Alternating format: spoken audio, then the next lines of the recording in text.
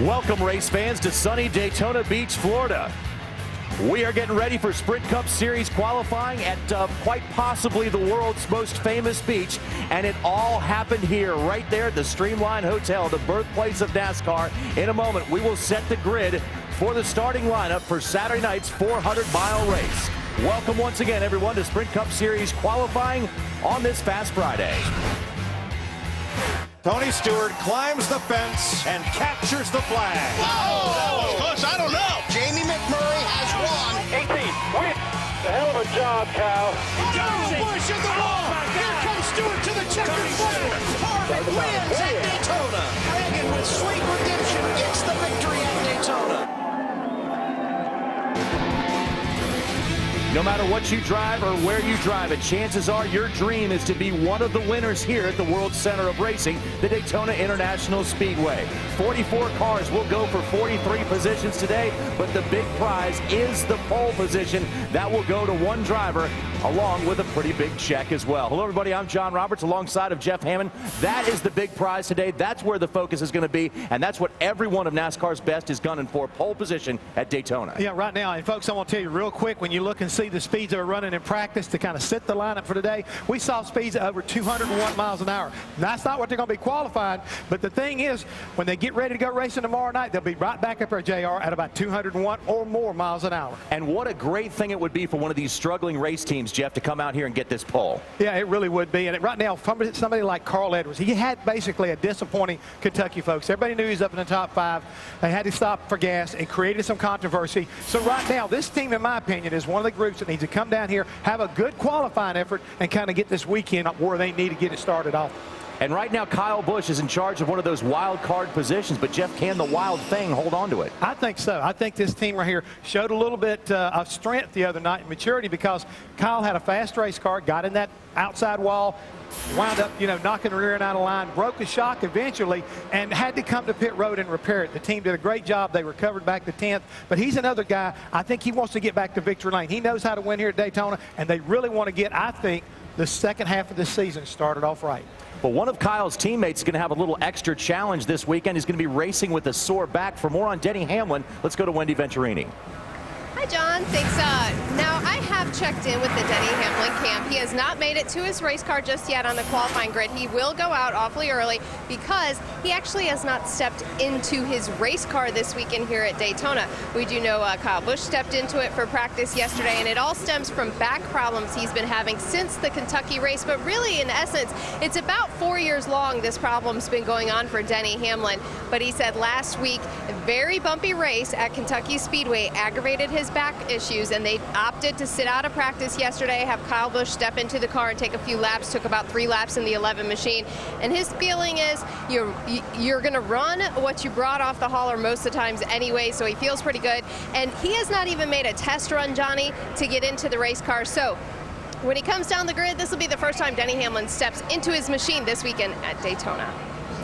Wendy, thanks a lot. Now, if you've never had back problems before and if you've never driven a race car before, you probably don't have any idea, Jeff, how tough that can be to be in that position with that kind of a problem. But Denny made a wise move because it's like Wendy just said. You roll the car off. It's mostly set up back at the shop when it comes to racing at Daytona. Yeah, it really is. But the thing, like you're pointing out, is the difficulty of driving a race car and the abuse your body goes through. Your back takes a beating. Think about Jeff Gordon. He's had issues. I think Tony Stewart has had issues. I mean, anybody who's ever had back pain understands that sometimes driving a car can be very uncomfortable. These race cars, where they're set up, remember, they're bouncing all the time and driving you down in the seat, which really puts a lot of pressure on him. Good move to kind of like get him some rest. Great time to do that because of the way the practice and qualifying schedule is here at Daytona. And also, he's not going to be in a nationwide race this weekend, trying to save that back for tomorrow night when it really matters. I think he'll be okay, but it's going to be a tough road this weekend. Yeah, Clint Boyer is going to drive his nationwide car, but you know what? Denny Hamlin's a tough guy. He's done it before. He had the knee surgery, jumped right back in the race car. So if anybody can gut it out, it's Denny. I was going to say, guess what happens whenever he comes back when he's hurt? He usually goes to victory lane. So this may not be a bad thing. When you're challenging this guy, the more you challenge him, the better off he does. And you also get a lot of respect from your teammates along the way that you gut it out like that. We got to take a quick break here, but the stars of NASCAR are out, including Awesome Bill from Dawsonville in the number 50, trying to get it qualified and in the show. We'll be back.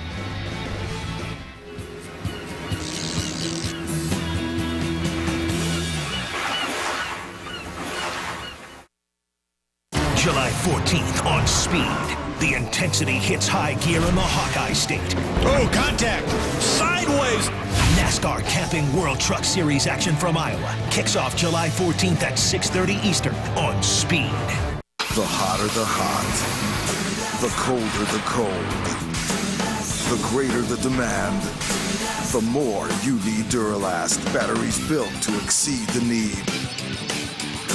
Only at AutoZone. I kind of knew their reaction would be a little like, what are you thinking? I had a knot in my chest. I didn't really want her to go, but I knew she could do it. I felt like there were bigger and better things for me to do. She took what she was doing seriously. My self-confidence just went through the roof. It was awesome to see her transform from a girl in a small town to a soldier. You made them strong. We'll make them Army strong. Talk to your son or daughter about joining the Army. Find out how at goarmy.com/parents. I pledge to secede from the kitchen. I pledge for the porterhouse by the chicken of the pork chops. McCormick Grill Mates invites you to take your flavor to the next level. Join Grill Mates and join the Grillerhood.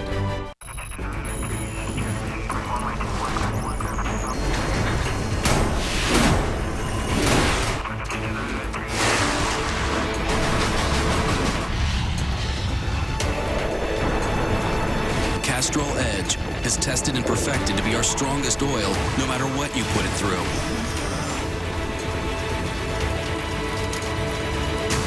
Castrol Edge. It's more than just oil, it's liquid engineering. On this turn, a young man realized what he would do the rest of his life. On this spot, a little girl put down her dolls and picked up a race car.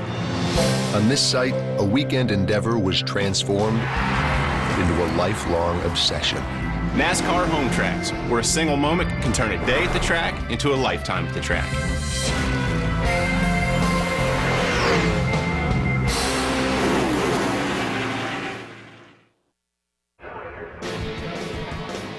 Back at Daytona as we're getting ready for Sprint Cup Series qualifying. Jeff Hammond, what's better, going early or late this time around? I think right now going out late is the way you want to go. But I looked off to the west a minute ago, folks, and the clouds are starting to build. So if you're going to get any kind of shade at all, it'll benefit you as far as going faster. Well, Jeff, let's take a look at the venue, see what's still to come here on this Fast Friday here from Daytona Trackside, featuring Juan Pablo Montoya at 6:30 Eastern Time. Of course, he had a bit of a wild ride last time he was here at Daytona, and also Speed Center wraps up everything at 7 o'clock Eastern Time. As the stars of NASCAR get ready to go out, let's now send it up to the broadcast booth and our friend Rick Allen. And welcome to Coke 0400 qualifying presented by Golden Corral. You're on Speed. Daytona International Speedway, a gorgeous afternoon. Temperatures upwards of 91 degrees. Sunny skies in the forecast for sunny skies. A little bit partly cloudy. You see some clouds floating around here. Hello, everyone. Rick Allen, Larry McReynolds, and Darrell Waltrip joining you for this qualifying session. Now, DW, when we talk qualifying, at a place like Daytona or Talladega, I think more of the crew chiefs are working a little bit harder than the drivers here. Are you going to agree with me on that? Well, yeah, this is the quiet for the driver before the storm. Sure. You go around it, but you know what? I think the crew chiefs must not think the drivers are very smart. Because, we were in these cars yesterday, but when you get in the car, you're going to have notes everywhere. Don't touch the brakes. Don't over-rev the motor. Don't do this. Don't do that. It's about but drivers, the whole deal here is just don't mess up the lap. That's really what his mission is. And Larry, a couple years back, a couple drivers stumbled across I'm going to get behind you and push you, and all of a sudden we had what was called the two-car tandem. We think that Jeff Gordon may have stumbled onto something at Talladega earlier this year. Are we going to see anything different here? Yeah, I think it's going to be a highly unusual qualifying session because you saw the temperature there, 91 degrees. And the way you run fast at Daytona and Talladega, besides horsepower, is aero drag. So you tape that grill up solid, but with 91 degrees, these engine will truly overheat. So if you're going to run 2 laps like you normally would here, you have to have an opening. I think what some drivers may do is tape that grill solid, get up to speed quickly, run right around the bottom, and maybe just do 1 lap. They're weighing out, is that going to be faster, or running our traditional 2 laps going to be faster with a little bit of opening? I think we'll have to see into this qualifying session who's going to do what on that. Unconventional qualifying from Daytona. Could we see it? Restrictor plate racetrack and only potentially 1 lap of qualifying. Let's take a closer look at the numbers for this racetrack. 2.5 miles, 31 degrees of banking. And most of the time, as we talked about, you would see drivers working their way up to the very top of the racetrack to build up speed and then all the way to the bottom for their final lap of qualifying. But it could be a one lap and done situation here today in this qualifying session. First car to roll out onto the racetrack, the 23 of Robert Richardson Jr. Yeah, Rick, we've always called that first lap kind of like a throwaway lap.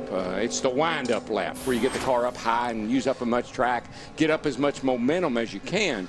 But with the temperatures the way they are and the conditions, it could be a different story today. And what may be an indication is once the driver takes the green flag, if we see him right around the bottom on that first lap, that may be an indication that he's only going to do the one lap. If he stays up top, just like you'll see Robert Richardson do on his get up to speed lap, that's an indication they may be doing the 2 laps. Well, I think, Larry, no matter what you do, you're going to come in here like Robert's doing right now. You're going to run this first, coming into 3 and 4. You're going to be up high.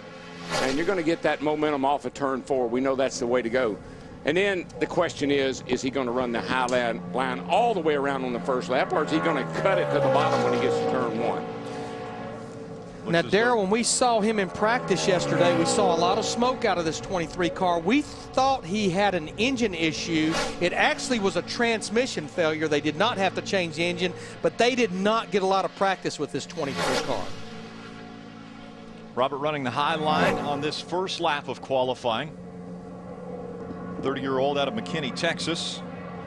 Of his 3 Daytona races, his best finish 23rd. And Rick, just as he went into the 3rd turn, you as a driver, and you almost instinctively know if you're running good or not. You've got your tachometer. It's like a speedometer. And you look at that tach and you see more RPM and you've seen any of the practice that you've been in, you get really excited because you know you're making good time, you're running faster than you did when you were practicing. So that's what the driver looks at when he's going down the backs. What's in that tach? And are we talking 50 RPMs, 100 RPMs? Can you see that little amount of change? Any up is an up. Any up is an up. That's it. Any more than what you saw in practice is a good thing. And just like the 2 races at Talladega, this race is an impound race. These drivers are pretty much qualifying the same setup, the same package that they're going to have to race, because when they finish this qualifying run, NASCAR will put the cars in the garage area, pull the doors down, and that's one reason we have no idea who can sit on this pole, because a lot of the practices yesterday, when we set those fast speeds, were in a draft. In a big pack we saw running. So Robert Richardson Jr. runs a 48.171 on lap number 1. He is one of 9 that are go-or-go homers trying to race their way in. J.J. Yaley, how about that with his little princess daughter? Saturday, NASCAR Race Day is live from Daytona. The King, Jeff Gordon, and DW sound off on the state of stock car racing in the Ultimate NASCAR Roundtable. Martin Truex Jr. joins us live. Plus, find out which Chase hopefuls have the most to lose in Daytona and whose tempers might cost them everything. He's got a few things to learn. I'm going to have to be the one teaching him. NASCAR Race Day, fueled by Sunoco from Daytona, Saturday at 4:30 Eastern. And immediately following the race, turn to speed for NASCAR Victory Lane. And that is where babies come from. Dad, I have a question. You do? Does the asymmetrical tread pattern of a tire have any effect on stopping distance? There's a better place to ask questions about your tires. TireRack.com. Right now, get a $50 Visa prepaid card when you buy a set of 4 select Kumho tires. For details, go to TireRack.com/TV. TireRack.com. Research, buy, deliver, install.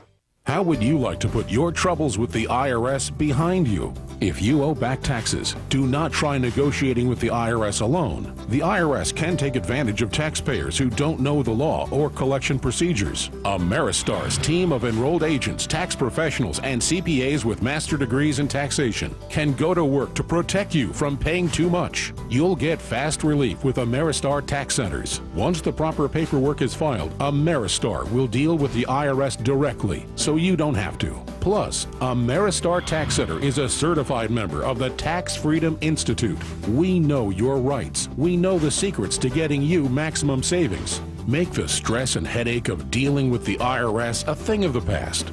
Get real tax relief by calling for a free, no-obligation consultation.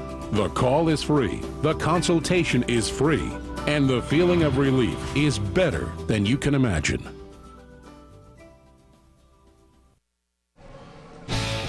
Speed's presentation of NASCAR's Sprint Cup Series qualifying from Daytona is presented by Golden Corral. Help yourself to happiness. And brought to you in part by new Fiber One Nutty Clusters and Almonds. It's fiber beyond recognition. Second car on the racetrack for his qualifying run. That's Landon Castle. He's locked into the show. Heard him tell Doug there he's 220 at the line on that first lap, and apparently he ran that first lap with his cooling fans off. Sound like he told him maybe to turn the fans on and run this second lap. And you can see a little bit of water spitting at the base of the right side of the windshield. Talking to some of the engine guys, of course, these engines with this restrictor plate, they make somewhere around 430, 435 horsepower. They said as long as we don't get beyond 260 degrees on the water temp, it'll still keep pulling. But once you go beyond 260, gets so hot the power starts going the wrong way. And we have a new pressure relief valve on the engines this week here at Daytona because they've changed that from what we were running at Talladega and Daytona earlier this year. Yeah, so in order to confuse all of our old friends at home, that's your radiator cap. Exactly. We call them pressure relief valves now, but, you know, for 100 years or 50 anyway, they're radiator caps. Right. And I think we'll see a lot of cars spit water because what NASCAR's doing with the teams is they're going to let them refill their cooling systems, and they have to be at a certain level for the race after qualifying. Right. So for that reason, talking to some of the crew chiefs and engine guys, they actually are leaving the water level down a little bit because that gives them more air.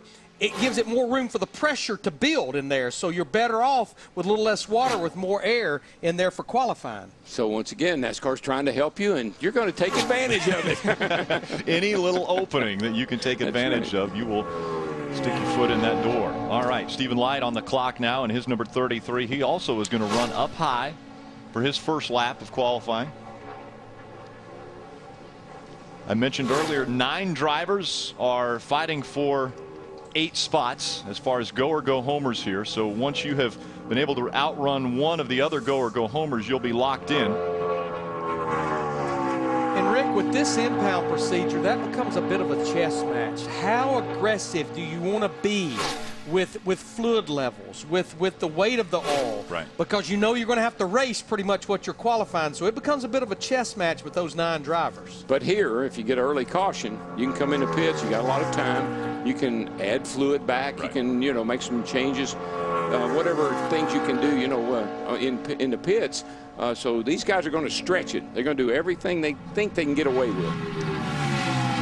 Now, just looking at that first lap for Stephen Light at a 48.32, no question, his second lap is going to beat Robert Richardson Jr.'s, and all you have to do is beat one driver, and you pretty much will be in the show. I know we have the Bill Elliott situation that is a past championship provisional, but I think Bill's going to lay down a pretty good lap in that Turner car. Sure. And it'll happen. We'll be able to determine who will be in this race by the 13th car out on the racetrack, because that will be Trevor Bayne, who will go out 13th, and he is the last of the drivers that will have to qualify in on time. So Stephen Light across the stripe, and as you mentioned, Larry, he definitely beat Robert Richardson Jr., and he goes to the top of the charts at 47.690 in his qualifying run. So the 25-year-old out of North Carolina locked into Saturday night's show. Those are your go or go homers that are fighting for those 8 spots.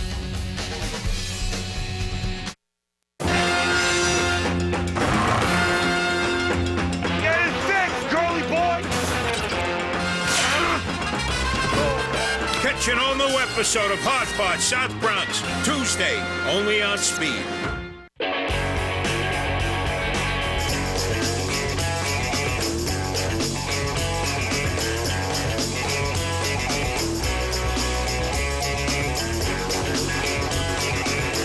At Sunoco, we're giving free fuel to thousands of drivers. Stop by to get your Sunoco decal and learn how to win.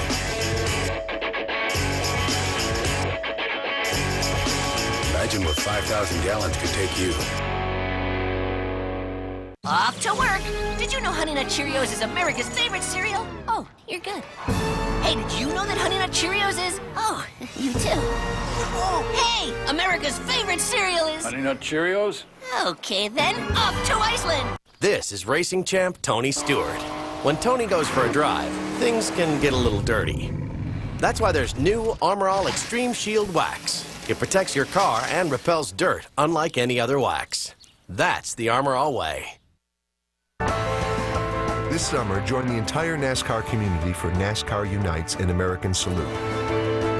Learn how at NASCAR.com/unites. Coke 0400 qualifying continuing here on Speed. It is Fast Friday. We're into the 4th of July weekend. J.J. Yaley now on the racetrack. We saw his daughter standing with him before he climbed into his race car to go out and qualify. Yeah, JJ has only missed 4 races this year, 5 races, but unfortunately 2 of them has been the restrictor plate races, the Daytona 500 and recently at Talladega. And right now he is tracking right at that mark that Robert Richardson Jr. has posted. Yeah, a restrictor plate car is a car all in of itself. I mean, it's a special car to go fast. It's special engine, special car, pretty much everything just for Daytona and Talladega. There's so much time spent caressing the bodies on these cars and working even underneath, trying to figure out exactly what they can do to make them aerodynamically perfect so that they can get that one lap. Yeah, this is a Harry Hogg's nightmare here. This aerodynamics would drive him crazy. You can see right here that red bar right there that represents Robert Richardson Jr. He's right on top of that, and he actually beats him. Got him by just a few hundredths there. Yeah, 5/100ths of a second separating J.J. Yaley and Robert Richardson Jr. And it looks as though Yaley is going to be able to race Saturday nights. Let's go trackside to Matt Yoakum. Rick, it's always great to catch up with Bill Elliott, the 2-time Daytona 500 champion. So, Bill, between your starts, what's the most difficult part for you getting back in the race car? Let's say at a place like here at Daytona. Just kind of acclimating yourself back to the deal. You know, it's been a while. I went ahead and I tried to run Talladega in one of Joe's cars just to kind of help me get ready for this particular event because I really had nothing going on. You know, with Walmart coming in, I want to try to do the best I can. You know, but it still comes down to positioning and finding yourself in the right place in the later stages of the race. And that's what's hard to really sit down and put a formula to, because I don't think nobody has the correct procedure to get there. You know, some are better at it than others, but still, you know, you've got to be able to survive the night. Then you've got to be able to put yourself in a position to be there when it comes down to the checkered flag. All right, good luck this week. Hey, thanks, guys. Appreciate it. And, guys, I always like to throw out 2012. Mr. Fast right there, Bill Elliott. That's right. I think he holds the 9 fastest qualifying laps ever in NASCAR. All over 210 miles an hour. I think it's ridiculous. Yeah, no, he's always had a he and Ernie, his brother, they built fast race cars.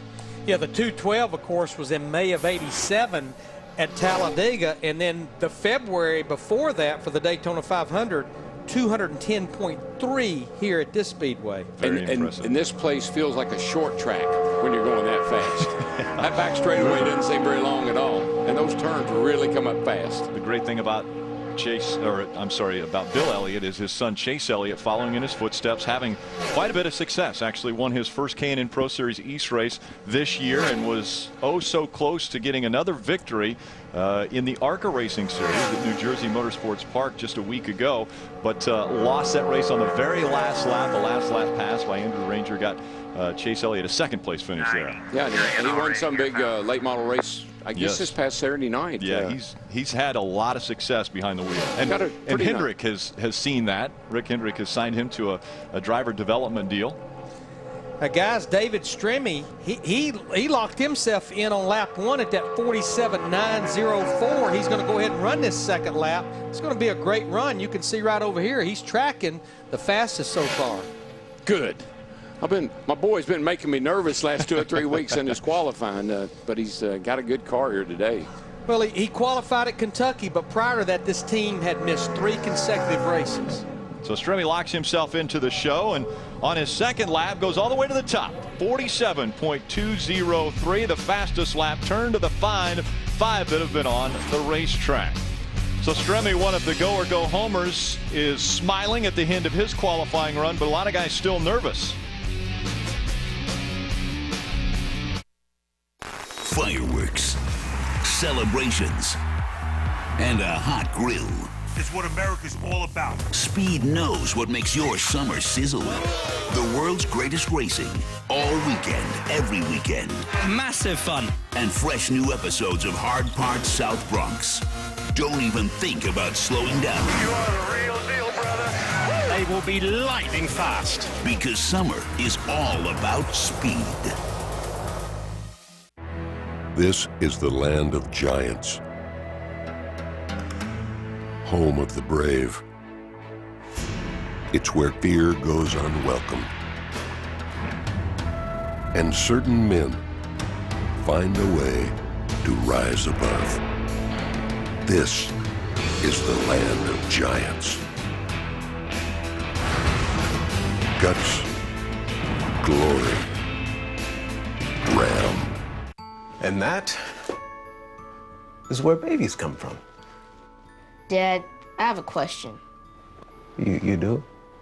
Does the asymmetrical tread pattern of a tire have any effect on stopping distance? There's a better place to ask questions about your tires. TireRack.com. Right now, get a $50 Visa prepaid card when you buy a set of 4 select General brand tires.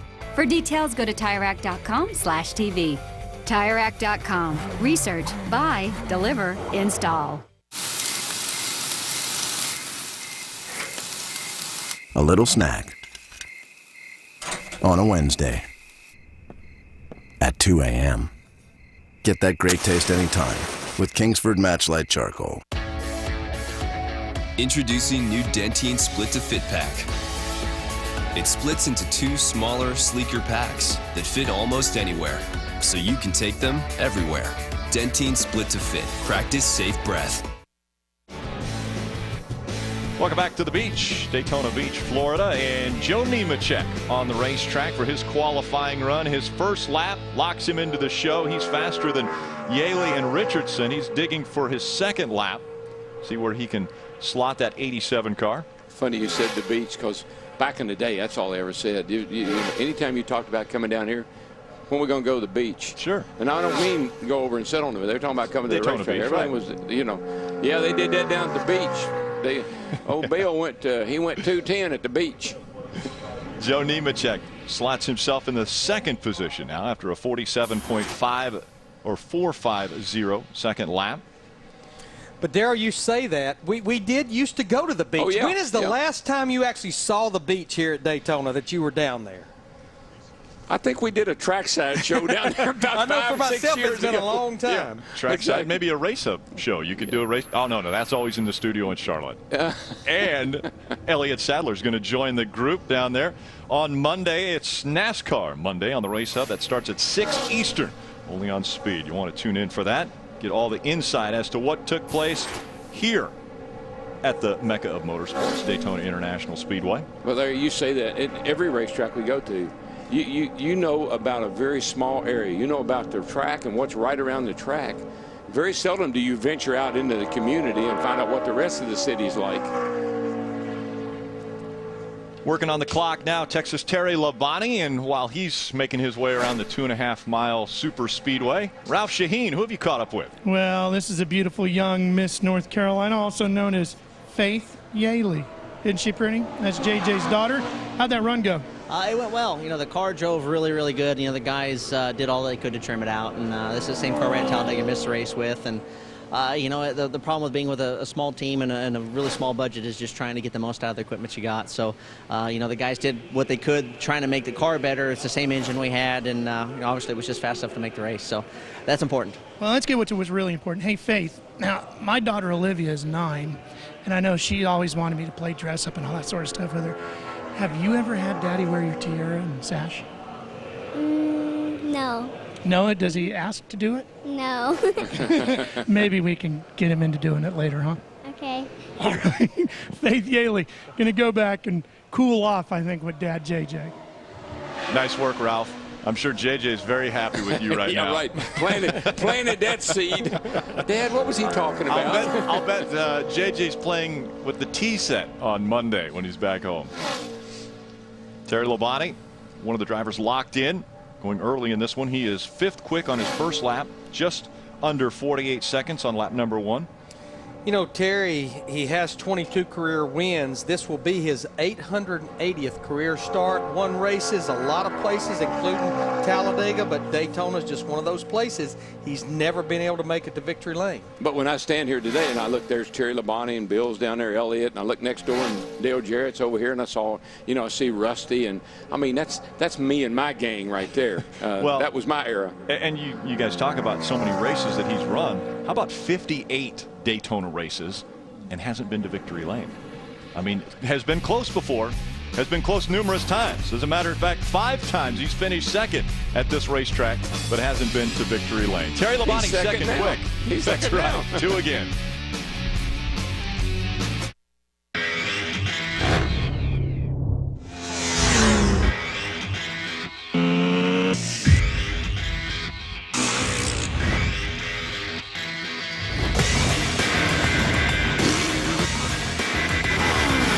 Only one motorsports company can say all this. Yamaha, the first name in motorsports. Be the first to save big at the Yamaha Time to Ride sales event. I pledge for the right to bear tongs. For delicious rubs and marinades for all.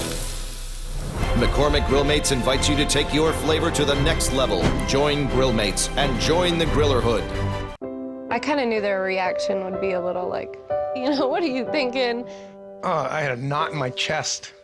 I didn't really want her to go, but I knew she could do it. I felt like there were bigger and better things for me to do. She took what she was doing seriously. My self-confidence just went through the roof. It was awesome to see her transform from a girl in a small town to a soldier. You made them strong. We'll make them Army strong. Talk to your son or daughter about joining the Army. Find out how at goarmy.com/parent. Away.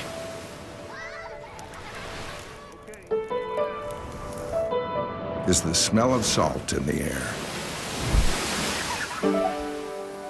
It's the sound a seashell makes. Away is a place that's beyond your imagination, yet well within your means. Find your away. For a dealer in the RV that's right for you, visit GoRVing.com.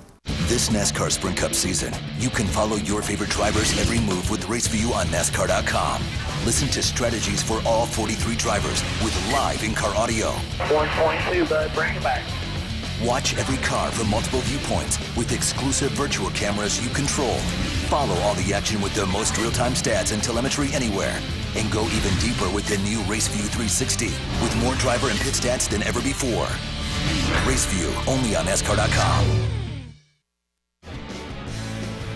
Welcome back to Daytona. Congratulations to Josh Wise. He'll make his first ever Cup Series start at Daytona. He's one of the go-or-go homers, and on his second lap as he just crossed the stripe, 47.325 for Josh Wise. That's second quick, but more importantly, he was able to outrun Robert Richardson and lock himself into this show for his first ever Cup start at Daytona. Yeah, he didn't attempt the Daytona 500. Tony Raines was actually in this 26 car, and Josh has qualified for every race this year with the exception of Dover about a month and a half ago.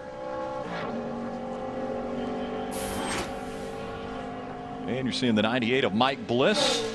Normally it's Michael McDowell that drives the 98 car, and Bliss has taken over that seat as Michael is dealing with family issues. Yeah, Mike has been driving the 19 car a lot, and that's one of the teams that elected not to come here and try to qualify for this race at Daytona. So Bliss getting up to speed, and up to this point we have seen everyone go out and run a second lap, but there has been rumblings in the garage that there is the potential for a one-lap qualifying run here at Daytona. The first time somebody does that and it works, everybody behind them will do it. But right now, it's like, are you sure we want to try it that way? Nobody else has done it that way, and we know this works. We know conventionally, you know, up high and then down low. We know that works. The gamble would be with that one around the bottom taped up solid. How would that work? And you only get one chance at it. If you're going to tape it up solid, you won't be able to make a second lap because the engines will get too warm. Well, I think here in about 4 or 5 drivers, some of the big guns start hitting the racetrack for qualifying. We're going to know what's what. We're going to find out if that's actually going to happen or not. And look, it's really no big deal. It's just different. Right. You know, it's just good to see how these guys play strategy, thinking about, you know, what's best rather than just going out what everybody else does. And the reason that we even talk about it is because the last restrictor plate race that was run, Jeff Gordon went out in qualifying and did a 1-lap qualifying run at the bottom of the racetrack and sat on the pole. And everyone went, well, wait a second. Yeah, he didn't do it like everybody else did. How did he do that? You can't do that. So Mike Bliss locks himself in, and right now tracking pole.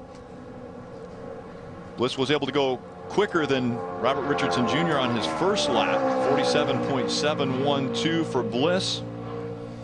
See a little bit of water spitting out at the base of the windshield. A lot of the rules, you know, NASCAR mandates that you can't have bigger than a 2-gallon radiator, bigger than a half-gallon surge tank, and then that pressure relief valve. They did give them 4 more PSI for the hotter temperatures here.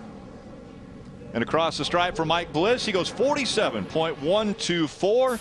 That is the fastest lap that has been turned of the 9 that have been on the racetrack. Again, we have 44 cars opting for the 43 spots. These two still have to fight their way in. Again, Bill Elliott has that championship provisional to fall back on. Saturday, NASCAR Race Day is live from Daytona. The King, Jeff Gordon, and DW sound off on the state of stock car racing in the Ultimate NASCAR Roundtable. Martin Truex Jr. joins us live.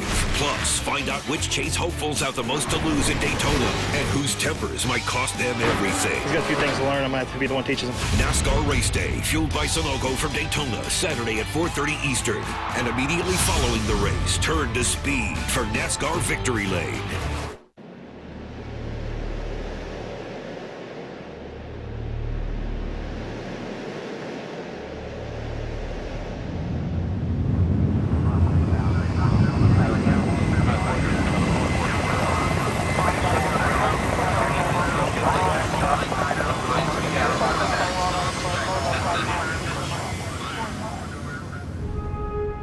America's Navy, a global force for good.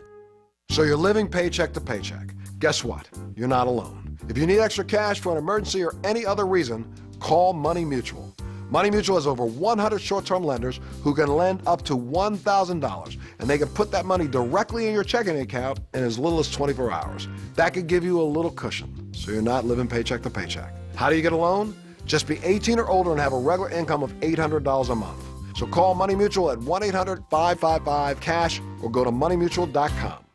And there's lots of cool stuff happening with Progressive Mobile. Hey. Tyler here will show you everything. Check out our new mobile app. Now you can use your phone to scan your car's VIN or take a picture of your license. It's an easy way to start a quote. Watch this. Flo, can I see your license? Yeah. Oh, all right. Thanks. Okay, here we go. Whoa. No one said cheese. Progressive Mobile. Insurance has never been easier. Get a free quote today. 1988 Cup Series champion and future Hall of Famer Bill Elliott on the racetrack now. I hope my mom's watching. She'll be so excited that Walmart has a car. She goes to Walmart every Friday. And it's a great place to head. And right now, Bill Elliott heading toward the pole on this second lap, 47.529 on lap number 1. Looking good on lap 2. He was the fastest first lap of any that had gone, and now he goes for the first driver to get under 47 seconds. Just hanging you up, isn't it? There's a lot of firsts that I was trying to get out there. 46.872. Denny Hamlin having fun. We'll see how much fun it is in the car with that sore back.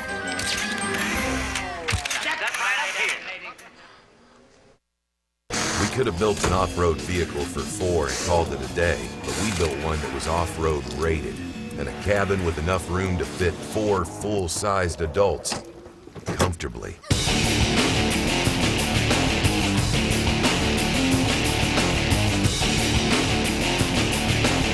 The way we see it, you don't become off-road rated by showing up with the bare minimum. You do it by building the absolute maximum. farm is no place for equipment that doesn't start and run strong. My crew depends on my truck firing up in any weather. I work hard, but I play hard. That's why I use ISOHEAT for fast starts and smooth operation. ISOHEAT Fuel Injector Cleaner and Water Remover helps to increase fuel economy and improve performance in all gasoline engines. It improves emissions and removes moisture that creates corrosion and hard starts. Use ISOHEAT from the makers of Stable. The hotter the hot, the colder the cold, the greater the demand, the more you need Duralast batteries built to exceed the need. Only at AutoZone.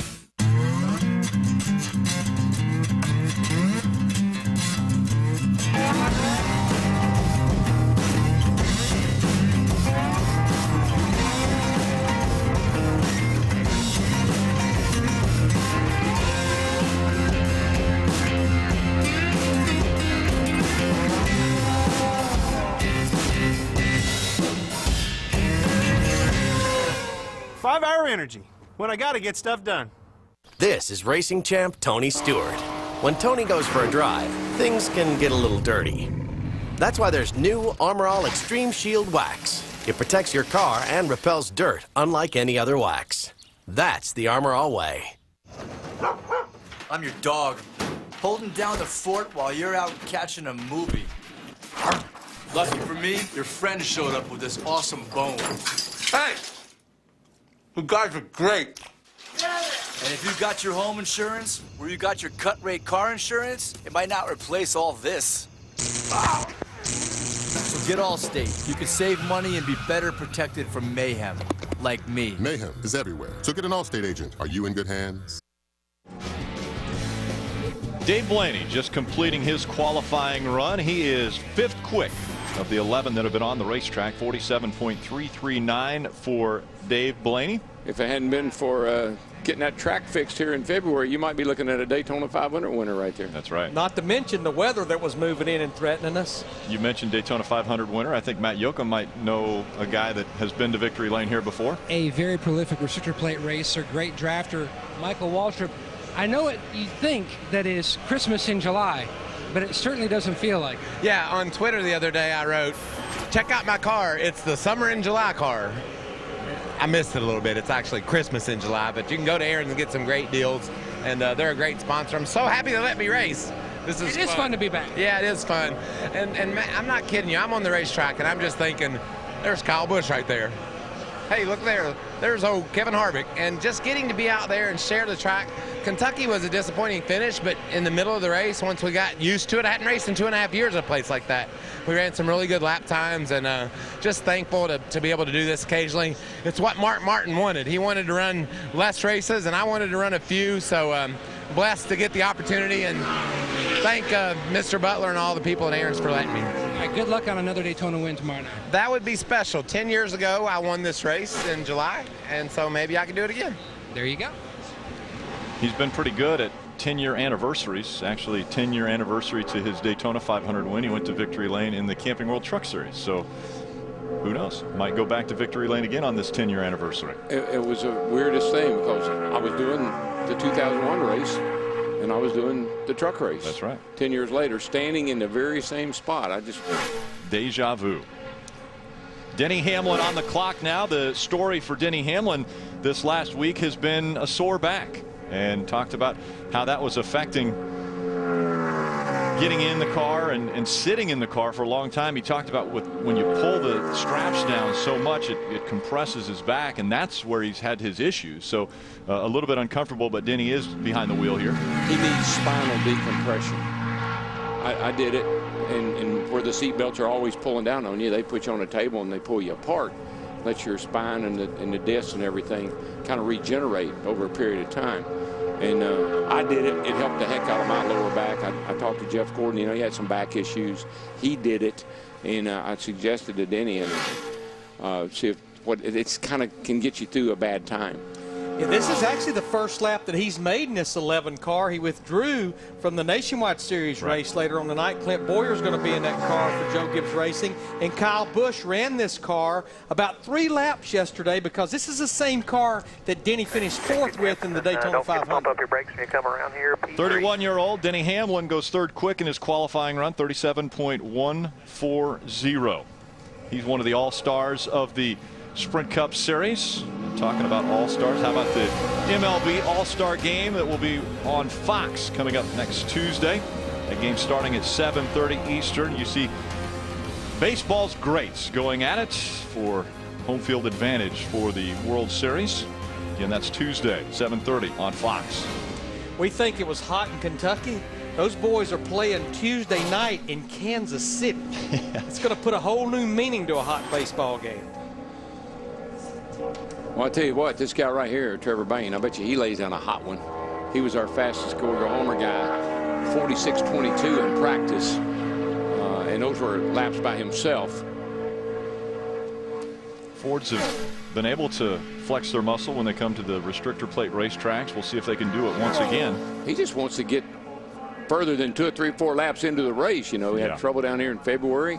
Early at Talladega, had trouble. Yeah, he actually, this past Talladega race, he finished 8th. But if you go back to this race a year ago, he was involved in a crash. So the last time he really had a good run here was when he took the checkered flag for the 2011 Daytona 500. Right. And so many people have great expectations for Trevor Bayne when we come back to Daytona after having that magic win in the Daytona 500. I think what's going to help him, if things work out the way they appear to, he'll get to drive that Nationwide car next year, the 6 car that Stenhouse is driving. He'll get to run every week, and he'll know kind of know what he's doing. And he's been kind of all over the place, partial schedule. I think it'll help him a lot when he can get a full-time gig going. He started the season off running the full Nationwide Series schedule, and the sponsorship was just not there, and they quit running him in that car that he was driving, the 16 car. First lap locks him in, so Trevor Bayne will race on Saturday night, and that is bad news for Robert Richardson Jr. because that locks him out of Saturday night's show. You know, Darrell, talking about exiting races early, if you go back to the last race they were at with this 21 car and Trevor Bayne at Michigan, blew up on lap 1 a couple of weeks ago up there. Yeah, that's what he was talking about. He said, I just like to get past a couple of laps, or 2 or 3 laps early in a race here, because I can't seem to make it a halfway. Right down to the bottom of the racetrack as he's finishing up his 2nd lap, and you see the tracker right there on the 2nd spot if he can hang on to it. Bill Elliott has the top mark, and right behind him it's Trevor Bayne at 46.998 seconds. 13 drivers have taken to the 2.5-mile super speedway, and it's Bill Elliott quickest at 46.872.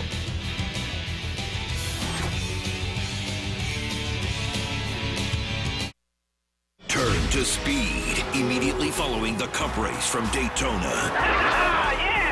To celebrate with the winner in Victory Lane. Nice job, boys! Woo! NASCAR Victory Lane after the race, only on Speed.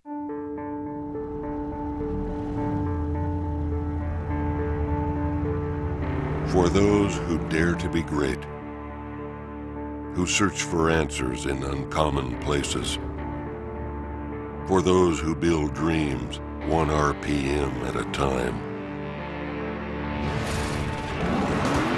glory is just around the corner. Guts, glory, Ram. The best things in life are the real things. Nature Valley Trail Mix bars are made with real ingredients you can see, like whole roasted nuts, chewy granola, and real fruit. Nature Valley Trail Mix bars, 100% natural, 100% delicious. From Golden Corral, the restaurant that brought you the incredible chocolate wonderfall, 2 words. Cotton candy. I didn't think they could top the chocolate wonderfall. Until now. Cotton candy and the chocolate wonderfall, both part of our endless buffet for one low price, only at Golden Corral. You may ask one question. Which tire category should I choose to get the most comfortable ride? There's a better place to ask questions about your tires. TireRack.com. Right now, get a $50 Visa prepaid card when you buy a set of 4 select General brand tires. For details, go to TireRack.com/TV. TireRack.com. Research, buy, deliver, install.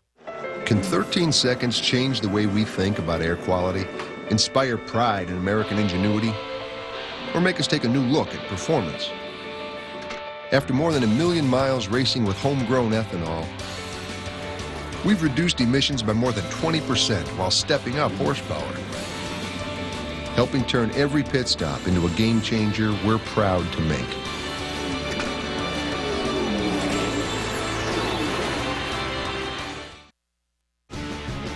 Speed's coverage of NASCAR Sprint Cup Series qualifying from Daytona is presented by Golden Corral. Help yourself to happiness. Brought to you in part by Phillips Colon Health. Make your regular resolution today. And by Armor All, undoing what life does to your car. That's the Armor All way. Travis Kvapil bringing the number 93 off of the racetrack now after his qualifying run of 47.888 for Kvapil. He is 12th quick. And let's go back trackside to Matt Yoakum. And the former Daytona 500 champion Kevin Harvick, a red, white, and blue Budweiser Rheem patriotic paint scheme. Kevin, you couldn't pick a better weekend for this scheme. Yeah, they've done a great job, Budweiser, with their packaging and relating it to the racetrack. So it's fun to be here celebrating our country's birthday and to come to Daytona and race is always pretty cool this week. So hopefully we can put our Budweiser Chevy up towards the front and have a chance at this thing come Saturday night. Ralph? Down here with Denny Hamlin. Denny, obviously you've been limiting your time in the car this weekend due to your back. How did qualifying feel? It was good. You know, everything, I sat in the seat and everything was good once I got strapped in. Then you look at the big sign on the dash that says it brakes back. Luckily, brakes was spelled the correct way instead of the wrong way. So, yeah, when you're thinking about back issues and you see a sign that this car has the brakes back. But that part of it's good. You know, our FedEx car was very smooth. Everything was seamless. You know, that was the first time I sat in the car. So it was belts were perfect, mirrors were perfect, drove straight. It's pretty much all you could ask for our FedEx team. What are you going to do now to get your back as good as you can for the race tomorrow? Continue to just rest. That's all I can do. You know, every day we gain about 10% back to where I was, and so I'm sure by tomorrow I'll be ready to go because today, sitting in the car, everything felt fine. So if I had to go today, I could, but if we're going to save it for a hard crash, we might as well do it tomorrow. And we hope that he doesn't get involved in a crash, obviously, but he's got to look out for that. But listen, that's in the back of every driver's mind when he goes to Daytona and Talladega is the crash. Sure. Can I avoid the big one? Can I avoid the crash? Because we don't make it up. Right. They're gonna have some crashes. Might be some small ones, might be some great big ones. Running at 200 miles an hour and literally inches apart, someone's going to make maybe a bobble, or you might have a part failure, and that brings everybody into it. He'll tell you, a successful Daytona and Talladega is when you can drive the car back to the hauler and load it up and go home. Because there's a good chance if you do that, you've had a top 15 finish more than likely. Right, due to attrition. David Rudeman driving for Tommy Baldwin Racing in that number 10. His first lap was 15th quick, which 48.518 locked into the show. Looking for a little more speed on lap 2. Rudeman's best finish here at Daytona, a 5th place finish back in 2010. And across the stripe, moves up just a bit to 12th quick for David Rudeman.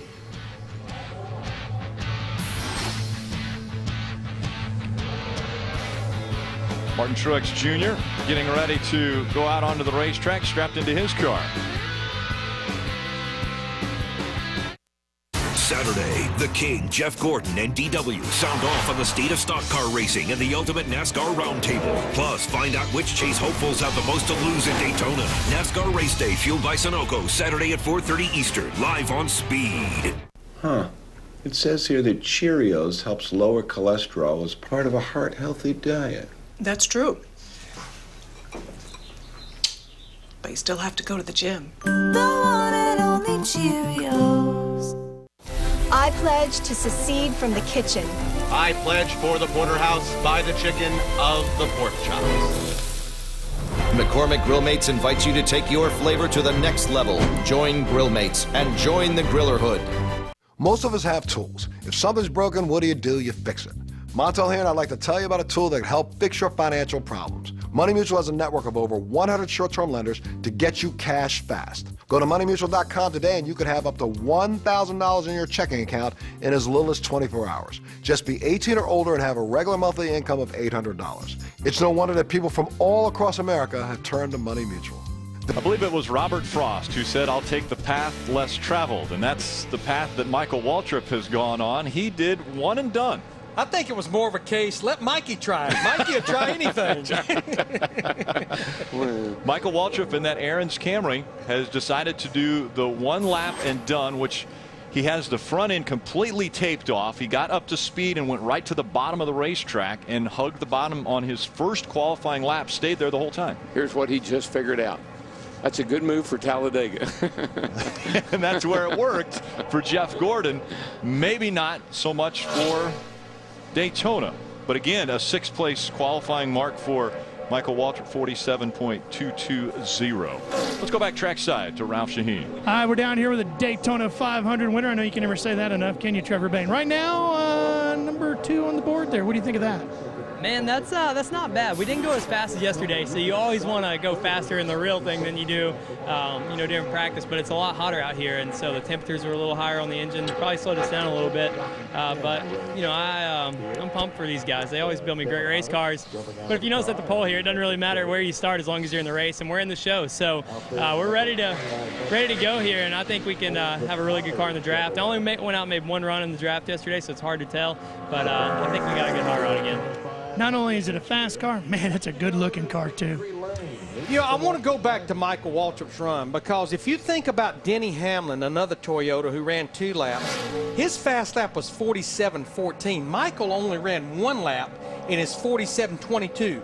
Talking to the Toyota camp, I don't think they expect no spectacular qualifying effort, but we know, like the Dodge camp, when they drop the green flag tomorrow night, they'll be headed to the front. Yeah, well, it's a trade-off. The tape on the grill, better aerodynamics, and less drag, so you should go a little faster, and that's the trade-off. Little tape open, leave the grill open, you can run 2 laps. I think Harvick may be doing the same thing here because he's been running the bottom of the racetrack. Down to the bottom for Kevin Harvick. He goes 47.272 on his first lap. And will he stay in the gas? Looks as though he's going to through 1 and 2. Well, it looks like he's going to run a second lap, but what we'll see, what he picks up on lap 2 will not be that much of a pickup because of where he ran the first lap. Right. He came down to the bottom of the racetrack on his first lap of qualifying and now has stayed down on the bottom for his second lap and is picking it up. The problem is, how much tape do you have on the front of these race cars, and are you throwing water out? It doesn't really matter. You're not going to blow out. You don't see any coming out now, and it's not going to blow that much out. But I think the reason that he ran so fast on the first lap was not because of the tape. He ran around the bottom of the racetrack. I don't know what he did, but I liked it. Second quick for Kevin Harvick, 46.924 on that second lap. And his pickup, instead of being at 3/4 of a second like we've seen from the top to the bottom, was somewhere just a little over 0.3 of a second. Impressive run for Kevin Harvick, a little bit out of the box as far as the way he qualified here at Daytona. Kevin Harvick, one of the former owners in the Camping World Truck Series. And speaking of the trucks, July 14th they head to Iowa. Always an interesting race when you throw 36 trucks on a short track and see what happens. And that's exactly what we're going to do July 4th at 8 o'clock live on Speed. And we'll either see if Martin Truex Jr. follows suit with his teammate Michael Waltrip, or did Rodney Childers or did Chad Johnson run out there and start pulling tape off the nose of this race car? Yeah, I think it's still a toss-up, Larry. I don't see any advantage. I like what Harvick did. That worked out okay. But it still seems to me conventional wisdom has always been here at Daytona, maybe Talladega different. Run that high line, get her wound up, and then run the second lap.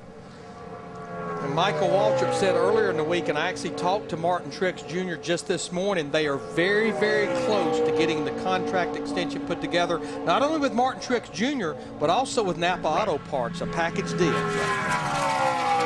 Napa on the hood of the Toyota Camry. Martin's piloting around the racetrack here.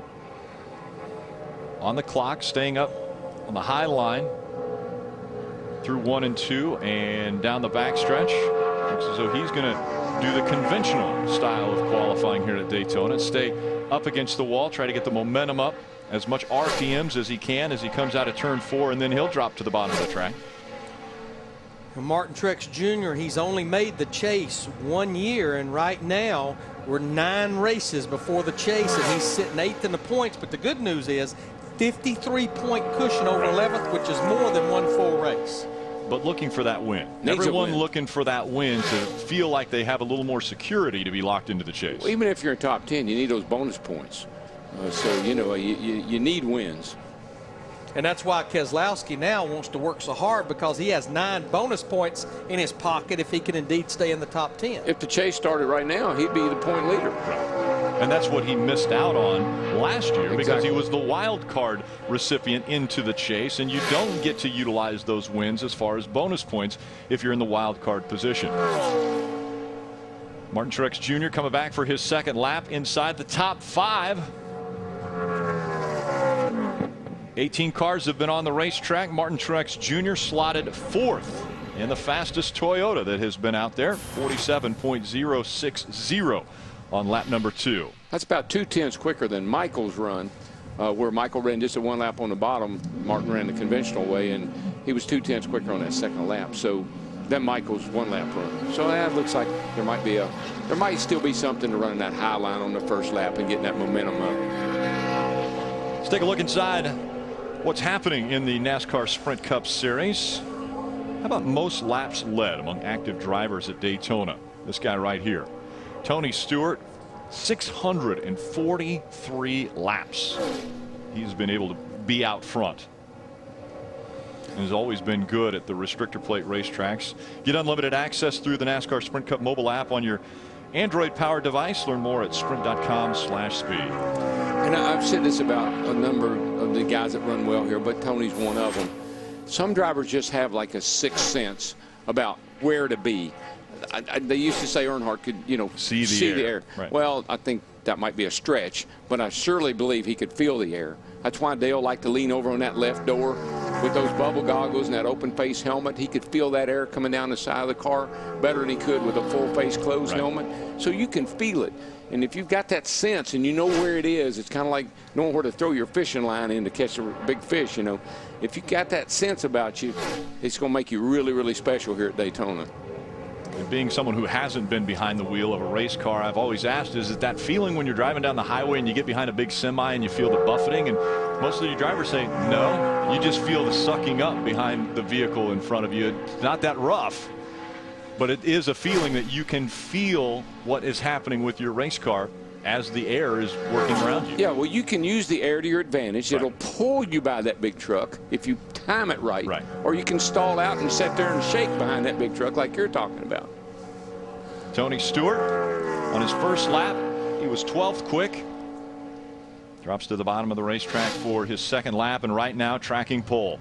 Yeah, for the driver that ran the high line, I would have to say that's the fastest first lap that Tony Stewart just cut here. And ran 49 laps in that first practice yesterday, made some long runs, and they elected not to even run that second practice last night. Well, you know what's funny about this team? They came out, man, and they won 2 races right away, start the season. And then they kind of went into a lull there. They had some problems. The car didn't run good, didn't handle good, didn't look that good. But, man, after that break, it seemed like they did a little bit of work after a few races there. Look at it. He's going to go right down on the apron here and really see if he can cut that second lap. He'll be quickest, 46.787 for Tony Stewart. But this team, over the last several weeks, they've been on their game. Tony Stewart has been to victory lane 3 times at Daytona in the Cup Series, but not for the 500.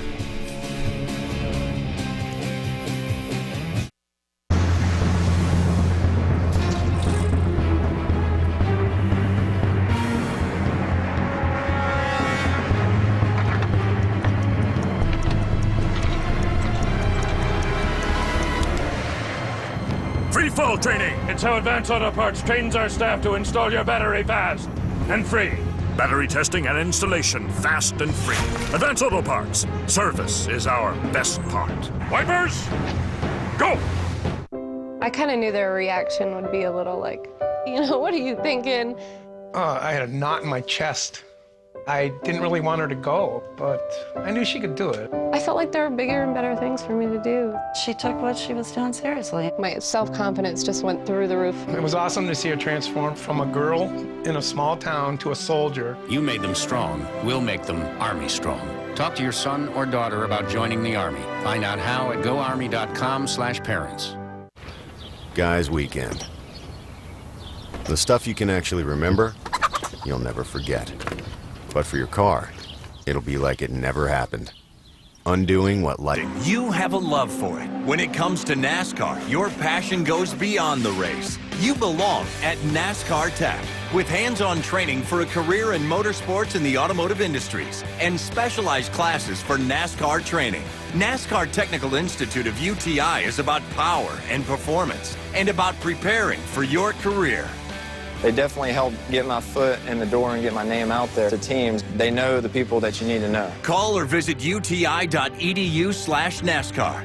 At NASCAR Tech, you can learn engines, fabrication, aerodynamics, welding, and pit crew essentials. Plus, 80% of NASCAR teams are located within 50 miles of our campus. We've had students graduate here, go to Daytona, and be in victory lane.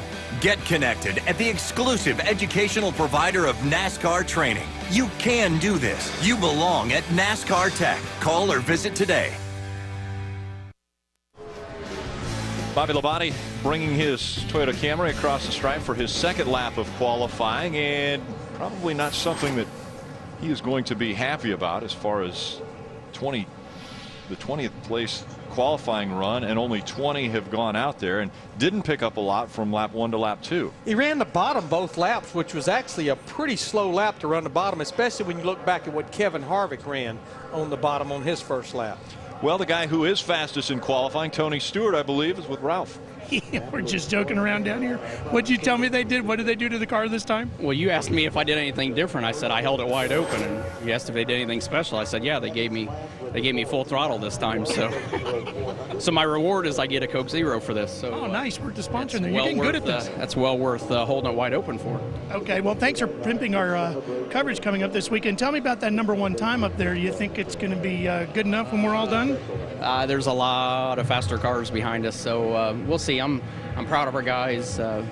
It's been a long month. We've had a lot of stuff going on. They've been doing a great job. So the days like today, as far as you are up on the board, is a reflection of how good a job your guys do at the shop. And everybody at Stewart-Haas Racing is doing an awesome job, and everybody at Hendrick in the motor and chassis shop's doing an awesome job. So we'll appreciate that. Yeah, it looks pretty good for now, Rick.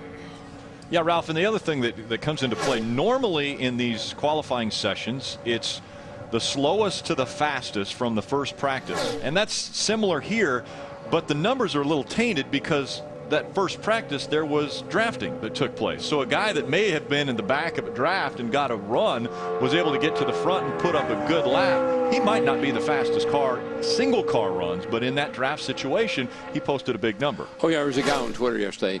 The two petty cars were first and second. I said, but they won't qualify that fast. He got all over me because he said I wasn't a petty fan. I said, dude, you don't understand. Yeah. Dale Jr. on his first lap, 18th quick at 47.897. Yeah, that's not a real impressive first lap for Dale Earnhardt Jr. Of course, he was all the way at the top of the racetrack. Slips into the top 10 on this second lap, trying to hang on to that top 10 spot as the tracker running right at about the 7th position. Yeah, these guys were fast down here in February. The Hendrick cars were really good. Which, when you think about it right now, that's Hendrick engine packages that's first and second with Tony Stewart and Bill Elliott, and that 50 car is second right now. We were talking about this in practice yesterday. Dale Earnhardt Jr. finished 4th at Kentucky. That his 7th top 5 finish of 2012. He only had 7 top 5 finishes total in 2010 and 2011 combined. So no question this team, they're light years ahead of where they were the last couple of years. Yeah, it really looks like he and Steve Letarte are clicking right now, and this team positioning itself for a great run in the chase. Again, Dale talks about, and you see the smile on his face when you talk about that win that he got earlier this year. He says, that's what I race for. I want to go to victory lane. I'd like every single week to be able to get to victory lane. So they work extremely hard as a team, and he does as a driver as well. I like his confidence. I've never seen him more confident than I see him right now. Dale Jr. was 8th quick in his qualifying run, 47.158. His teammate, Jimmy Johnson, heading out onto the racetrack now. You know, Jimmy's going to run this 400-mile race tomorrow here at Daytona, and then he's going to travel to Charleston, South Carolina. He's going to compete in his very first triathlon in Charleston on Sunday. And that's not easy to do. Swim, ride a bike, and run. I couldn't tell you about none of those. But just think about that. He's going to run 400 miles here in this heat. So, you know, that takes a lot out of you. You can, you know, we're on the verge of being dehydrated, tired, and you're going to get up and go run a triathlon. And something tells me it'll be a little warm in Charleston on Sunday. Oh, yeah, and you'll be waving to everybody, too, keeping those, what they call them, no-see-ums away. That's one of the things that I think Jimmy Johnson doesn't get enough respect for, is how good of an athlete he is. I mean, he spends a lot of time working out, making sure that he's as fit as possible, because it is very draining when you run a race like this. Chad told me, he said, you know, all the other drivers talk about Monday and Tuesday, they rest. Monday morning, as soon as first thing Monday morning after a race, Chad is in, or Jimmy's in the workout room, pumping iron, riding a bicycle. Well, the media asked him, said, why would you do a triathlon, especially the day after a 400-mile race in the heat here at Daytona? And he basically said, it's just a great way to keep my training fresh, and more than anything, a new way to have some fun. Right. Jimmy Johnson, 47.768 on lap number 1 of qualifying. That's 18th quick. You know what I'd like to do? I wouldn't mind watching him have some fun. Sitting in a lawn chair, waving at him. Buddy, I'll give him a little water as he went by. Cheer him on. Jimmy Johnson's success here at Daytona, went to victory lane in 2006. That big Daytona 500 win. Now that first lap is about 3.5 to 4 tenths slower than Tony Stewart's first lap. Jimmy ran a 47.76. You can see he's tracking just inside the top 5. So Dale Earnhardt Jr., Jimmy Johnson's teammate, was 8th quick, and right now Johnson going all the way to the apron. Man, that takes some skill right there. Let me tell you, you're coming down there at 200 mile an hour and you're down on the apron at Daytona. That's treacherous. Quite a transition, and that's very flat. Very flat going through the tri-oval here. Jimmy Johnson 5th quick in his qualifying run. Stay with us more here on Speed.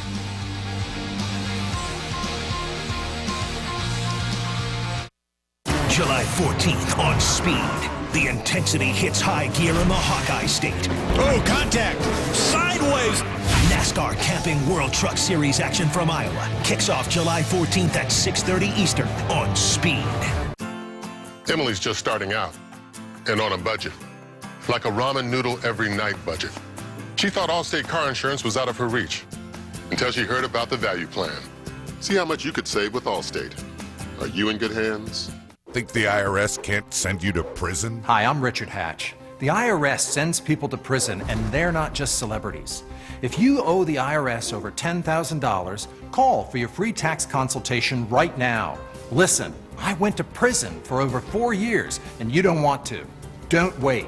Call now. You can be an IRS survivor. Be an IRS tax survivor. Call 800-525-5612. 800-525-5612. 800-525-5612.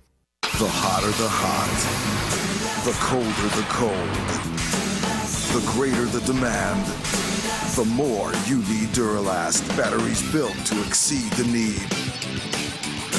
Only at AutoZone. I always say it's one thing to have a job in this economy, but it's another to have a job that you truly enjoy. My name is Tiffany Edwards. I did attend ITT Tech right out of high school. I am gainfully employed with Allegiant International. I am the recruiting manager and business manager with the company. When I'm researching and recruiting candidates, I'm definitely looking at education as a primary requirement. The knowledge that I gained at ITT Tech has definitely helped me in my current position, especially when it comes to entrepreneurship, human resources, and project management. The investment I made in my education was definitely worth it. I'm in a very successful position within my career, and I wouldn't be there without my education. NASCAR Home Tracks, where a single moment can turn a day at the track into a lifetime at the track.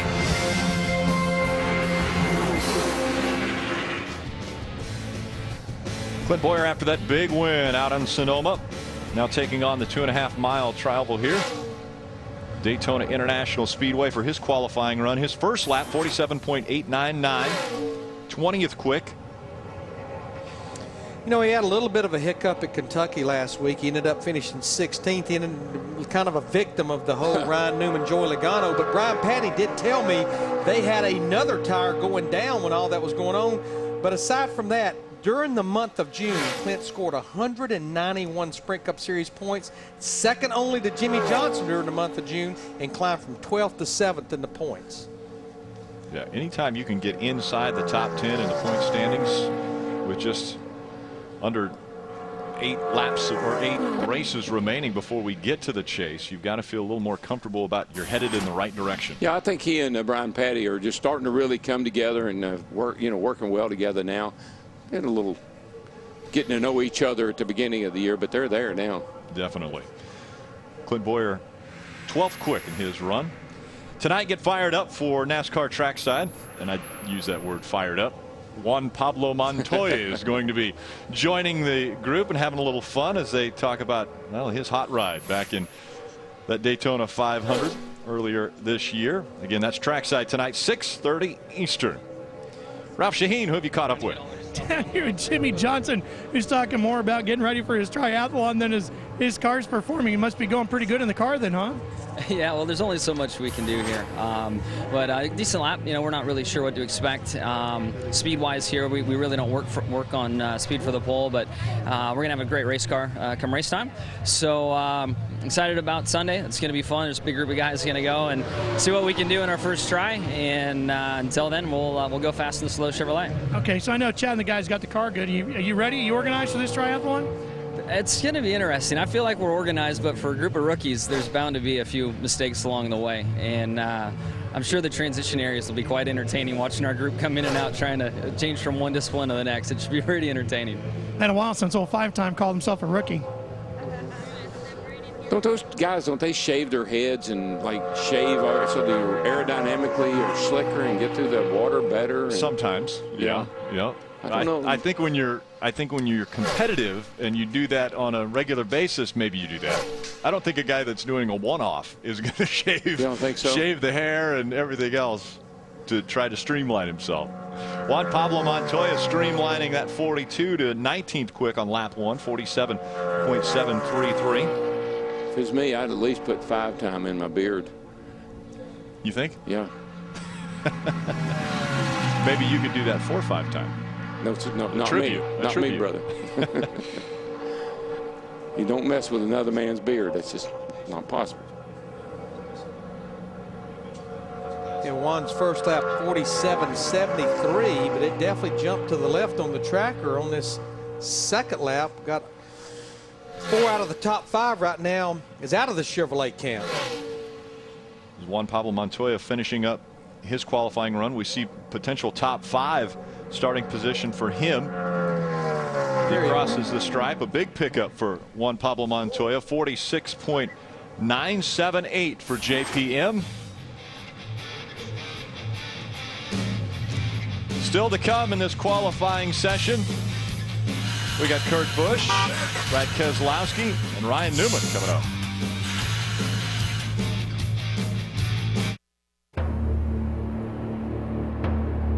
A trailblazer is not afraid of the unknown. He pioneers the way for others to follow, always searching for unmarked territory, on the ground or slightly above. Guts, glory, Ram.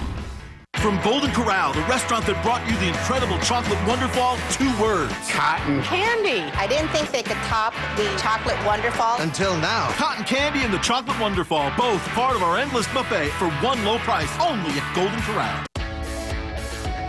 Introducing new Dentine Split to Fit Pack. It splits into 2 smaller, sleeker packs that fit almost anywhere, so you can take them everywhere. Dentine Split to Fit. Practice safe breath. Ah, collector car, you've got the life. Our owner picks perfect days for your drives. Me, he runs rain or shine day after day. What am I, a machine? Good thing he feeds me well with new stable ethanol treatment. It removes water and prevents corrosion caused by today's ethanol fuels. Even cleans my fuel system. I feel like I can run forever. Nothing's gonna dampen my enthusiasm. My tires? Maybe. But not my enthusiasm. In NASCAR, we all share a connection. It's a connection that fills us with a sense of pride, compassion, hope. It's a spirit that shows its true power when someone needs us most. Because when someone needs us, NASCAR unites. Join us for NASCAR Unites, an American salute, to celebrate America and honor our troops. Learn how at NASCAR.com/unites.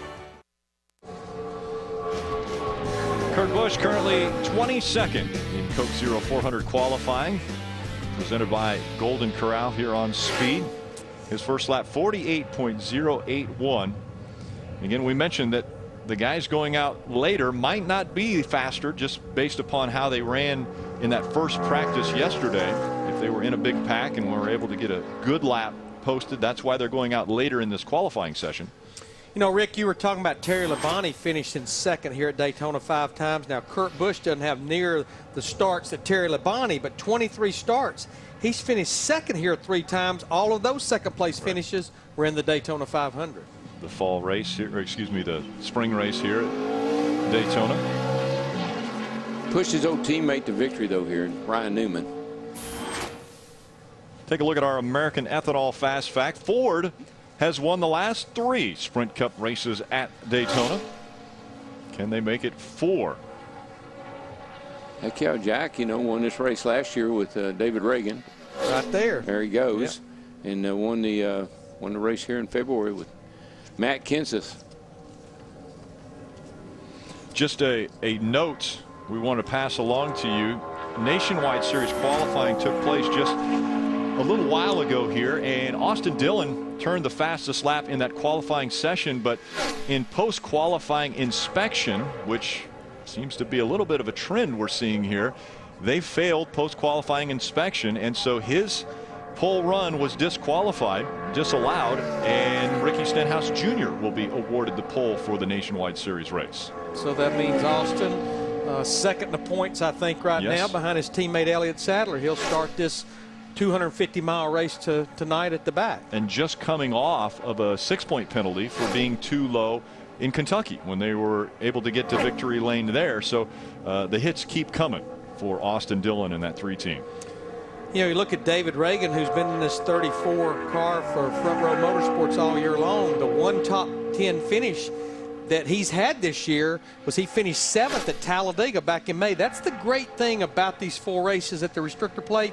The way I put it, if you're in it, you can win it. And I think we saw that in 2011 at the 2 races here last year. We saw that in the Nationwide race right here in February. Just think about James Buescher was running like 12th or 10th or 11th, 12th, somewhere going into the 3rd turn, and he comes out the winner over here at the start-finish line. David's first lap, 47.99. But he's jumped up into the top 10 right now on the track, or about halfway down the back straightaway. Got a couple of Fords right now in the top 10. Trevor Bayne in the 21 is 5th, and Mike Bliss in the 98 is 8th. I've been watching our wind gauge, the American flag over there, and those flags have picked up a little bit here in the last bit. It's a crossing wind. I'm not sure how that would affect your straightaway speed, but there is a little more wind blowing around than there was earlier. Out of the east, so it would be in their face more or less when they go into turn 1 and into. David Reagan in his qualifying run, he goes 12th quick at 47.215. Now let's go back trackside to Ralph Shaheen for our Armor All pit report. Rick, take a look at our tail of the tape from down here where the drivers are getting out of the car. As you can see, most of the guys have just a little bit of an opening. everybody's doing their tape in different ways. Some have the bottom open, some have the top of the grill a little bit open, some just have a little bit in the middle section. And look at Juan Pablo Montoya's. His is about as narrow right here as you could possibly get, less than an inch.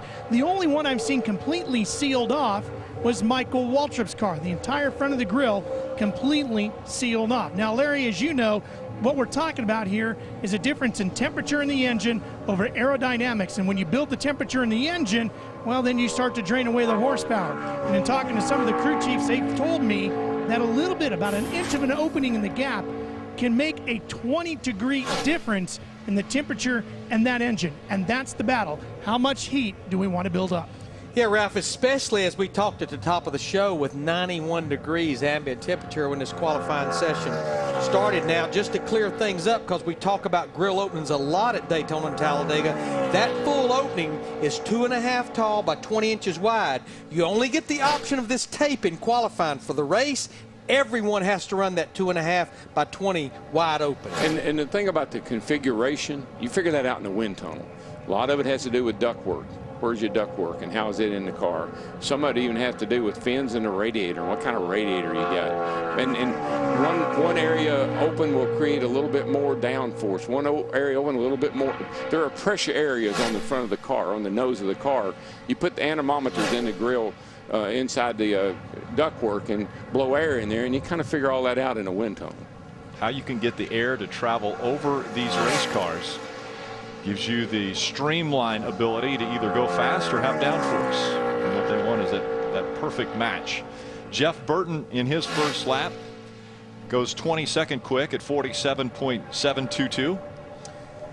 His teammate right now, Kevin Harvick, who ran both laps on the bottom, unlike Jeff Burton, but Kevin is still third. Jeff finished 5th in the Daytona 500, his only top 5 finish of 2012. And of his 3 top 10 finishes this year, they've been at the 2 restrictor plate tracks, 2 of them.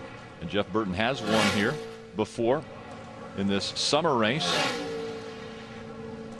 The balance of the car is such a big deal. I mean, front to rear. And if you want to know what that feels like, just put your hand out the window when you're going down the highway 50, 60 miles an hour. Tip the front of your hand down a little bit and you'll see that it dives the front of your hand down. Tip it up just a little bit and it'll push your hand back. You look for that perfect area where it just sit there and float.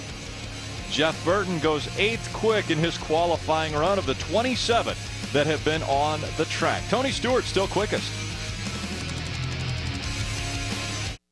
Fireworks, celebrations, and a hot grill. Is what America's all about. Speed knows what makes your summer sizzle. The world's greatest racing, all weekend, every weekend. Massive fun. And fresh new episodes of Hard Parts South Bronx. Don't even think about slowing down. You are the real deal, brother. They will be lightning fast. Because summer is all about speed. For the right to bear tongs. For delicious rubs and marinades for all. McCormick Grill Mates invites you to take your flavor to the next level. Join Grill Mates and join the Grillerhood. From when I wake up to when I go to bed, I'm working and focusing on the business. We went from my mom's kitchen to an 8,000 square foot facility. My name is Sharon Waddy and I'm the owner of Spa La La. Why do millions of business owners count on Vistaprint? We went to another printing company. Nothing was right. Their hours are not 24 hours a day. And finally my friend was like, you need to try Vistaprint. At Vistaprint.com, you can make anything from business cards to banners to brochures. They make it really simple to be able to create your own product the way you want it to look. At Vistaprint.com, it's easy and affordable to look professional. See how easy it is with 250 premium cards, now new and improved and still only $10. Order today and get free shipping. And my sister was like, this card is amazing. You actually look like a professional company now. 250 cards, $10, free shipping. Vistaprint.com. They make me look really professional. Welcome back. Regan Smith on the racetrack now and on the clock. He is 25th quick in his first lap at 47.956. That was a pretty quick first lap, but he was not as far up the racetrack as what we've seen some of our drivers. So, in essence, the pickup from lap 1 to lap 2, like we've seen with other drivers, will not be that great. see what that pickup is. Tracking just outside the top 10 as he crosses the stripe for the second time. 47.109 for Regan Smith. 12th quick in that run. Matt Yoakum, what's happening on pit road? Well, Rick, I think our camera, even in HD, just would not do justice how special this paint scheme is. The NAR Museum with the eagle on the side. This is a pretty cool paint scheme. Yeah, it's really cool. Bass Pro Shops put the NRA Museum, which isn't open yet. I think it's opening here in about 6 months. It's going to be at the Mother Store in Springfield. So I talked to Johnny Morris a little bit about the displays and stuff they're going to have there. And one of the things that stands out to me is that I guess all the guns that the presidents have hunted with in the past are going to be in that museum. So it'll be something really cool to see once it's all completed. A neat thing about this weekend, if we go down to the front of the car, even Goodyear has jumped on board supporting our troops. All the Goodyears on all the cars this weekend all have that message for all our men and women in the armed forces, keeping us free, especially on this Independence weekend. Matt, working that July and August is what Goodyear is working with the Support Their Troops program. The other thing you can see right there is where the crew member just put his hands, the heater that keeps the oil in the engine warm. It's 262 degrees, I noticed. 250 is what you want when you roll off. Matty, if you get a second to check on that also, make sure that bald eagle has 7,000 feathers, because that's what a bald eagle has. Actually, I did count. It was 6,992. Okay. So he must have really been up in flight and maybe lost a couple. Maybe had a tailwind. Tailwind, of course. Kyle Busch on the clock now, 13th quick, where he's tracking right now. Now he's running the bottom of the racetrack. This is what he did in the Nationwide Series car. He was the only Nationwide Series driver to run one lap. So we'll see if this is what he's going to do here in his 18 car. He goes 10th quick on lap 1, 47.134, and done. So he's the second driver. Michael Waltrip forged through what we thought wouldn't ever happen at a restrictor plate racetrack and try a one and done, and now Kyle Busch has been the second, and he's 10th quick. Yeah, but 2 out of 29, I don't think that's the trend just yet. Wouldn't call it a trend. I wouldn't call it a trend either. I don't think we can hashtag it just I would call them pioneers. There's still pioneers that are doing that 2 out of 20. Let's take a look inside and look what's happening in the NASCAR Sprint Cup Series. Brad Keselowski, most wins this season. We talked about it, how important that is going to be come chase time because of the bonus points. Gives you a bit of an advantage as you have the final 10 races. You can get unlimited access through the NASCAR Sprint Cup mobile app on your Android-powered device. Learn more at sprint.com/speed. When the checkered flag waves tomorrow on this 400-miler, we're officially halfway through 2012. And when you look at the season and a half, only one driver's won more races than Brad Keselowski. That's Tony Stewart with his 7 wins between last year and this year. And 5 of those came in the chase. You think that's ever going to happen again? I never would have. I didn't think it would happen when it did. So 50% of the chase races, one guy won. Yeah, I don't think we'll ever see a chase like that again. When the two guys that are fighting for the championship are at each other week after week after week. And tie. And then end up in a tie at the end of the season, you're never going to see that again. Yeah. Very, very incredible finish to the 2011 season, and it was Tony Stewart who ended up in victory lane. But it's Brad Keselowski right now that has the hot hand, as he has 3 victories already in 2012. Just moved himself into the top 10 with that 3rd win. And Brad Keselowski on lap 1 goes 47.666 and tracking up in the top 3 now on lap 2. The old car looked pretty fast going by here.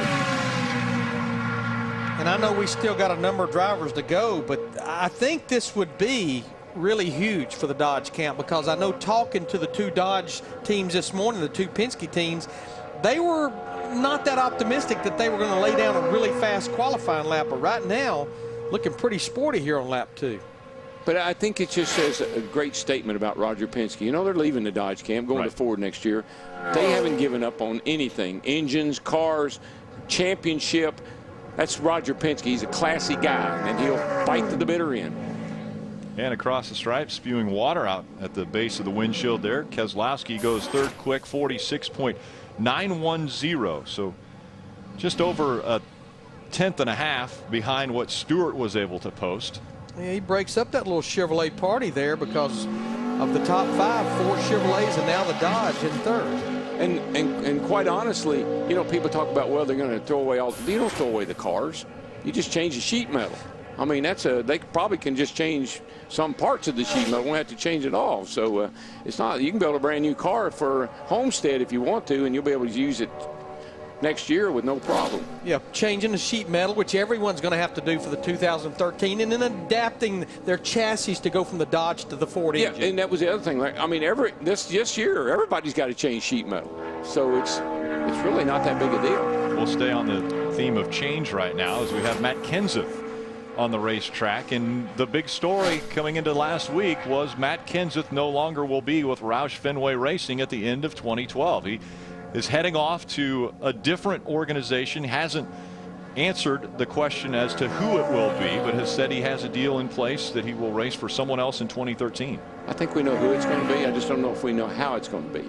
Yeah, I think that's the holdup. The details have not been given out yet, but yeah, the rumor early on is Joe Gibbs Racing is where Matt Kenseth will head in 2013.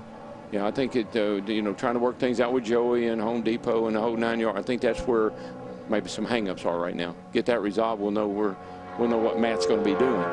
But seeing number 17 on the racetrack, tomorrow is my wife's birthday. And just want to wish her a happy birthday. Very good. Because when I won the Daytona 500 in 1989, if it hadn't been for her math and that's right, and figuring out the gas mileage and talking Hammond into going for it, I don't know if we'd have won that race or not. I didn't think he was going to give Hammond credit for it there for a minute. Well, I think you should give Stevie credit for it. Well, she told Hammond when it was when it come down to the end there, she said, "Look, we figured out ways to lose this thing. Let's try to figure out a way to win one." No pressure, Jeff. No pressure at all. Matt Kenseth, first lap was 24th quick. Now tracking in the top 5 for lap number 2. That's a good run right there, boys. This is a going good in the lap. right direction. But you think about it, Roush Fenway Ford's had a lot of speed down here in February. Yeah, Matt Kenseth won the race, but they swept the front row in qualifying with Carl Edwards and Greg Biffle. That car right there is squeaky clean, I'm telling you.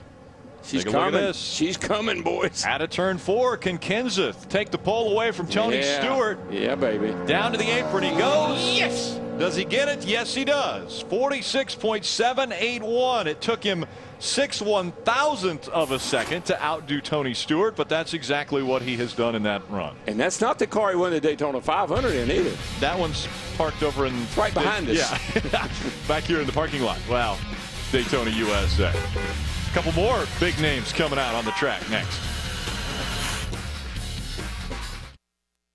I kind of knew their reaction would be a little like, you know, what are you thinking? I had a knot in my chest. I didn't really want her to go, but I knew she could do it. I felt like there were bigger and better things for me to do. She took what she was doing seriously. My self-confidence just went through the roof. It was awesome to see her transform from a girl in a small town to a soldier. You made them strong. We'll make them Army strong. Talk to your son or daughter about joining the Army. Find out how at goarmy.com/parents.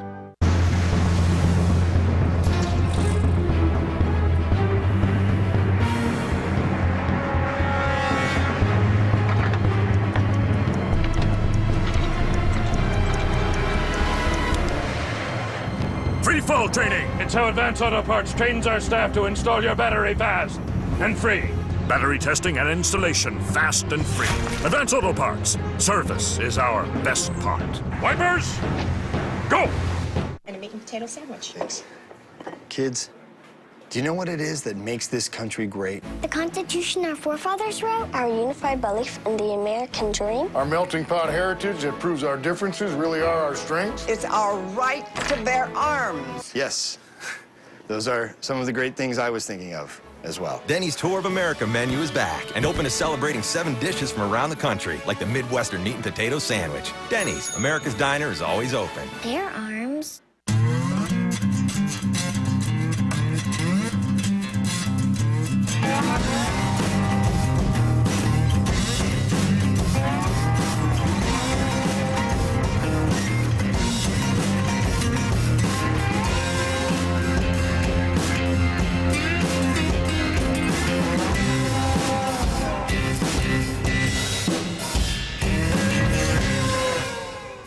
energy when I got to get stuff done. Think the IRS can't send you to prison? Hi, I'm Richard Hatch. The IRS sends people to prison, and they're not just celebrities. If you owe the IRS over $10,000, call for your free tax consultation right now. Listen, I went to prison for over 4 years, and you don't want to. Don't wait. Call now. You can be an IRS survivor. Be an IRS tax survivor. Call 800-525-5612. 800-525-5612. 800-525-5612. Jamie McMurray with the Bald Eagle riding alongside on that race car. Goes 20th quick in his qualifying run, 47.231. Now let's check in with Ralph Shaheen. We're down here with Brad Keselowski. He's getting ready to tweet. He just crawled out of the car, I'm sure. Let's talk about the run. Obviously, a lot of momentum for you and your team right now. How'd you feel about the performance in qualifying? Well, you try not to put too much stock in qualifying at a white track because, usually by the middle of the backstretch it means nothing. But, Daytona over the last few races we've had, track position has been a little bit more sensitive without the, tandem. So hopefully that'll be worth something. And I'm proud of our effort, qualifying-wise at the white tracks. It seems like we always end up somewhere around 13th to 18th, and looks like we're going to be a little bit better than that today. So I'm proud of my guys for that, and that's improvement. I like it. Back to the front of the qualifying line. Here's Matt. Well, Ralph, David Gilliland a year ago almost won the Great American Race, finishing third in the 500.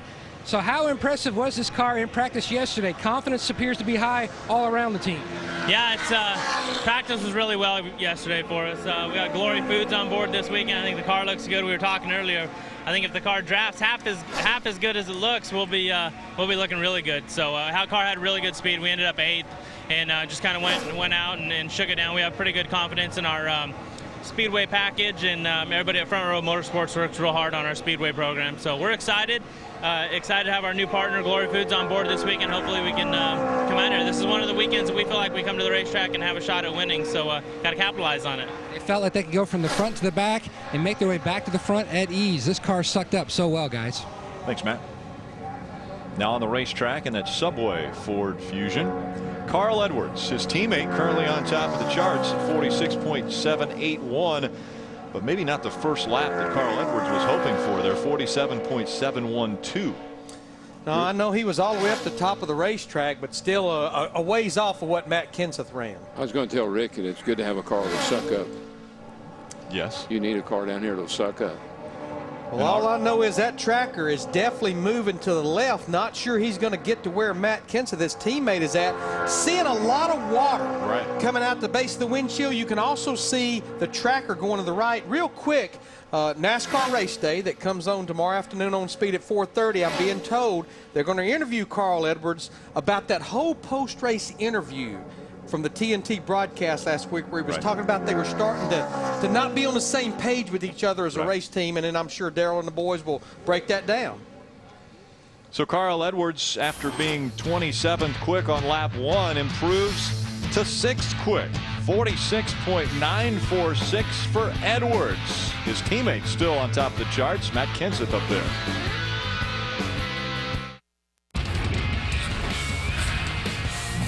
Hello and welcome into the Speed Centre. I'm Lee Diffie. Let's get you up to speed. And we start with Formula One and the British Grand Prix this weekend.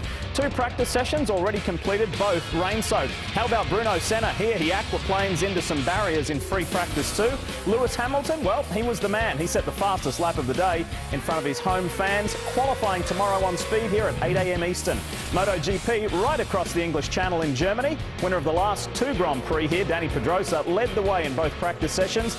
Can he get it done on Sunday? Catch it here at Speed at 7 a.m. Eastern. And in NHRA, history was made on Sunday night in Chicago. Erica Enders became the first female to win in a pro stock car in her 7th final round appearance, becoming the 12th different female to win in the NHRA. And Dario Franchitti on top for the first day of IndyCar practice in Toronto. Join us tonight at 7 p.m. Eastern for the full show. Hope to see you then. Turn to Speed immediately following the Cup race from Daytona. To celebrate with the winner in Victory Lane. Nice job, boys! Woo! NASCAR Victory Lane after the race only on Speed.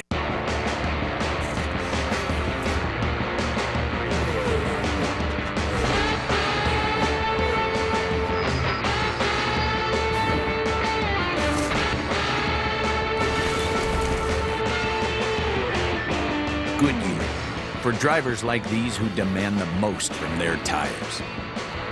And everything we've learned making these tires inspires what we roll into yours. Goodyear, more driven. So you're living paycheck to paycheck. Guess what? You're not alone. If you need extra cash for an emergency or any other reason, call Money Mutual. Money Mutual has over 100 short-term lenders who can lend up to $1,000, and they can put that money directly in your checking account in as little as 24 hours. That could give you a little cushion, so you're not living paycheck to paycheck. How do you get a loan? Just be 18 or older and have a regular income of $800 a month. So call Money Mutual at 1-800-555-CASH. State number 27 of Paul Menard just finishing up his qualifying run. Currently 7th quick. His second lap, 46.953, over 191 miles an hour. Let's go back trackside to the guy who's fastest. He's with Ralph Shaheen. Yeah, number 1's in car 17 right now. Tell me about that time. Do you feel confident with that? Is that one strong enough? The thing is none of us have any idea, to be honest with you. So they lined up qualifying in order of our first practice times, which everybody was drafting. So you really don't know who's fast, who's slow. You have no idea what the pole will be. So it's kind of interesting to watch. So so far so good. Jimmy and them guys did a great job with their Z-Sport. So hopefully they'll stay up there somewhere. I feel like we got a really fast race car for tomorrow night. Matt. Ralph, when you look at restrictor plate racing, and Jeff, some guys, they have to build up to really finding their comfort level and to score wins. You seem to really do it right out of the box with a 125. Now it's called the duel, a qualifier win here, your first year in '93. Yeah, you know, that one surprised me. I mean, it just, I think it just shows the kind of effort that Hendrick Motorsports has always put into these restrictor plate races, especially Daytona for the 500. And, you know, for us with this Pepsi Max and now Chevrolet, for this July race has always been a big deal to us as well. So, again, these guys have prepared a great race car. I have no idea how we're going to qualify. We didn't make any qualifying runs, but I know it's going to be fast and certainly felt good in the race runs. But I've always loved drafting. It's changed so much over the years. This might be kind of getting back to the way that I learned how to draft with the opening and the spoiler and the restrictor plate and different things, this combination. So hopefully that suits well in the race, but we're certainly looking forward to it. It's going to be a great weekend. You got two guys up in the booth who've won the Great American Race at least one time, and they want to know your strategy for qualifying, 1 or 2 laps. Well, first of all, we need to clarify something. I think at Talladega, I ran the bottom, but I ran 2 laps. I didn't run 1 lap. It was 2 laps, and it was fastest on the second lap. So I wouldn't be surprised to see us do something similar to that. All right, good luck. Thank you.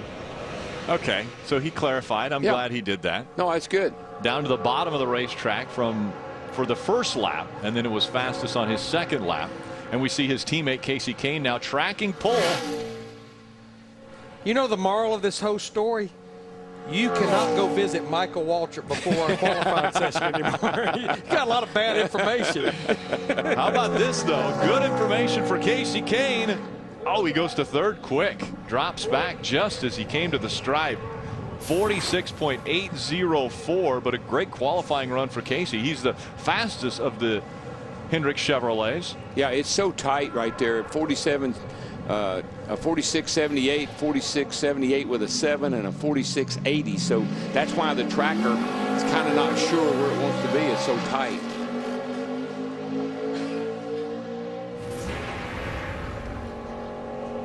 Jeff Gordon was talking about that 2-lap qualifying effort at Talladega, and we've been talking about maybe guys going just 1 lap straight to the bottom, and only 2 drivers have tried it. Kyle Busch currently 15th quick and Michael Waltrip 21st quick, but still pretty good laps. I mean, Kyle Busch turns a 47.134. His teammate, looking on the chart here for Denny Hamlin, was actually just a bit slower and did 2 laps. Casey Mears out on the racetrack now for his qualifying run in that Geico. Had a really good qualifying run in Daytona 500 qualifying back in February. And the other thing about this little race team, I was talking to this group earlier this morning, they've had 3 consecutive top 20 finishes. And when you look at how many drivers can go to victory lane in Sprint Cup, we've had 12 different winners this year. Yes. Quite honestly, a top 20 finish by a single car operation is actually pretty good. And I think they've gone through a bit of a transition, don't you, Larry? They went from the Toyotas, switched over to this full-blown Roush car now with the Fords, and probably taking Booty and Casey a little bit of time to figure the package out. Booty Barker. Yes. The crew chief. Still looking for that first top 10 finish for Casey Mears in 2012. But as you mentioned, Larry, knocking on the door. Last 2 races, 15th and 18th. And you can see occasionally you get a good shot of a car coming down the short chute there toward the start-finish line, how these cars are skewed to the left. As opposed to what we normally see to the right. Here you're trying to get rid of downforce, so you skew it to the left. On a track where you want downforce, you skew it to the right. The other thing we haven't talked about, the changes that were made last week for the Kentucky race, where the side skirts are actually just a little bit shorter. That has stayed the same. It's not going to make that big of a difference at a racetrack like this, but that package is the same here at Daytona as it was a week ago. Yeah, it is. But here with those softer rear springs, they almost had to trim the side skirts off anyhow because they would drag. So in the rear sway bar rule, you can't run a rear sway bar here, so that's no effect. See the water spewing out at the base of the windshield for Casey Mears as he goes 5th quick on his second lap. 46.891. So we've got a Ford up top with Matt Kenseth, and now Casey Mears in his Ford 5th quick. There's 3 Chevrolets in the middle. Will a Ford get the pull at Daytona?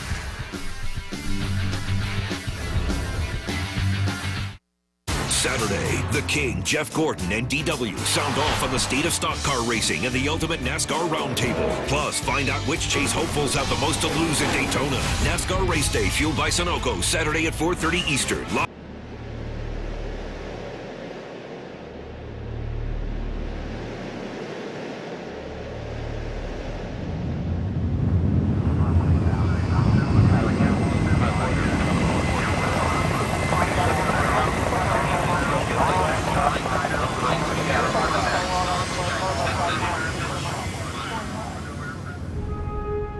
America's Navy, a global force for good. I pledge to secede from the kitchen. I pledge for the porterhouse by the chicken of the pork chops.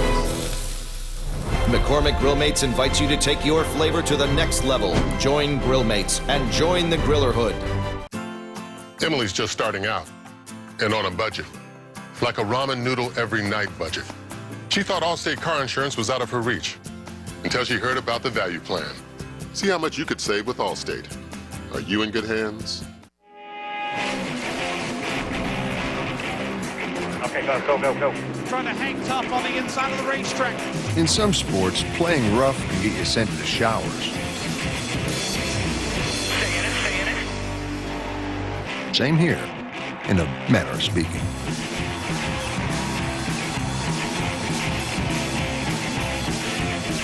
How about that win, buddy? NASCAR. Everything else is just a game. Speed's presentation of NASCAR Sprint Cup Series qualifying from Daytona is presented by Golden Corral. Help yourself to happiness. And brought to you in part by Sprint. Avoid data dilemma with truly unlimited data. Go to sprint.com/speed. Welcome back. Qualifying continuing here at Daytona. Up top, it is Matt Kenseth, then Tony Stewart, Casey Kane, Bill Elliott running in the 4th spot, and Casey Mears 5th. As David Gilliland on the clock goes 26th quick on his run. Second lap 47.335. Go back to pit road and Ralph Shaheen. Rick, let's talk about tape a little bit more. Right now, Brad Keselowski is 6th on the list. Take a look at how they did the front of his car. Here you see A.J. Allmendinger's car taped up, but check out Keselowski's machine. Well, you think there's no tape on there? Actually, it's completely covered. That's one gigantic sticker that they've come up with to go over the grill, so it looks like the grill is open, but it's exactly completely sealed off. Pretty interesting move on the marketing side these days. You know, Darrell, if you think about it, we used to play some similar tricks. We would use clear tape, and that way the competitors couldn't see how much tape we had because it would look like it was open. Yeah. Trying to think about that. Didn't they make us quit doing that? I don't remember us making them quit using clear tape. But worked out pretty good for Brad Keselowski because he did run 2 laps, and he's 6th quickest right now. A.J. Allmendinger running up the high side of the racetrack on his first lap of qualifying, tracking back of the field. We're talking about Casey Mears getting on a little bit of a roll. A.J. Allmendinger starting to come to life here lately with that 9th place finish at Kentucky. That's 2 consecutive top 10 finishes for A.J. Had a top 10 out at Sonoma on the road course a couple of weeks ago. Here at Daytona, he's got a best finish of 3rd, but that was back in 2009.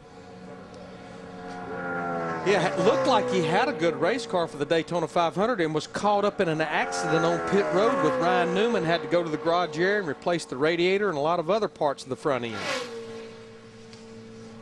Starting to move to the left. First lap, 34th quick for Allmendinger, 47.747. Just 6 cars remain to go out on the racetrack for qualifying. I gotta believe that the temps have come down, track temps and outside ambient temperature. That's got to be helping these guys here at the end of this session. And Darryl, you mentioned earlier about looking at the flags. I mean, they're still moving around, but I almost think for July conditions are almost optimum right now. They really are, Larry. And the wind was pretty strong there for a period of time, but it's a pretty gentle wind right now.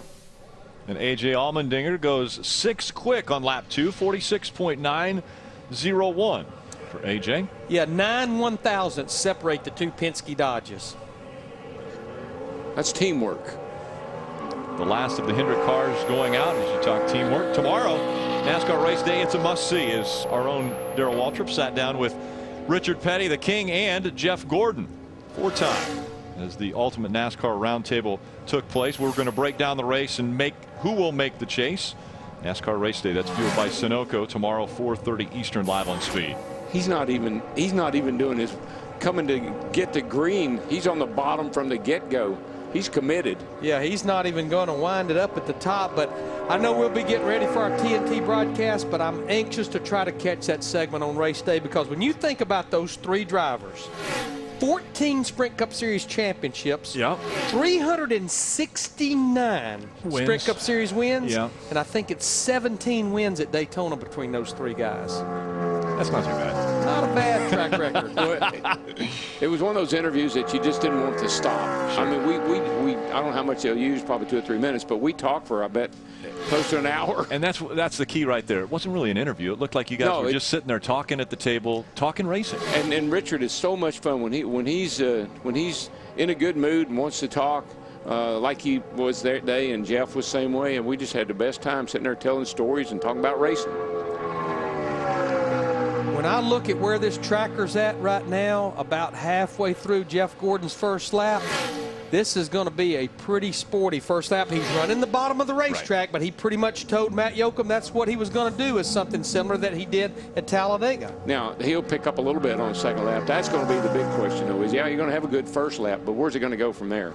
First lap is 17th quick for Gordon, 47.131. And there she goes. Now, what's interesting about that first lap, that's almost exactly what Kyle Busch in the 18 car ran on his first lap, but he only ran 1 lap. Only ran 1 lap, didn't try for the second lap. And we're seeing already Jeff Gordon tracking in the top 10. I believe what I'm seeing, we'll see how he comes off turn 4 here, but it looks to me like that strategy that he used at Talladega, he might want to just use that at Talladega.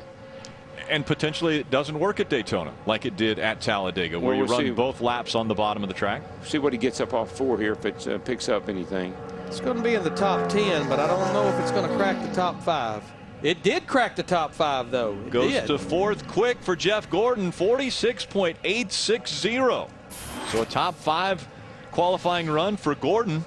As we have just 5 cars remaining in this qualifying session. Matt Kenseth still the fastest car at 46.781. And that's why I couldn't, when I said that, I said I better wait and see what he does off 4 down here to the line, because the tracker was trying to move, but it wasn't doing it yet. So strategy seems to work okay. Like to see him go right back out and do it, wind it up one time and drop to the bottom and see the difference. As you mentioned, he even ran get up the speed lap on the bottom. Yeah, he left pit road. He never went up the racetrack or anything. He was committed. 6 times Jeff Gordon has won at this racetrack. He's pretty good here. He's pretty good. He's pretty good here. Now it's Greg Biffle's turn on the clock with his 3M Ford. His teammates up top with Matt Kenseth running a 46.781. You know what else Jeff Gordon has done here that he's never done anywhere else?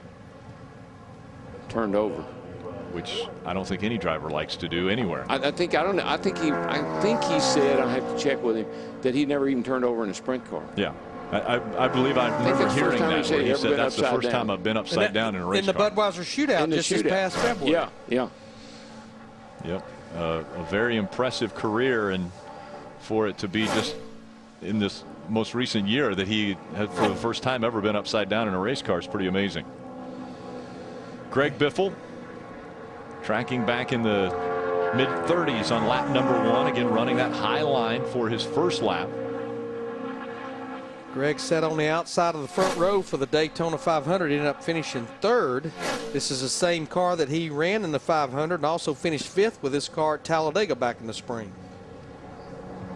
That Daytona 500 still haunts him, mainly because people just won't let go of the fact that everybody said he didn't try to pass his teammate Matt Kenseth.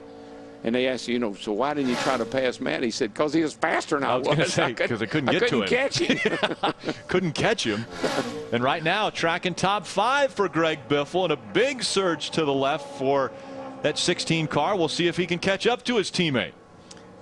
33rd on that first lap, but he pretty much was using all the racetrack. He was right against the wall all the way around this 2.5-mile track. And now closing in on that double yellow line at the bottom of the racetrack. So I'm going to start moving off 4 right here. See if it tracks back to the left, if he's got anything for his teammate. Down to the apron he goes. Will that help out Greg Biffle? He goes 4th quick. Bumps Jeff Gordon to 5th, so 46.841 for Greg Biffle.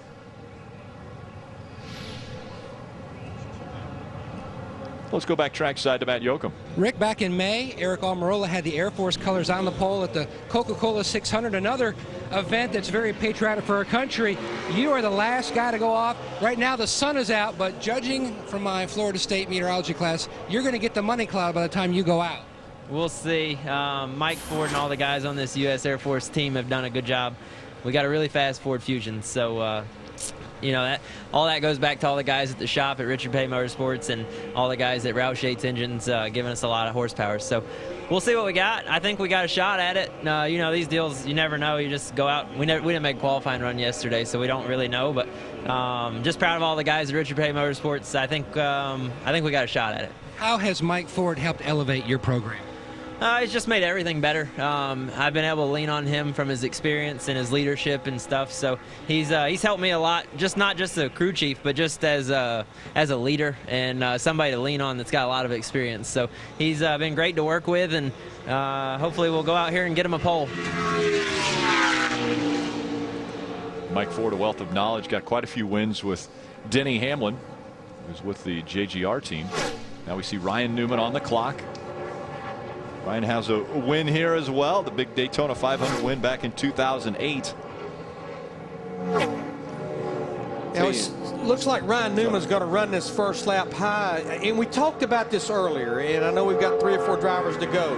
The only advantage, like Jeff Gordon, who ran that first lap low, is you're traveling a shorter distance, and it's less time to heat the water up, because we spoke earlier, you start getting over 260, your power starts going the wrong way. That's the only advantage that you can come up with that would pay to run the first lap on the bottom.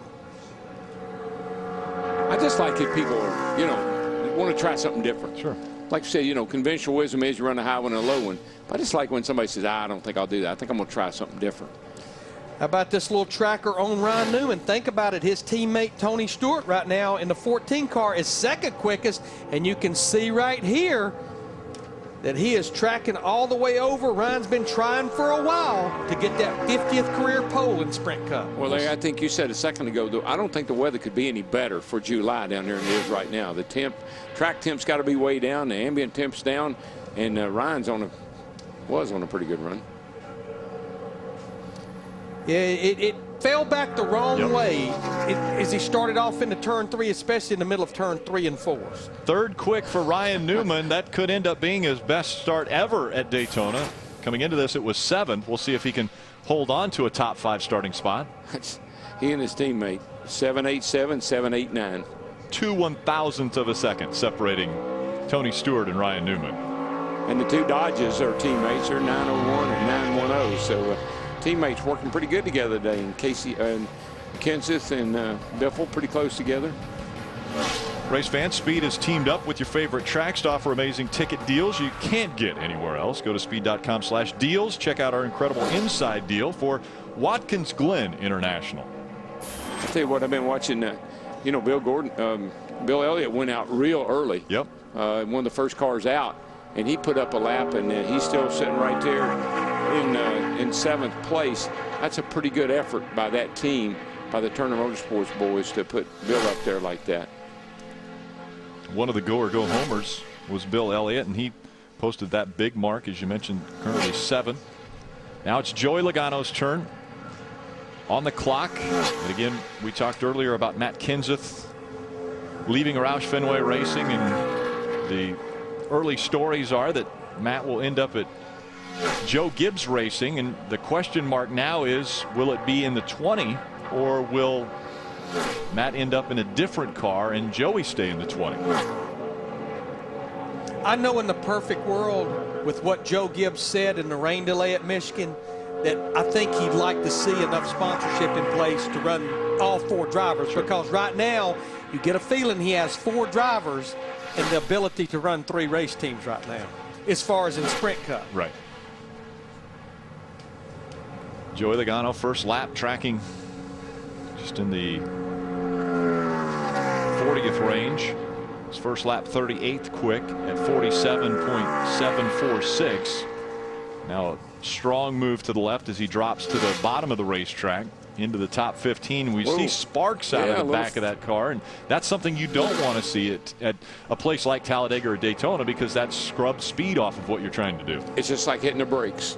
When the car, something under the car hits the track, it's just like dragging the brake. And that's one of the first cars I've seen do that. In fact, I saw him do it through 1 and 2 on the first lap when he was all the way up at the top of the racetrack. And this is not a rough racetrack by any stretch of the imagination, but there are still bumps here. And you have to have the appropriate amount of air in the rear tires too. We come down there one time, we were all qualifying with the rear tires about half flat, trying to get the back of the car down. Across the stripe for his second lap, he goes 18th quick, 47.064. He will be the fastest of the Joe Gibbs drivers. They're all right there together. Joey's 18th, Kyle Busch is 21st, and Denny Hamlin is 22nd. One thing we do know, Roush Yates' horsepower will sit on the pole. That's right. For this 400-miler. There's 2 more bullets down there, and both of them are forged with Roush Yates' horsepower. Marcus Ambrose in that DeWalt Ford, making his way out onto the racetrack now. And he has been really lightened up in qualifying as of late. And I guess it's safe to say that the track record for a restricted engine won't be broken today. I think you're correct in saying that. Which I was thinking it might based on yesterday. But right. 196.996 was the record. Yeah, that's a 45.68 by Kenny Schrader back in 1989. And they're almost a second off of that now. 46.78 is the mark that Kenseth has posted.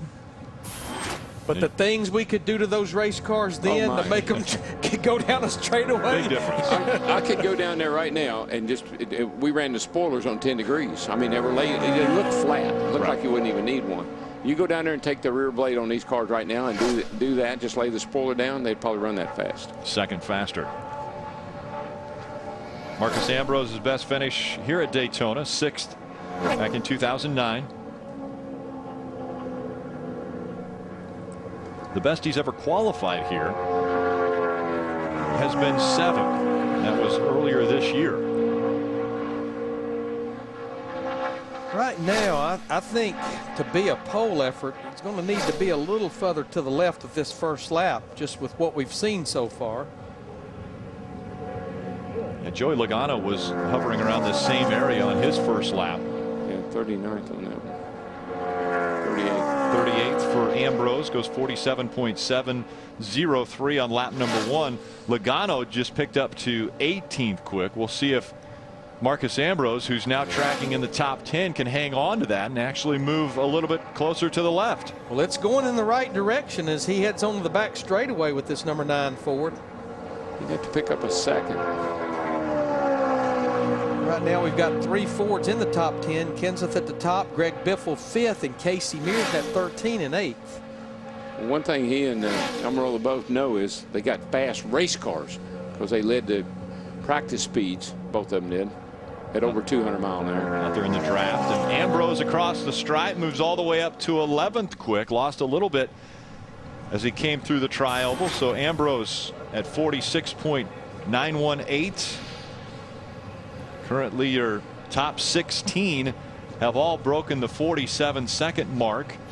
Again led by Matt Kenseth at 46.781. The final car making its way out onto the track. As you mentioned, the final bullet for Matt Kenseth. Can he stay in front of Eric Almirola and grab the pole here at Daytona? He surprised all of us at Charlotte when he grabbed the pole for the 600. So we have to wait and see here. And with that being Memorial Day weekend, the car had a very similar look, had this U.S. Air Force paint scheme on it. Had a pole here in the Nationwide Series back in 2007. So he's not foreign to starting up front at Daytona. And you know, it's funny to me. I listen to cars. I just kind of do. That's what I've done my whole life. And all these cars have the same basic tailpipe system on. They all run out the right side by side. But some cars just sound so much better than others. Some are clean sounding, the engine's crisp. Others are, I always like to say, sound like they got a war going on inside the pipe sometimes, rattling around. This one sounds pretty clean. But we see him tracking back there, almost the slowest of the cars that have been on the track. Yeah, he was a good ways up the racetrack through turn 1 and 2. Let's see what he does down in 3 and 4. You know, the more drivers that go, of course, obviously the further to the right you're going to be on the tracker. This will be a big indicator as to how comfortable Matt Kenseth can be when he comes across the stripe as he comes out of 4. This is his first lap. We've seen guys make some pretty dramatic pickups on lap number 2, but we haven't seen anything this dramatic if he would be able to unseat Matt Kenseth. Yeah. He's right there with his teammate. Goes 47.722. His teammate ran a 47.070 on his first lap, and that's a 7.2. He's got a half a lap to go. I don't think Matt Kenseth is going to have to worry about this lap right here on Eric. Trying to break into that top 20 for Eric Almirola. His best starting position at this racetrack was 11th back in 2009. Well, somewhere in a motor coach, an owner is grinning because his new driver, Matt Kenseth, will be in the shootout next February. You going to tell me which motor coach? Probably got a Redskin license plate on it. And they may be doing a little home improving over there, too, you know. How about Matt Kenseth, though? As we see Eric Almirola gliding around the track, 18th quick in his qualifying effort. Kenseth gets his first Daytona pole in his 26th start at Daytona. How about this for a front row? Matt Kenseth, Tony Stewart. A lot of history there between those two veteran drivers. It is Kenseth's 8th career pole. It's the second time that Tony Stewart will start on the front row this season. And Matt Kenseth will attempt to become only the 5th driver in the history of Daytona to sweep the races in one season here at Daytona. Guy just outside of that top row, Ryan Newman, just standing by with Ralph Shaheen. All right, Ryan, qualifying is in the books. Now you start thinking about racing. You got a fast race car in qualifying mode. What do you think in race trim? we were decent. I mean, we were fourth with a push in practice there, but just got to thank Aspen Dental for jumping on board. Great dentistry program they have, and this is our maiden voyage with them. So we hopefully have a good outing here in Daytona. We need it from a team standpoint, from a points perspective. It would be nice, and I think our car is good, but you got to make it to the end. That's the bottom line here. Yeah, Tony talked about the team earlier and how this organization has worked to get the momentum going here after a couple of tough weeks. What have you seen from within the shop? Just a lot of hard work. I mean, the guys are working really hard. We had a couple engine problems, but the Hendrick guys have been working really hard on that part of it, making sure that we don't have the issues again, and we'll keep working forward. I got to thank everybody at Stewart-Haas for doing a great job, and obviously today we were close, but that's the closest I've ever been to a restrictor plate pull. So I'm just proud of the team effort. And it'll be a great starting position for Ryan Newman. He will start in the 3rd spot here at Daytona. As he mentioned, the best start for him at a restrictor plate racetrack. So Newman starts just outside row 1. A lot of teammates up there in our top 10 that can all work together. Coke 0400 qualifying in the books. Matt Kenseth, your pole winner. We'll hear from him next.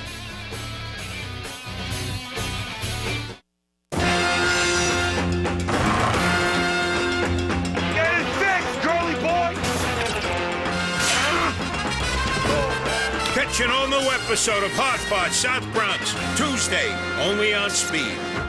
You know those lucky dogs who have that perfect amount of gray hair that everyone loves? Now you can be one of them. Touch of Gray combs away a little gray without getting rid of it all. Touch of Gray. Get the best of both. It happens in Atlanta only once each year. Racing's greatest names, creating NASCAR's most memorable moments. With seats starting at only $39, you can afford to experience all the exhilarating drama you can't afford to miss. Atlanta Motor Speedway, honoring tradition, creating memories. The AdvoCare 500, America's biggest Labor Day party. Off to work. Did you know Honey Nut Cheerios is America's favorite cereal? Oh, you're good. Hey, did you know that Honey Nut Cheerios is? Oh, you too. Hey, America's favorite cereal is... Honey Nut Cheerios? Okay, then, off to Iceland.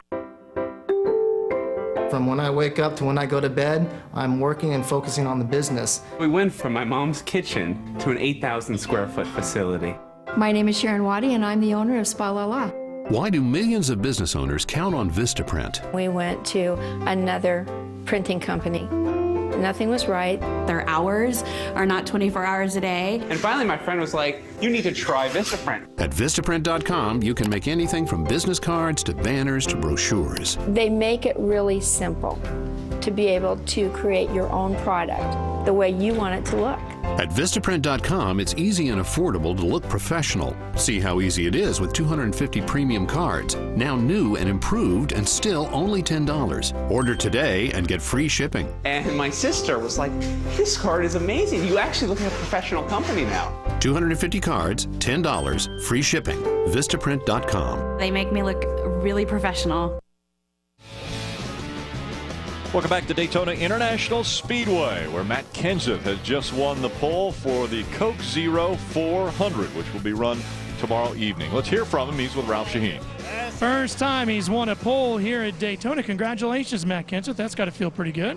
Yeah, it does feel good, but I really had nothing to do with it. So it's really all these guys standing behind me and everybody at Roush Fenway Racing that prepares these really fast race cars, and especially Doug Yates standing over there giving us the power. So it's all about getting the car right and having a big motor to run those 2 laps. So pretty thankful to be driving this thing. I can't wait for tomorrow night. Yeah, sweeping Daytona would feel pretty good too, and you're going to have a lot to do with that. So tell me about what you're going to have to do to win this tomorrow night. Well, I mean, racing and qualifying here is definitely a different story, but yet in impound configuration, it certainly tells you that your car has enough speed. So this car ran terrific at Talladega for us. I had a little bit of damage, and I didn't do a good job in that last restart keeping Greg with me, and I feel like I lost a race for these guys at the end of that at Talladega. So I'm looking forward to tomorrow night. I think our Zest Ford Fusion is really fast, and hopefully we can do the right things and keep it in the front. As you start to think about that, what kind of conversations will you and your teammates have tonight about the race tomorrow? Any? Probably not a lot. I mean, I've raced with them guys for a long time. You never know how the race is gonna unfold at Daytona and at Talladega. Greg had a really strong car, and I was able to work with him at both of them races, and we were able to get our cars together, which made both of us the fastest. So hopefully that'll happen again. Both of our cars seem to be really fast this year, so hopefully we can get together at the end, and hopefully one of us have a shot at it. Well, congrats on the pole, and best of luck tomorrow to Matt Kenseth. Thanks, Ralph. We saw in the background there the cat in the hat. Jack Roush smiling as he has another pole. It's the 83rd career pole for Roush Fenway Racing as we see your starting grid, Golden Corral starting grid. They're row 4 there, Bill Elliott. He hadn't had a top 10 start in a couple of years, and little old Casey Mears in that 13 car there on row 4. Well, they're a perfect pair. They can hook up and work together. And you got a couple Hendrick drivers that were nose to tail there. A couple Fords nose to tail on this side. Marcus Ambrose, Carl Edwards. 2 Dodges there side by side. They can work together. It's all about working together, but more in the Cup Series, it was pack racing and when to make the right moves. A lot of drivers in this group right there. They need to get a win here in 2012. Jimmy Johnson, 5-time back there in row 9. He'll start 17th. Fastest Toyota, Martin Truex Jr. back in 19th, but I'd say they'll be moving to the front when they drop the green flag. Yeah, 2 Toyotas there, and 1920. Got 2 more down here, 23rd and 24th. A couple teammates in row 12, Kyle Busch and Denny Hamlin.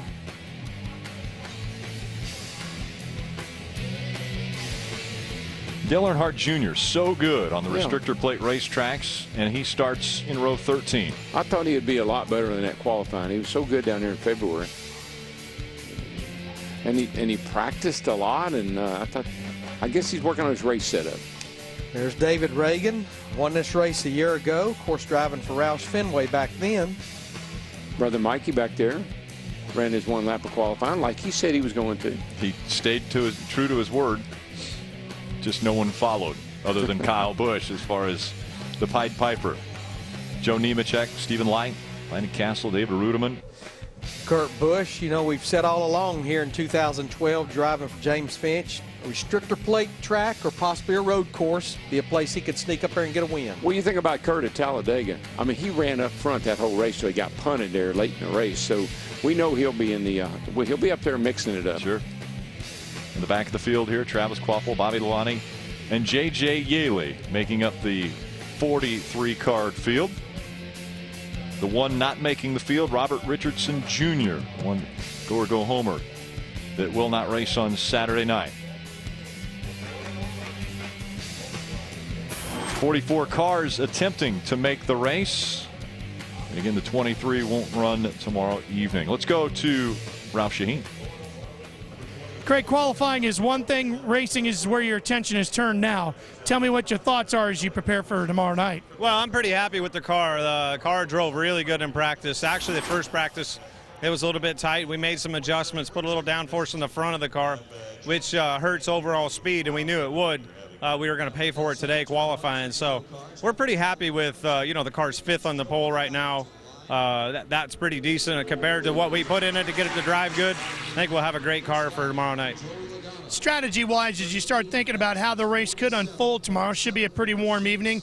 What are your thoughts and your plans as you've talked to your crew? Yeah, that's why we made the adjustments we did to the car, because we felt like premium handling would be a premium tomorrow night, and our car definitely handled well in that last session. So starting up front here and keep out of trouble is the main thing.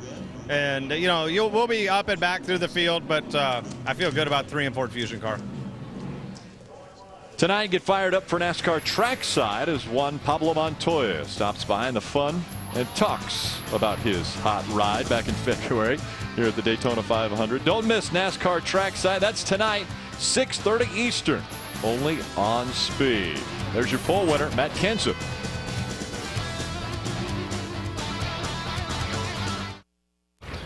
Guys Weekend. The stuff you can actually remember, you'll never forget. But for your car, it'll be like it never happened. Undoing what life does to your car. That's the Armor All way. I kind of knew their reaction would be a little like, what are you thinking? I had a knot in my chest. I didn't really want her to go, but I knew she could do it. I felt like there were bigger and better things for me to do.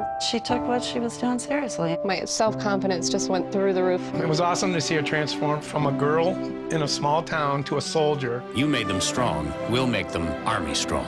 Talk to your son or daughter about joining the Army. Find out how at goarmy.com/parents.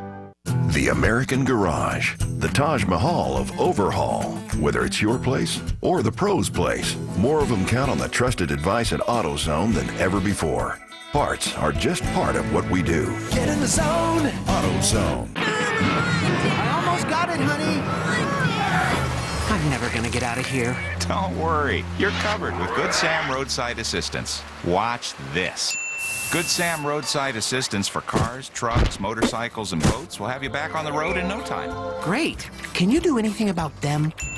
Dad, we found a turtle. This is gonna be the best vacation ever. For roadside assistance with any vehicle, remember Good Sam. Because if it's not Good Sam, it's not good enough.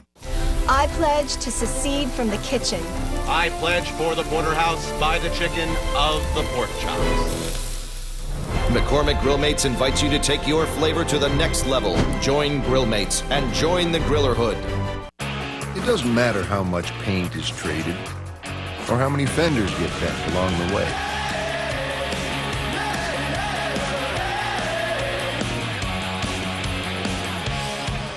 Because what happens on the track isn't the only thing that makes this a contact sport.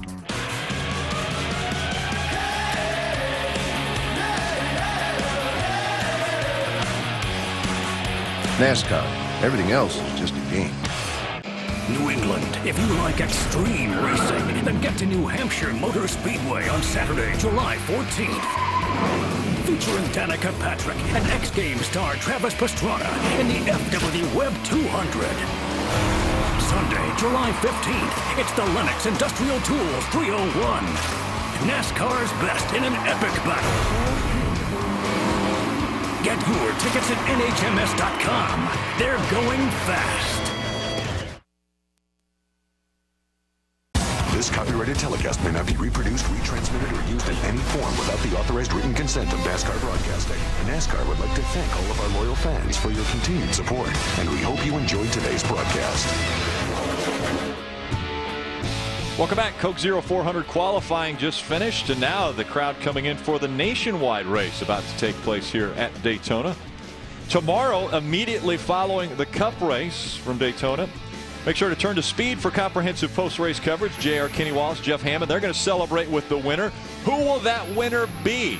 Who do you think? Get out to Broome. Oh, the sweep. Yeah, the sweep. Really?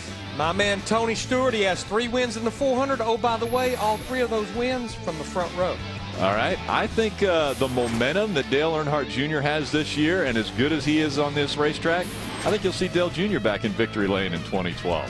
That's Trackside tomorrow night after the race. Now coming up, you don't want to miss Trackside here on Speed.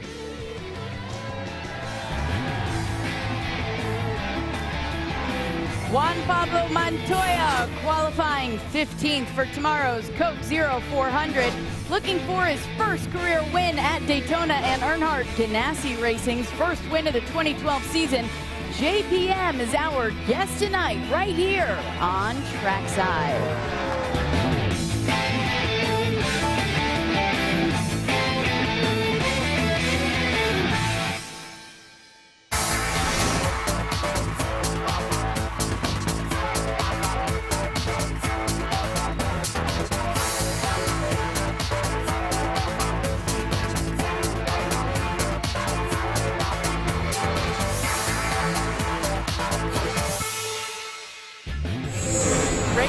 Are invading Daytona International Speedway for the last time this season, celebrating America's birthday on this 4th of July weekend before they fill the grandstands.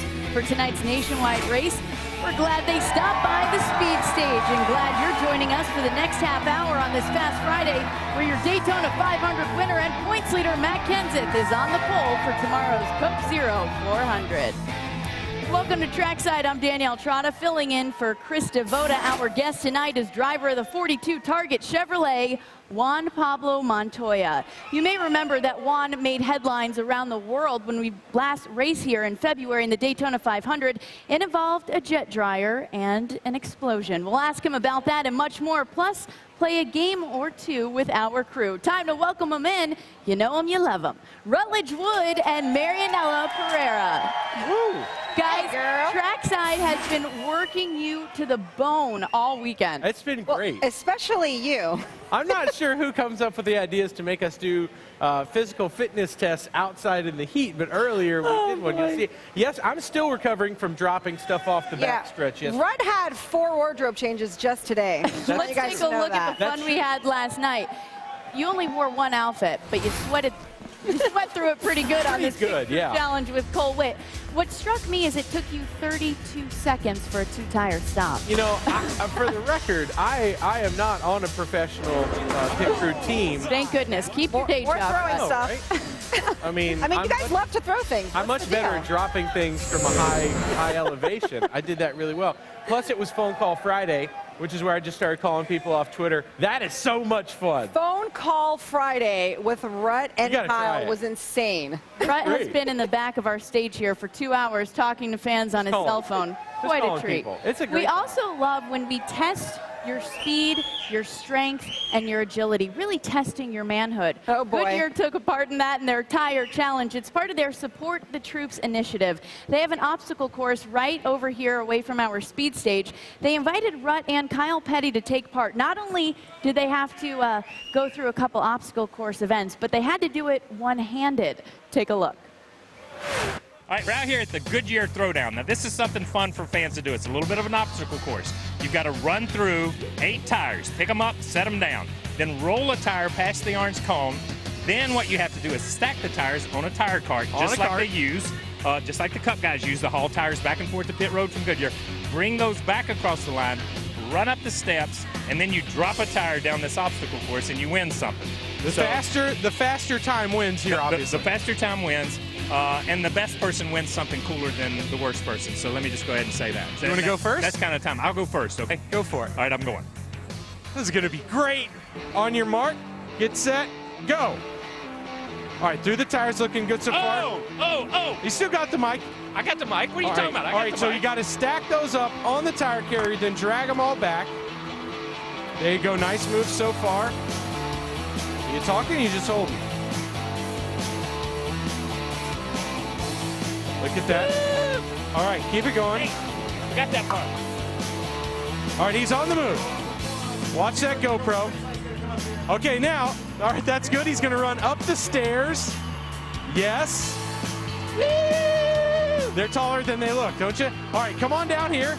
We got a tire. Drop it for some plinko. There it is. Nice drop. Come on. Keep going. When it stops, it hits the bottom. That's when your time is. There it is. Yes. All right, Rut, you're up, bud. Go. Pick them up, put them down, put them down. You're the man. Roll the tire, Here we go. Stack the tires. Time to make the donut. Stack the tires. It's off on pit road. That's a penalty. Got to be in your box. All equipment has to be in the pit box. Rut's got 2 up. Now he's got 3 up. The man is phenomenal, ladies and gentlemen. He grabs that 4th Goodyear Racing tires. He stacks, he's pulling. Here he goes. He's across the line, He's headed up the steps. Oh my gosh. Here he comes. All right, Blinko King, give it a shot. Go. Get down there. Well, that was really exciting. I did not win, but I had a great time. I did not get hurt. But you did a great job. You did a great job through the obstacle. You were so fast. I was impressed. I mean, you have run tires in your day. I have run tires, a million Goodyear tires. A little bit of an day. advantage. Yeah, a little bit. Come try us. That's fun. Great time. I'm going to go sit down. Little out of breath there, Rut. I think Kyle got you. It's tough to run with all the microphone stuff on. I thought my pants were falling down. I don't know how we. I thought you were hindered by your skinny jeans. Well, that could have been it also. Marianella always makes skinny jeans look good. Oh my goodness, I think Rhett's got me beat this weekend. Watching you hold your pants up during that obstacle course was classic. Well, tonight, Juan Pablo Montoya is our guest, so if you have any questions for him, go ahead and send them on over to @NASCAR on Speed, #Trackside. And you know, if you have a question in Español, hablamos español. So go ahead. You know what? I think Rhett is going to, he's offered his translation services tonight. Sí. So go ahead. Sí, es verdad. That is, I believe that means that's the truth. That's going to be so scary. And we're also playing the hashtag game tonight. It's #NASCAR4th. Here's an example. This guy has the right idea. Cooler bicycle. So NASCAR fans, go ahead and send over pics of your 4th of July. That is an interesting one. There better be some cool drinks in that one. I've ridden on one of those. They're sketchy. And then later in the show, Juan Pablo Montoya, it's going to be Rhett versus Juan in target shooting. Now, if it was target shopping, I know for a fact that Rhett would take it. But shooting, I don't know. Rhett. You know I'm there with the kids all the time. I know you are. My wife's favorite place. Target shooting with a Nerf gun. The guys have been using it backstage all afternoon. Fans, remember that Goodyear supports our troops. Part of that initiative is having all the speed talent sign this tire to be auctioned off. Pretty cool. To enter, go to goodyear.com/givesback. And like Rhett just said, we know that he's a pro at target shopping, but he's sans kids today. How does he do in target shooting? Find out. He'll be facing off against Juan Pablo Montoya. He's getting mic'd up and joining us on the set in just a bit. Stick around. JPM is on trackside. Coming up next. Mothers brings car care and technology together with California Gold Synthetic Wax. Ultra-fine polishes bring out that mother's signature gloss and deep, wet shine, while specially formulated polymers form a chemical bond that protects your paint surface. Easy on, easy off, in the shade or in the sun. Mother's Synthetic Wax. Pure California Gold. So you actually reward people for staying with you? Yep, the longer you stay with us, the more you save. And when you switch from another company to us, we even reward you for the time you spent there. Genius. Yeah, genius. You guys must have your own loyalty program, right? Well, we have something. Sure, Tom. Huh? You should see November. Oh, yeah. Giving you more. Now that's progressive. Call or click today. If I'm calling an all-star break, it's not a break. It's not a break. For we play on. I play for the American League. I play for the National League. I will win. I will win. The road to October starts here. The MLB All-Star Game, Tuesday on Fox. In some sports, future superstars are allowed to gradually work their way up through the minors.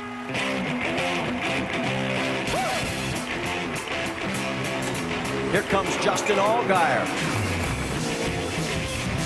3 wide, into 3. Ricky Stenhouse putting on the heat. Us? Well, we're fundamentally opposed to anything that happens gradually.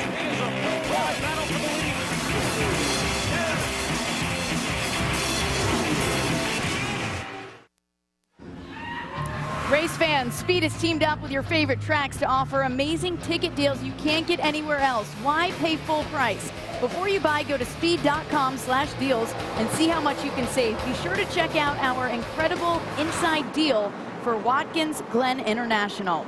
And Goodyear supports our troops. They have been for over 100 years. As part of their Support the Troops initiative, you can show support for our military at Goodyear.com. Goodyear, the official tire of NASCAR. Our guest tonight is a man of many talents and won some of the biggest races in the world. He's won the Monaco Grand Prix, the biggest race in Formula One. He's an Indy 500 champion and two-time winner in the Sprint Cup Series. Please welcome driver of the 42 Target Chevrolet, Juan Pablo Montoya. Hello there.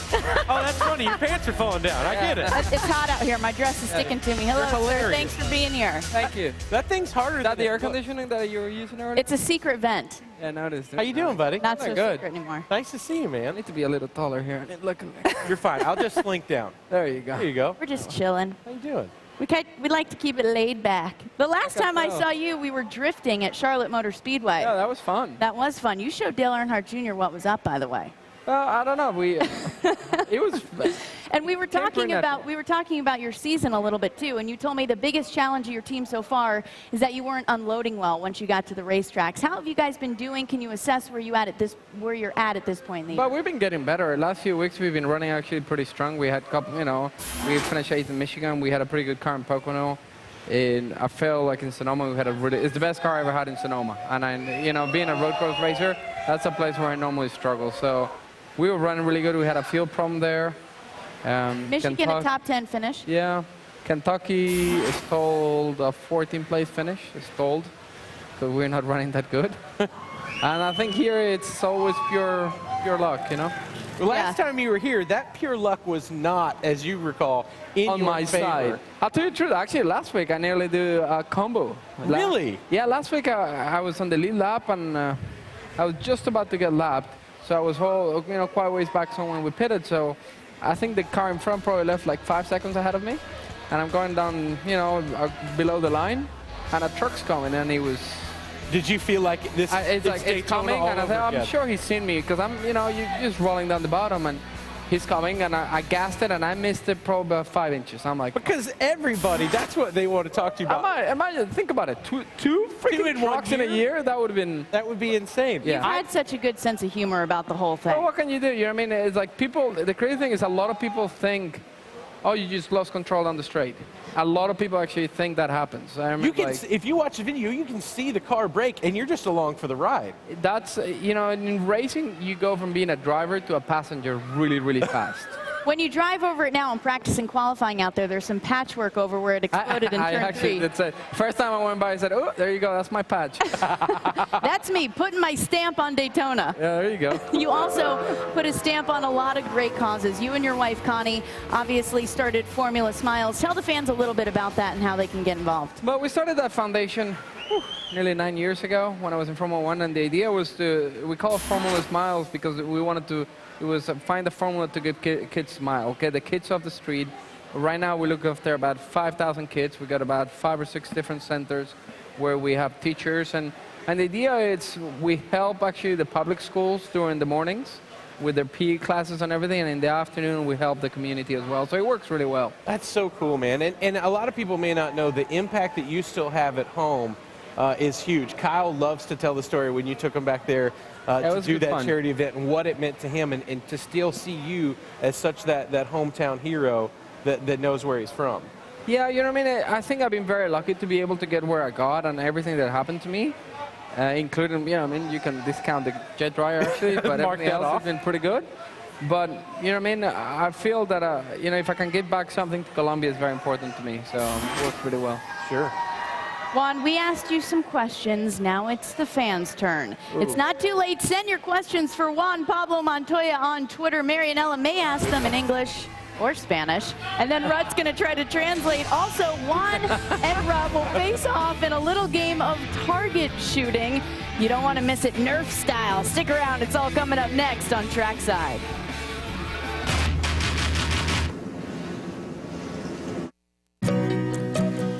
The best things in life are the real things.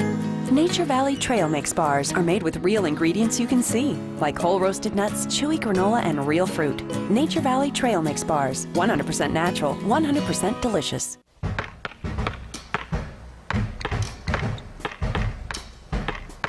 Beating the high cost of auto insurance is a slam dunk with the General. Just log on to thegeneral.com or call us for a super fast quote. All it takes is a couple of minutes. Right now, you can get insured and stay insured for as little as $39 a month. You'll also get instant online proof of insurance. Show off. For a great low rate you can get online, go to the General and save some time. Juicy brats. Grilled up on a Thursday. The perfect use of the 7th inning stretch. Get that great taste anytime with Kingsford Match Light Charcoal. How much coffee you fellas gonna need today? 3, 4 cups? Well, Doesn't last long, does it? Listen, 5-hour energy lasts a whole lot of hours, so you can get a lot done without refills. And it's packed with B vitamins and nutrients to make it last. So, don't just stand there holding your lattes, boys. Make your move. We'll take the 5-hour energy. Smart move. 5-hour energy. Hours and hours of energy. Attention spinal surgery patients who've been implanted with an infused bone graft. The infused bone graft has been associated with serious side effects, including difficulty breathing or speaking, uncontrolled bone growth, chronic arm or leg pain, sterility, nerve injuries, cancer, and neck swelling that can result in permanent injury or death. If you underwent spinal surgery and were implanted with an infused bone graft, you may be owed compensation from the manufacturer. Call the Reliant Group at 800-203-5107. Most of us have tools. If something's broken, what do? You fix it. Montel here, and I'd like to tell you about a tool that can help fix your financial problems. Money Mutual has a network of over 100 short-term lenders to get you cash fast. Go to moneymutual.com today and you could have up to $1,000 in your checking account in as little as 24 hours. Just be 18 or older and have a regular monthly income of $800. It's no wonder that people from all across America have turned to Money Mutual. Visit moneymutual.com or call 1-800-555-CASH right now.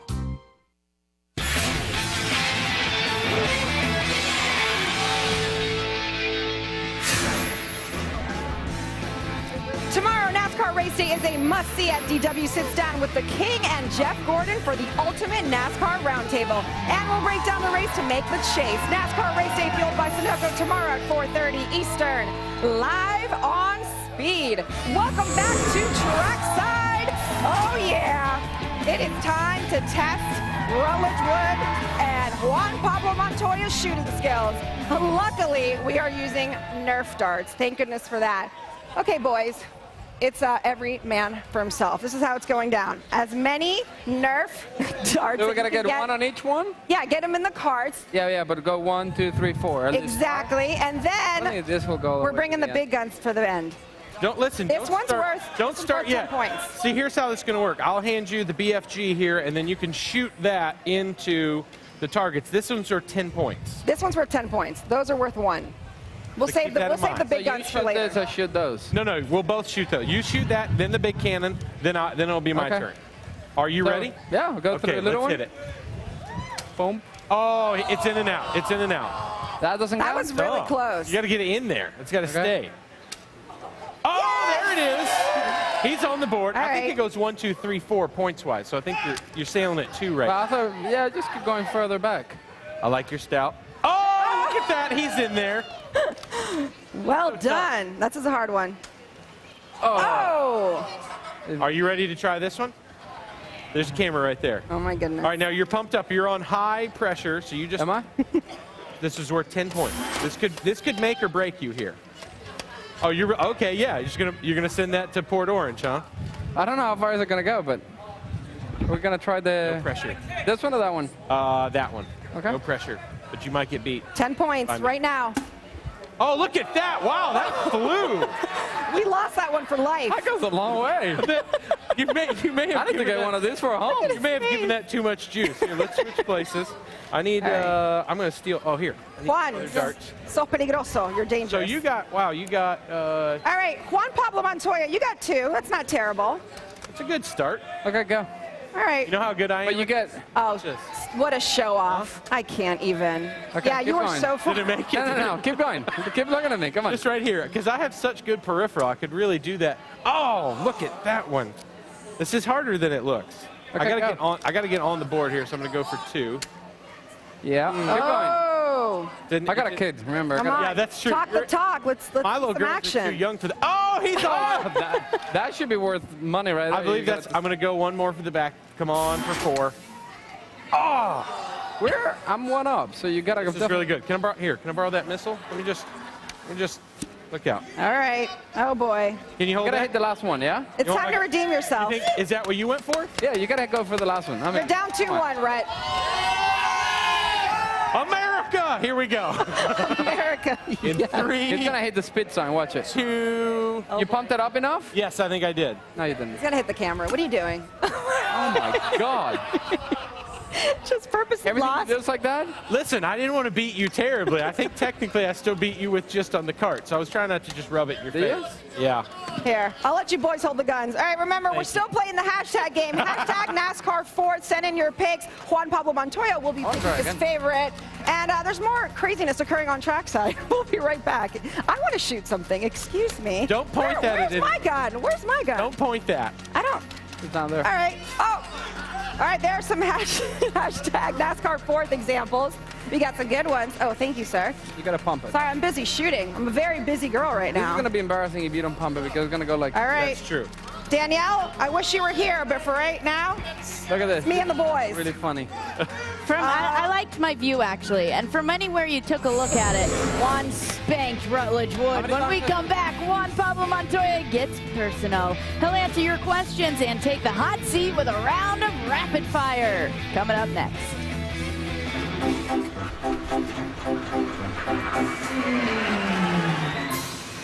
All right, ladies and gentlemen, step right up. Here they are.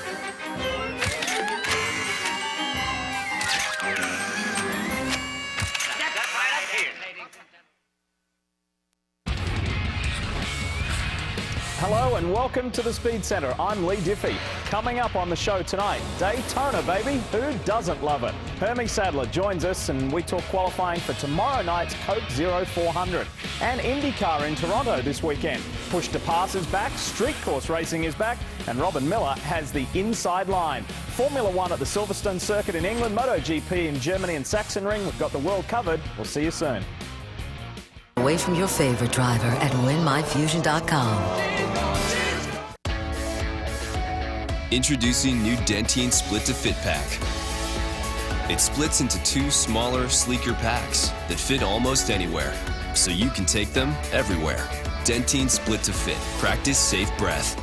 We now offer your family phone service as low as $1.70 a month with Magic Jack Plus. As low as $19.95 a year. $19.95 a year. No computer needed. Keep your old phone number. Start saving today. Available. How would you like to put your troubles with the IRS behind you? If you owe back taxes, do not try negotiating with the IRS alone. The IRS can take advantage of taxpayers who don't know the law or collection procedures. Ameristar's team of enrolled agents, tax professionals, and CPAs with master degrees in taxation can go to work to protect you from paying too much. You'll get fast relief with Ameristar Tax Centers. Once the proper paperwork is filed, Ameristar will deal with the IRS directly, so you don't have to. Plus, Ameristar Tax Center is a certified member of the Tax Freedom Institute. We know your rights. We know the secrets to getting you maximum savings. Make the stress and headache of dealing with the IRS a thing of the past. Get real tax relief by calling for a free, no obligation consultation. The call is free, the consultation is free, and the feeling of relief is better than you can imagine. Trackside is brought to you by Philips Colon Health. Make your regular resolution today.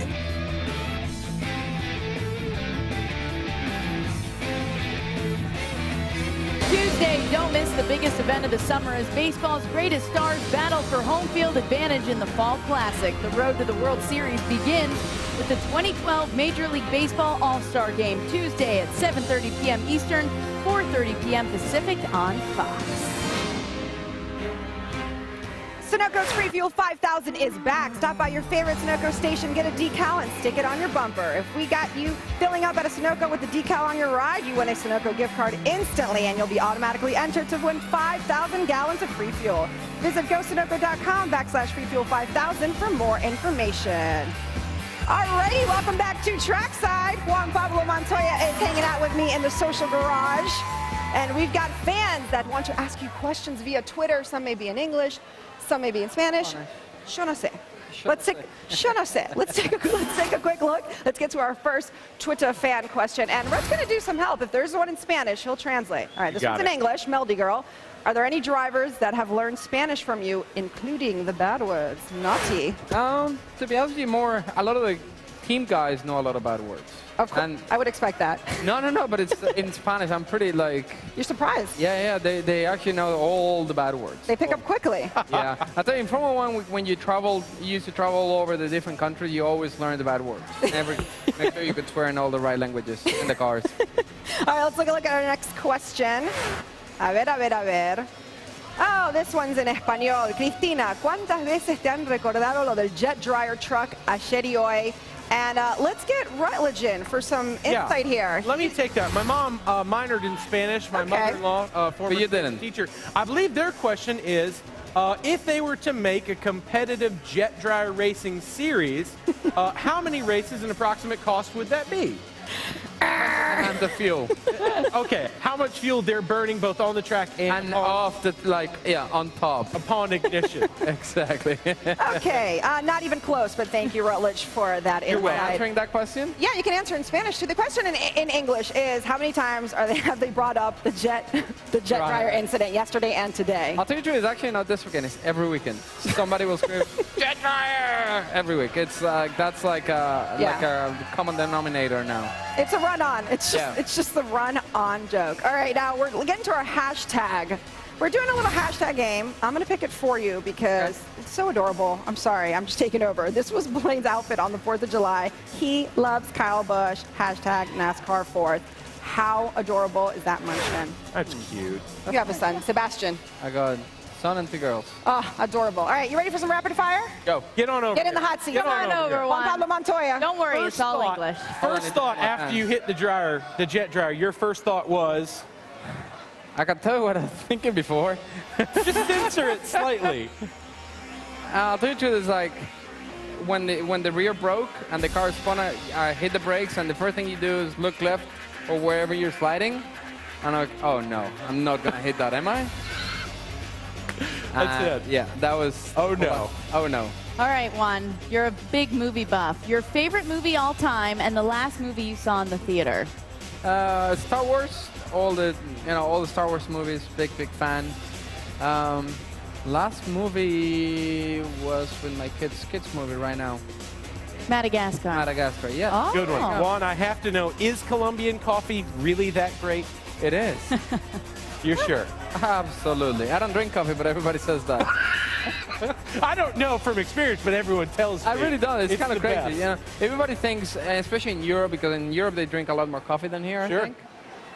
Everybody is like, oh, bring coffee. I'm like, I don't drink. I got nothing. I got nothing. Yeah. Juan, hopefully you have a whole lot tomorrow for the race. The Coke Zero 400. You're starting 15th. Best of luck going for your first career win at Daytona. Thanks so much for stopping by. Juan Pablo Montoya, everybody. We'll see you next week live from Loudon at 5:30 p.m. Eastern, right here on Speed Center. Starts now. You ready for a big Friday night? We've got one for you. NASCAR, Formula One, IndyCar, and even some bikes. It's all right now. This is Speed Center, presented by Tire Rack.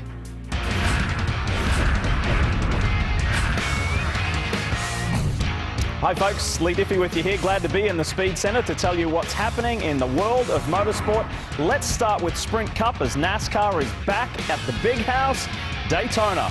What do the tech changes to the cars mean for the racing? We'll find out. Formula One in Great Britain, and we'll also tell you why a few drivers left the Silverstone circuit dissatisfied. And the Indy cars on the tight streets of Toronto.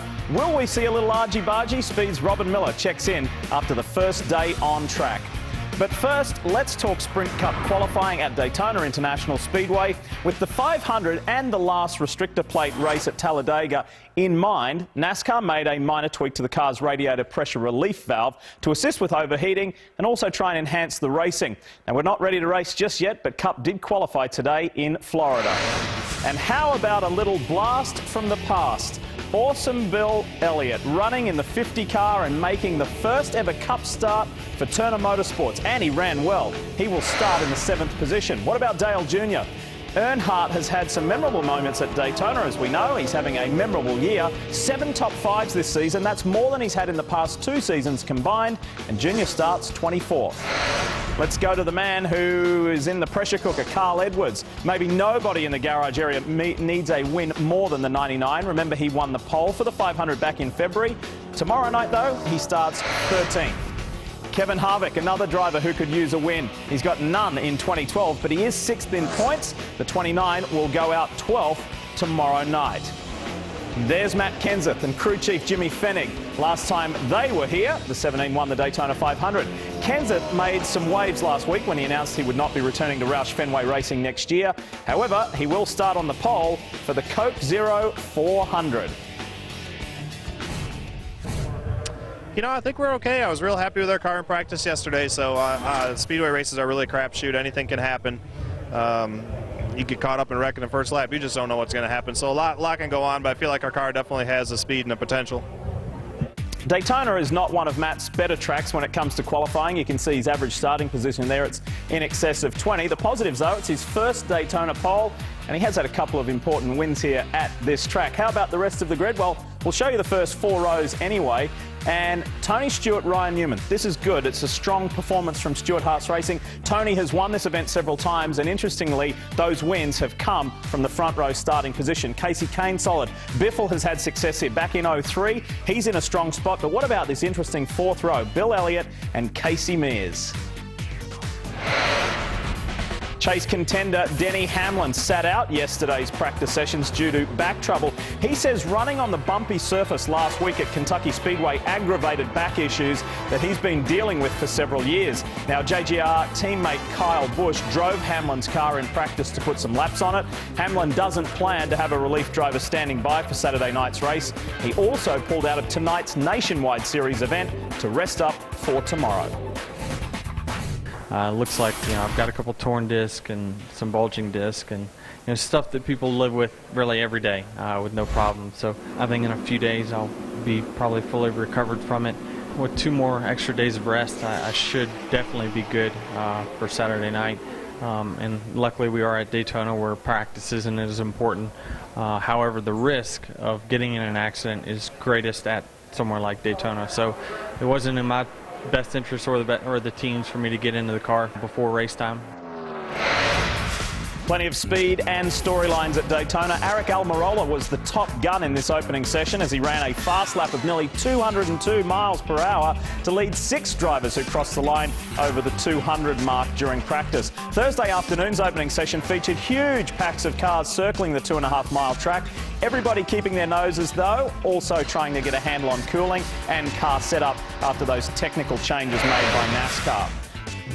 Final practice, Jamie McMurray led the 85-minute session with a speed of just under 198 miles per hour after making only 7 laps.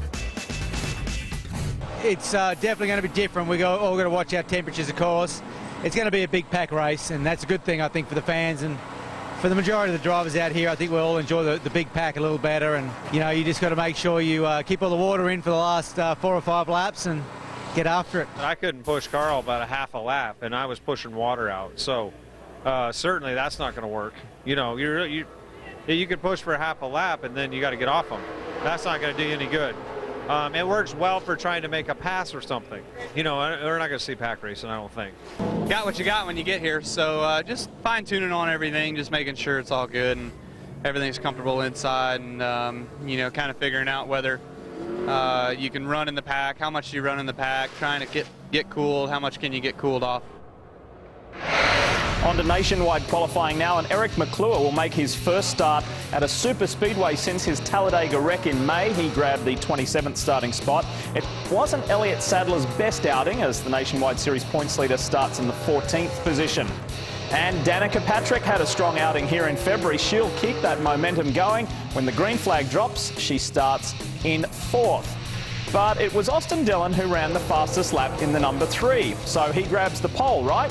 Well, not so fast. That car did not pass post-qualifying tech. We will tell you a little more about that in a moment. And as you can see, Dillon is not on that list. Ricky Stenhouse Jr. is. And what a day this was for Roush Fenway Racing, because similar to Matt Kenseth, he also grabs his first pole position at the World Centre of Racing, making it a magical day for the team. And he becomes one of only 3 repeat pole winners in this 2012 season. So there is the rest of the top 4 positions, and you can see Danica and several others have been moved up a position due to that situation with Dillon. What did Ricky Stenhouse Jr. have to say about it? I'm sure he was happy. They said, hey, put your suit back on. We got to go take a picture. So I haven't been in the garage. Obviously I saw on Twitter and everything else that that they didn't pass inspection afterwards. But I guess that's all part of it. We can only worry about what we're doing on our race car. So twice within a week, Dylan has fallen foul of the NASCAR rules. Today, his pole-winning time disallowed after NASCAR found an unconnected air hose in his car. The first penalty in Kentucky last week, it was on Friday, and that's caused a change atop NASCAR Nationwide Series points. Dylan grabbed his first career series win. His car, though, deemed outside the rules by NASCAR. He was docked 6 points and, of course, loses the points lead. Yes, it did hurt Austin, as he is now 4 points behind Elliott Sadler, but the series isn't even at the halfway point just yet. So the Nationwide rookie still has plenty of time to get that back. Defending champion Stenhouse Jr. is 21 further back, and Speed Center's own Sam Hornish Jr. is in 4th. Still on Nationwide, last time we saw 97 F1 world champion Jacques Villeneuve. He was doing a one-off in the Nationwide Series and mixing it up with Danica Patrick. You may remember he helped her off the track at Road America. Well, this weekend, another one-off for Villeneuve. V8 Supercars in Australia. He's filling in for 4-time Bathurst winner Greg Murphy. And as you just saw, not a great day. JV made sure he knew where the walls were on this tough Townsville street circuit. It's all about the wild card. 3 Cup guys have 1 win apiece. So, what's it gonna take to make the chase? Forget the Olympics. F1 invades Great Britain. Can a struggling Jenson Button break through at home? Or will Ferrari's Fernando Alonso continue to ride the momentum? And the mean streets are abuzz. See if push to pass changes the game when push comes to shove in the Indy cars. Speed Center. Time to detonate. Anything? No. How about now? Nope.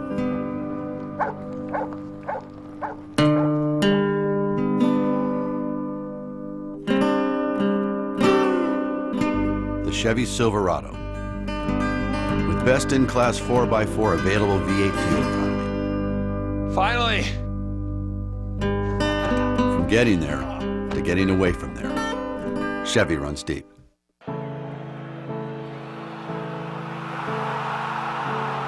Perseverance, passion, performance. These virtues are woven into the winning spirit of every great team and are driving forces behind every Kumho tire. Kumho Tire, the official tire of the United States Soccer Federation and the winning spirit. Let's go. Visit KumhoTireUSA.com for savings on our team of top performers. Homemade stew, I steer not stir. Apple brown Betty, think I dated her. I can't barbecue as good as this guy, but the recipe for winning easy as pie. Need just a pinch of bite, fill it to the gills, throw another piece of tape on the grill. Never know how, never know how. Now's the perfect time to find someone you could really spark with. Announcing the Free Harmony event. This Wednesday through Sunday, communicate for free with all your eHarmony matches. Find someone you could really connect with. Communicate now for free. eHarmony.com. I love it! But what if technology changes? At Rent-A-Center, you don't have to worry. You can get Acer products starting at just $16.99 a week. And if you want to, you can bring it back and stop paying. I wasn't worried. Did I look worried? My bad. Tell me you have good insurance. Yep, I've got Allstate. Really? I was afraid you'd have some cut rate policy. Nope, I've got The Allstate Value Plan. It's their most affordable car insurance, and you still get an Allstate agent. I too have Allstate. Same agent and everything. It's like we're connected. No, we're not. Yeah, we are. No, we're not. Ask an Allstate agent about the Value Plan. Are you in good hands?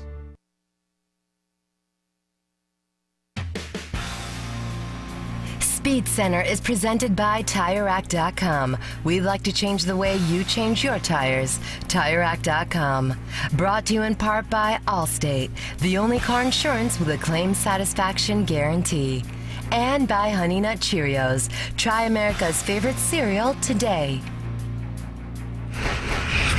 So who's got confidence? The numbers presented tonight by Cars.com, and we're looking at the drivers with the best average finish at Daytona. Will one of these guys be the winner Saturday night? Agree, disagree? Voice your opinion. Cast your vote on Facebook or send us a tweet.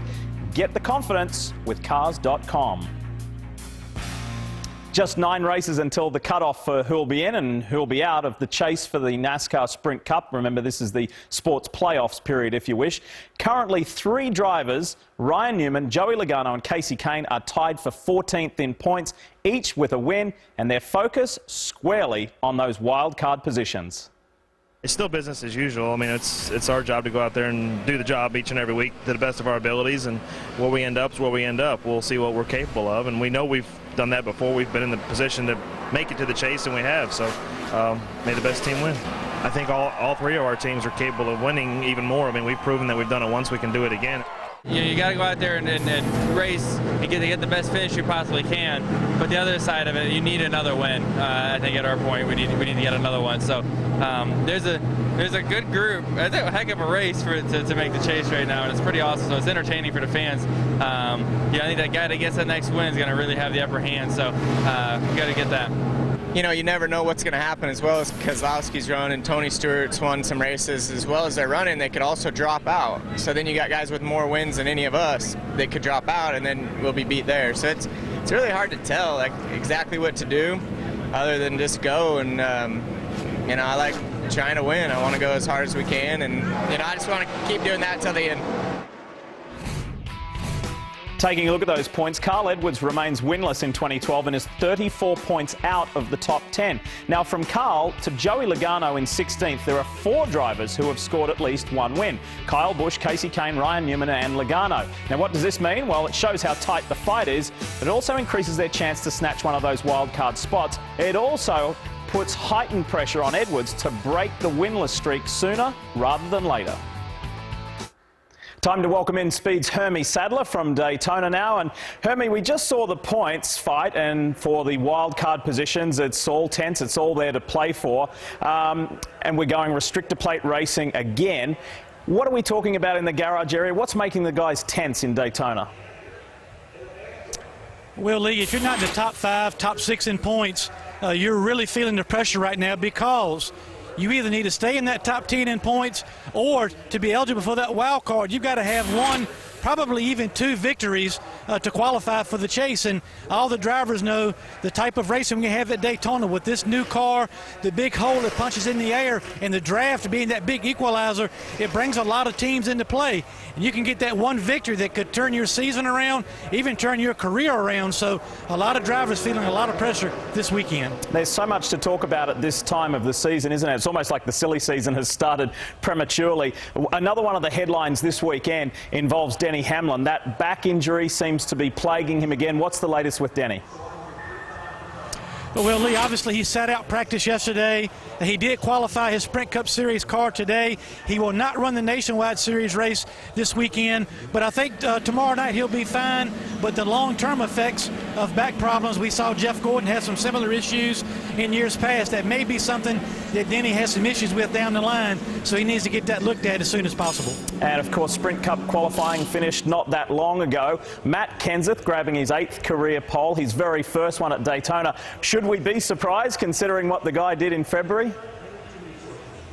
Well, not really. Obviously, they have a lot of speed with that car, but what it says to me is, Matt Kenseth announced last weekend that he would not be coming back to Roush Fenway Racing, so I think it says a lot about what that team is all about, to put all those distractions behind. Their Daytona 500 winning car is right across the street here in the museum, so they brought a brand new car here, has a lot of speed, and that team, it looks like, is still trying to do everything they can to get Matt Kenseth a championship.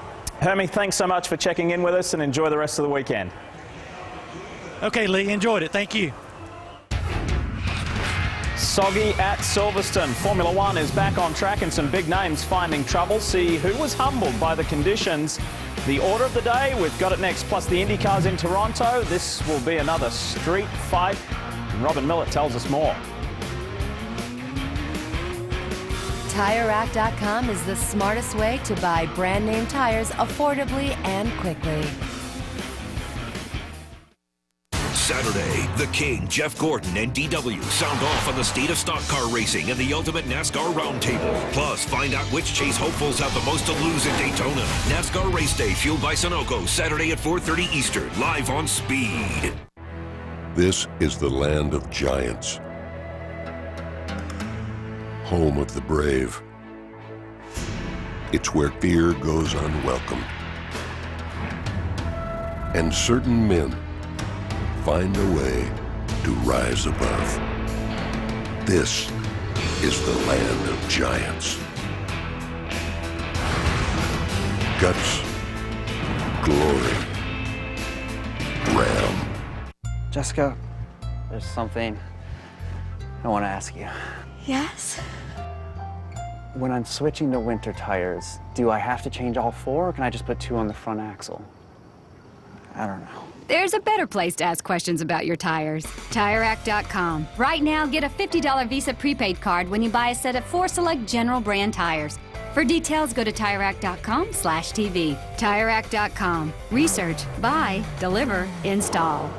Meet the Wangs. They wanted to hire professional painters because they weren't sure if they could safely move their appliances away from the wall.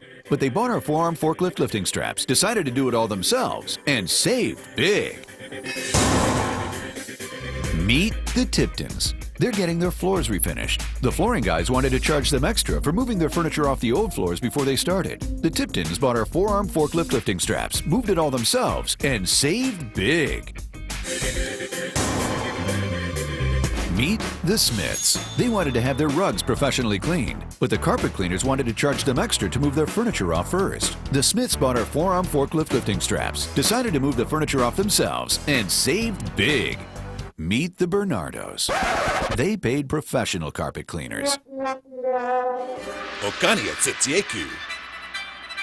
You can either buy 4-arm forklifts at buystraps.com or buy your 4-arm forklifts today. You're watching Speed Center, presented by TireRack.com. Welcome back. Well, bad weather, major traffic jams and tyre dramas are the wrong headlines surrounding this weekend's British Formula One Grand Prix.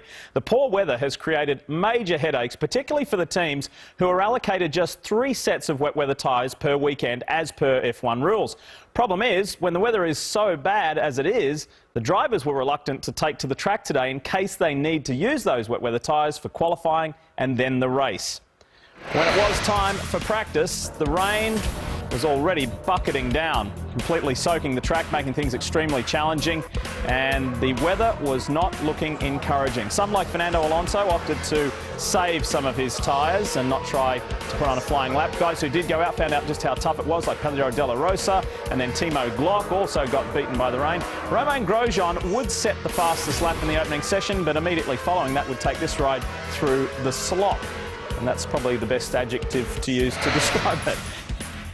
Things just got worse for the poor old fans. They were trudging through the soup, just trying to catch a little on-track action, little as there was. But many of the drivers opted to sit that session out, protect those valuable wet weather tyres for a little later on. There were a couple of moments, though. Fernando Alonso late in the session, he went out on intermediates. You can see just how little grip there was. And then Bruno Senna, this one was pretty frightening as he hits the wall very hard, but he is okay. His car was not. Let's take a quick look at how they finished that practice sessions today. Hamilton was the quickest at the end of the second session. The Sauber boys were good. Perez there, Kobayashi. So too were the Mercedes guys. Jenson Button back there in 6th. And Jenson late in that session was saying that he was concerned with the standing water. With more from Silverstone, here's Speed's Will Buxton.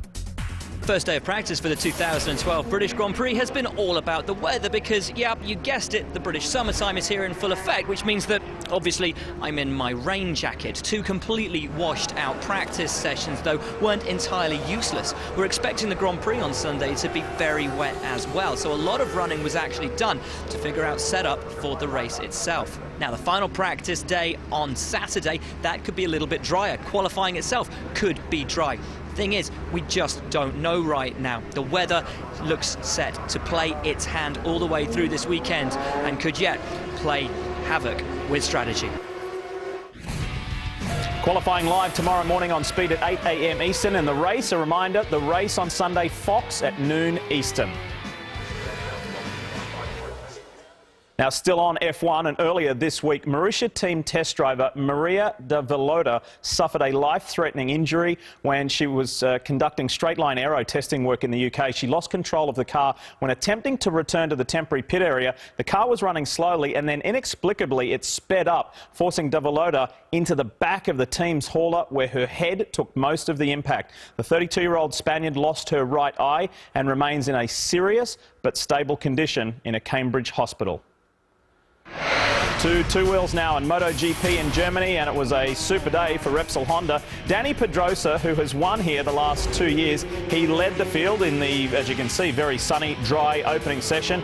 Good for the team. Why? Because his World Championship winning teammate Casey Stoner was second in that opening session. The second session was wet, times considerably slower, but it was a great day in Germany for German Stefan Bradl. He gave the home fans something to cheer about. He was second quickest in that wet second session.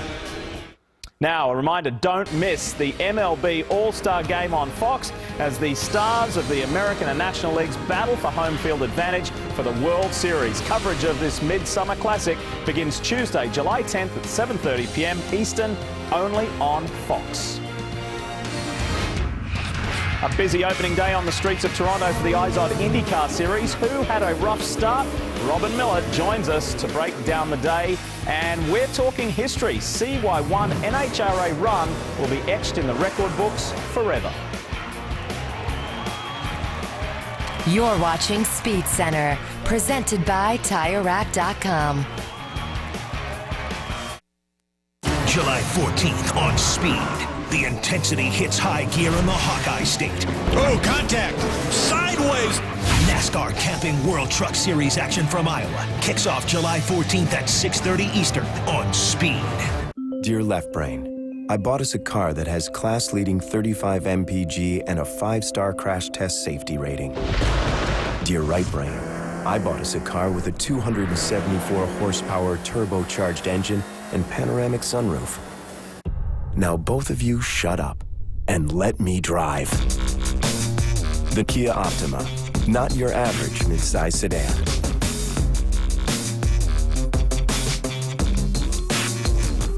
The hotter the hot, the colder the cold, the greater the demand, the more you need Duralast batteries built to exceed the need. Only at AutoZone.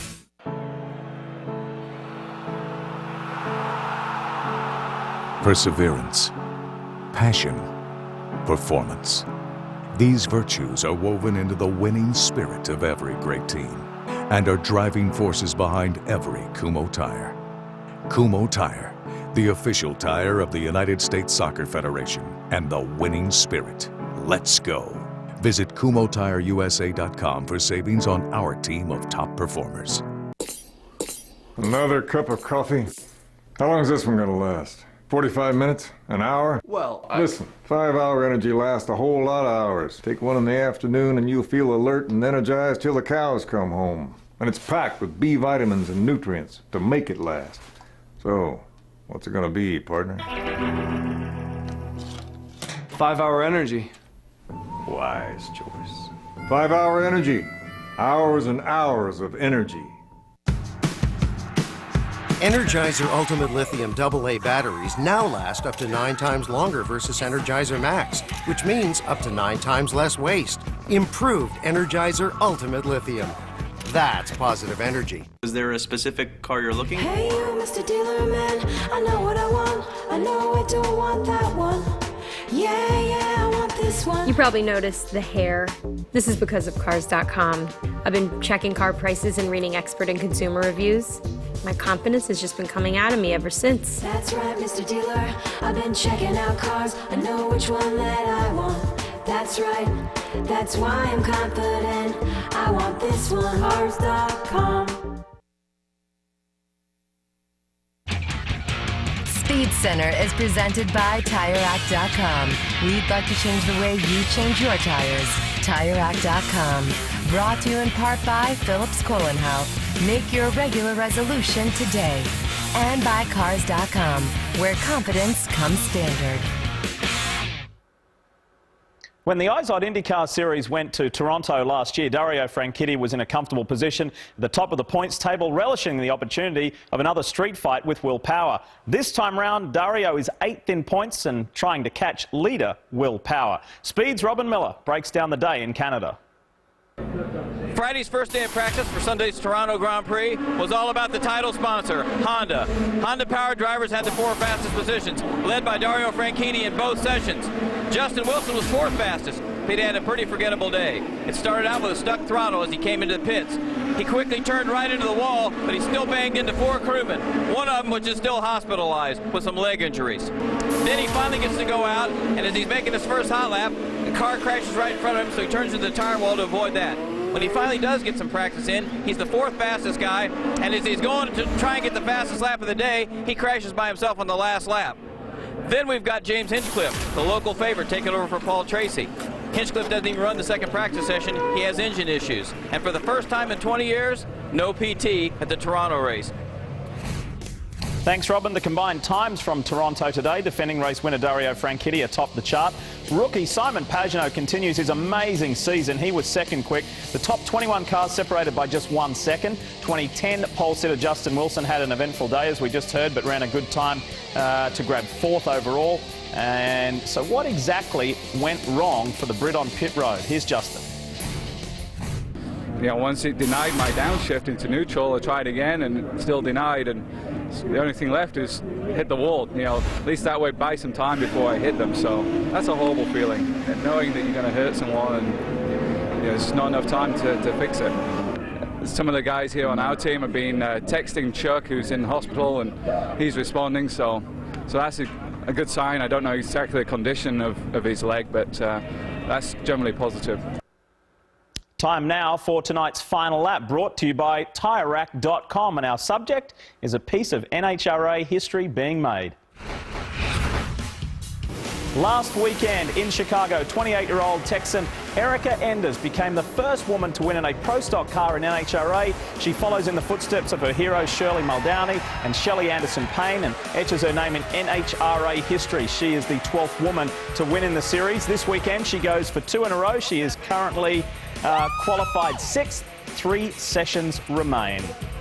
Speed Centre is going strong all weekend long. We will be back tomorrow at 4 p.m. Eastern, just ahead of NASCAR race day. And as we say goodbye, we need to say to you developing news from Daytona. Tony Stewart, after qualifying 2nd, has been disqualified for the same reason, an unattached air hose in the cockpit, same reason as Austin Dillon in the Nationwide Series. So Stewart penalised, will start from the back in Daytona. Thanks for watching Speed Centre. I'm Lee Diffie. See you tomorrow.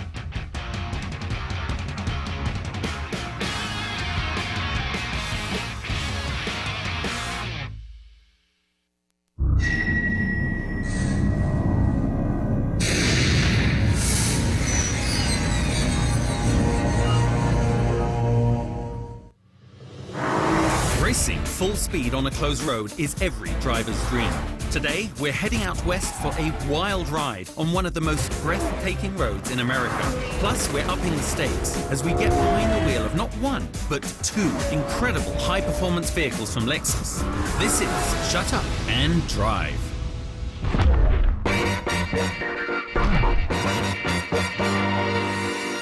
Hello, I'm Justin Bell. And I'm Townsend Bell. And welcome to another episode of Shut Up and Drive from Las Vegas Strip at the beautiful Aria Resort and Casino. This is the show where 2 guys who obviously like driving fast take a great car, find the ultimate stretch of road, close it down, no police, no speed limit, and see who's fastest. Now, we keep raising the stakes here because not only do we have the 2013 Lexus GS again, but we've managed to talk our friends at Lexus into giving us the LFA.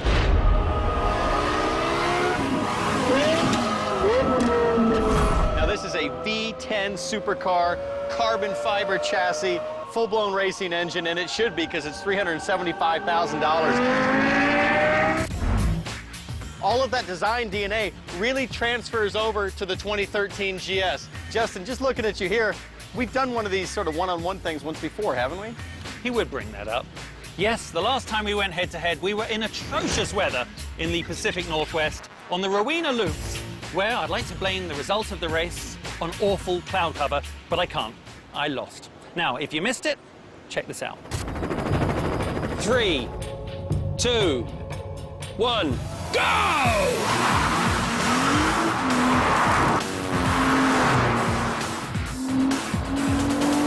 Fading out to the edge of the road. Woo, that was close. Woo! Oh, we're heading into the fog now. I can't even see where I'm going.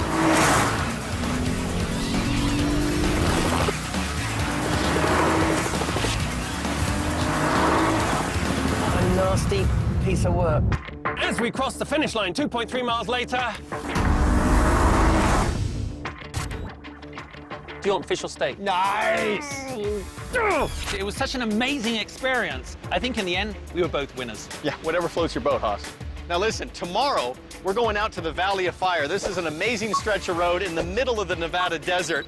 It's gonna be hot. The road we know is fast. Now, you don't have any excuse of weather this time. I gotta tell you, I'm feeling pretty confident about this one again. And I aim to wipe that nasty little smirk right off his face. But as they say, before tomorrow comes, we must survive tonight. Survive tonight? Let's take advantage of tonight. It's you, me, a sweet-looking car. This town is ours. Let's hit the strip. Do it!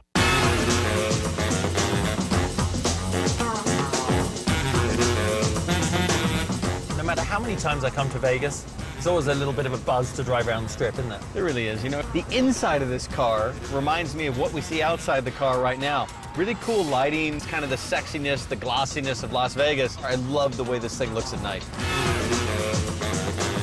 So, Justin, double race winner here this year, but it can't be anything like winning Le Mans. I mean, that's got to be one of your crowning achievements, no? It is, but winning is nice. But as you know, a big race win, being on the big stage is what it's all about. It is, it is. Same for you, right? I mean, with Yeah, IndyCar? I mean, the Indy 500's our biggest race. I haven't won the darn thing yet. I finished 4th, which is, you know, it's like being the 3rd loser. So I'm going back again, just hoping I can win the whole thing. Maybe this shows our lucky ticket, mate. We're on a good trend. When we come back, the road trip heads to the mountains. We're locking off the Valley of Fire Highway and blazing a new trail with timed runs in the Lexus GS and the Lexus LFA supercar. It's all leading up on Shut Up and Drive.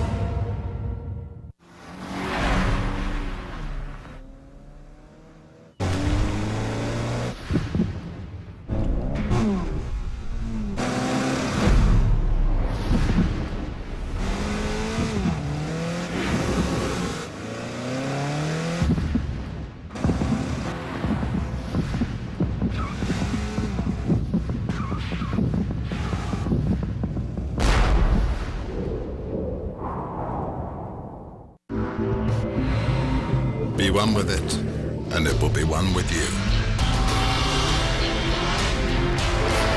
Be one with your tires, and the road will be one with you. Hankook Tires. Oh, hey, Mike. What are you up to?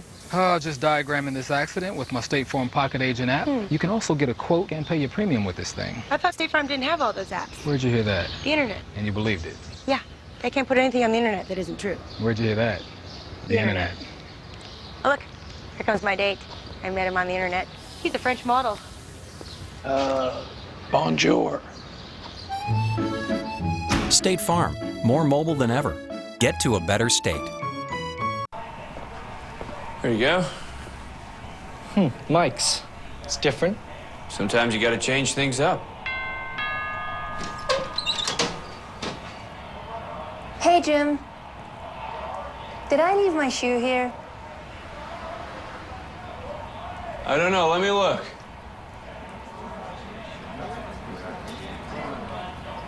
Is it red?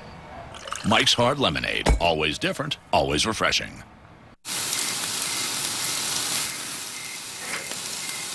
A little snack on a Wednesday at 2 a.m. Get that great taste anytime with Kingsford Matchlight Charcoal.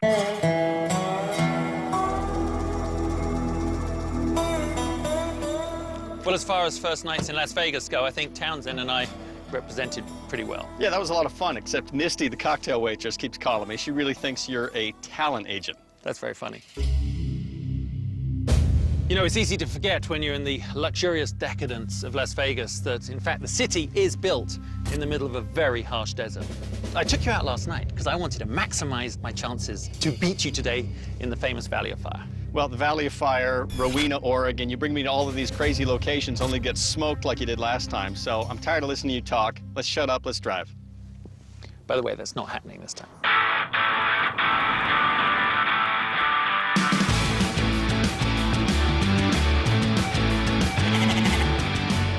Oh my, look down there. Whoa, whoa, whoa, whoa, that's cool.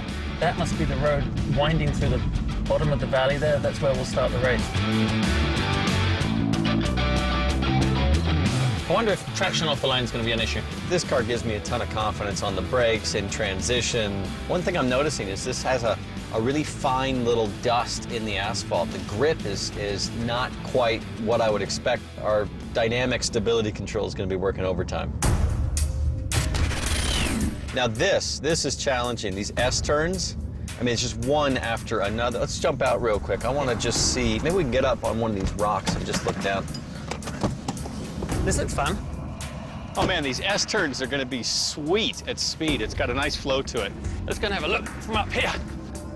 What's amazing to me is that these very rocks are 150 million years old. This is a 40,000-acre national park. I can almost see Townsend's ancestors all covered in body hair with their knuckles rolling on the ground, you know. Know what I mean, Townsend? Anyway, where is he? You're always like 20 feet behind. Let's pick it up. Just to prove not much has changed. Tell you what, these left-handers are going to be quite tricky, especially at the edge of the road. I think the sand... Yeah. Look at the drop-off here. Now, remember, we used to have that barrier up in Oregon, that old stone wall. This is nothing. This just goes over. Let's check it out. All right, now, Justin, this is no joke. You got a really fast sweeper here, and it just drops off. If we get it wrong, this is crazy. No barrier, no Armco. It is straight down. I think it's more dangerous than the last one. For sure. At least when you go off, you know, you've got a beautiful view of that rock. You know, speaking of views, why don't we climb up that real quick? I'd love to see the whole track, the whole section from a bird's eye perspective. So what, are you in like full, I must get fit for the Indy 500 or whatever? I got a better idea. Yeah? Tom, you can pick us up now. You're gonna like this. We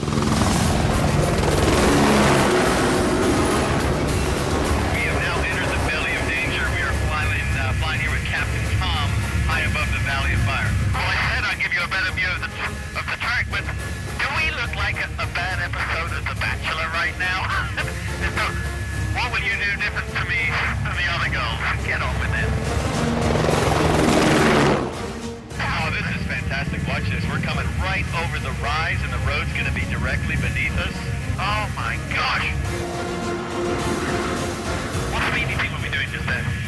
I figure based in the GS, I'll bet we're 110, 115 right there, which means in the LFA, we're going to be going, I don't know, 130. Top of fourth gear? Yes.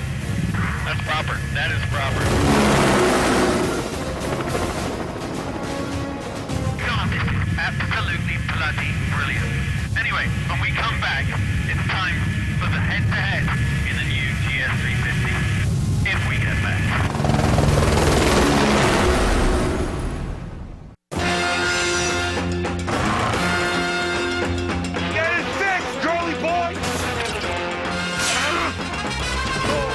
Catch an all-new episode of Hotspot South Bronx, Tuesday, only on Speed. Jim Merrow does not deserve your praise. He's a typical Corvette engineer who happened to take a stock Chevrolet Corvette ZR1 to the Nürburgring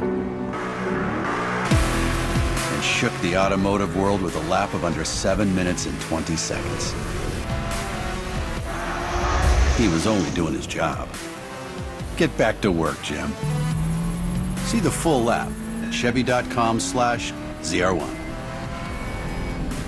Attention, this is a health alert. These life-threatening complications have been reported with the infused bone graft used in spine repair surgery. Severe swelling resulting in death or permanent injury, difficulty swallowing, breathing and speaking, nerve injuries, cancer, uncontrolled bone growth, male sterility, and infections. If you had spine repair surgery with Infuse and are now suffering, call this number immediately.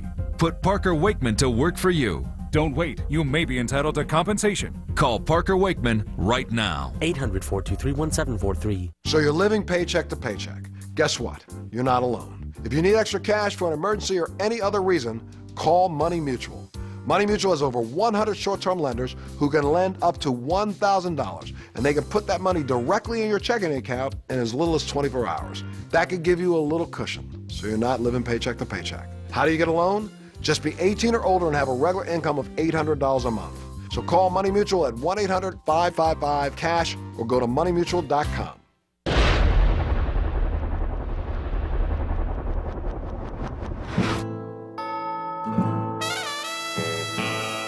Well, we've been here before. Yes, we have. So, Valley of Fire, Lexus GS 350, and the rules? Hey, there's no rules. Could explain why you won last time, you know. Anyway, standing start, 1.4-mile track. Fastest man to the top. Don't go off, or I win. Well, to make sure I know how much faster I am than you are, we've got a GPS millimeter perfect timing system run by our guy Nick over here. So I'm gonna know wherever you are, whenever you're there. You just tell me who goes first. Coin toss. Tails. So, the challenge is set. Townsend and I go head-to-head once again. One of us will start the race, the other will call it. It's time to shut up and drive, so lock it down.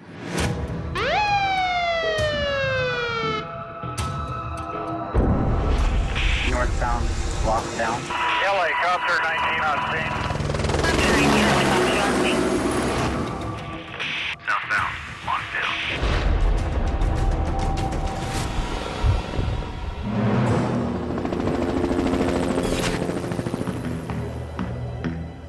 Well, obviously, I'm going second, but for once, I'm quite glad about that. I thought it'd be really cool to watch from up here, because it gives me like a vista of the whole track. All right, here we go. This is it. Gotta bring it. You ready, Townsend? 3, 2, 1, go! Here we go, up the hill for the first time.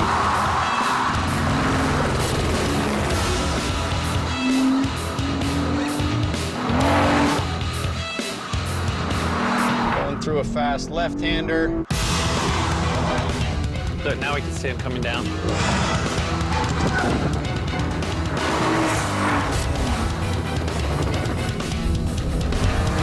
That is super fast.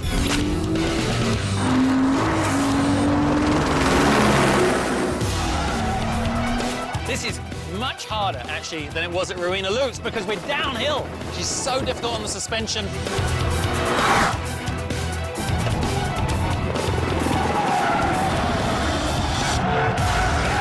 Oh, he went wide! This, to me, is one of the hardest bits because you've got to set up, sacrifice that corner there to be fast up through those loops.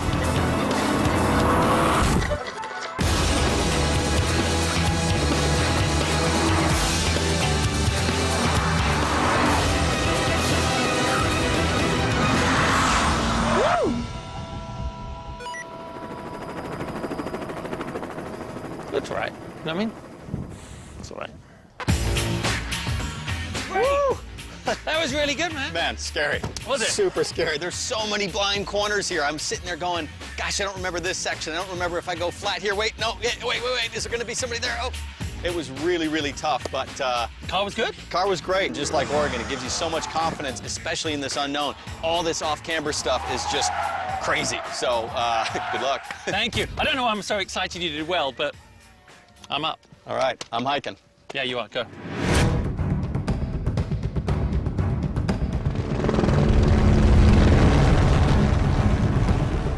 This road surface is incredibly slick. The aggregate is polished. There's sand and grit in there.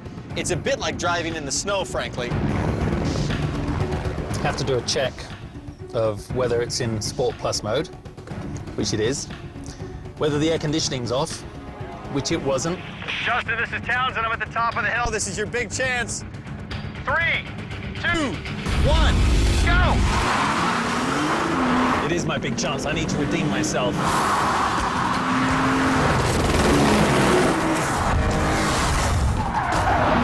That was beautiful! Whoa! Oh man, he looks wicked fat. Whoa!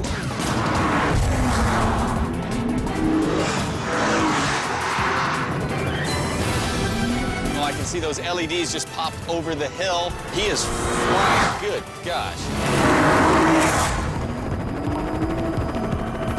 This is the corner you actually want to give it away. This is the hardest corner right here. He's going to be going about 100 miles an hour, braking all the way down to third gear. Let's see how he does. Okay. Whoa, nice. That's pretty tidy. I might be in trouble here. Come on, baby! You can do it! I don't know. I don't know my lap time. It felt quick. I'm a little nervous. He might have got me on that one.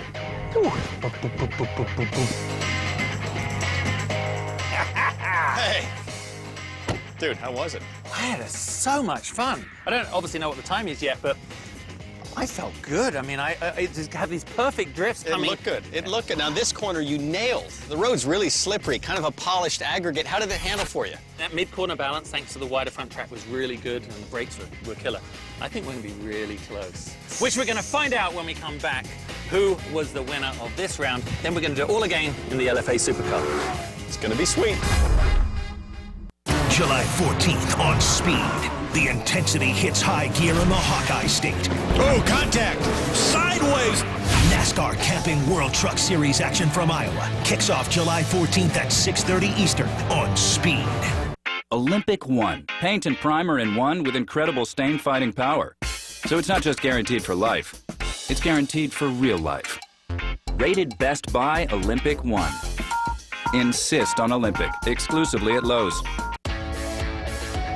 Introducing new Dentine Split to Fit Pack. It splits into two smaller, sleeker packs that fit almost anywhere, so you can take them everywhere. Dentine Split to Fit. Practice safe breath. Multi-policy discount. Paperless discount. Paid in full discount. Homeowners discount. Safe driver discount. Unicorn discount. Unicorn wearing a sombrero. Olay. Countless discounts. Now that's progressive. Call or click today.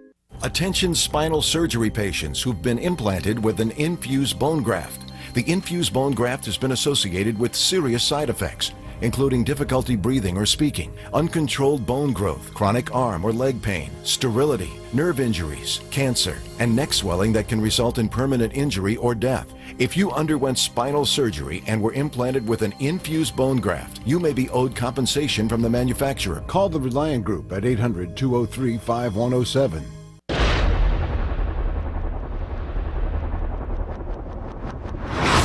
Racing the Lexus GS on the open road. The results are in. Going through a fast left-hander.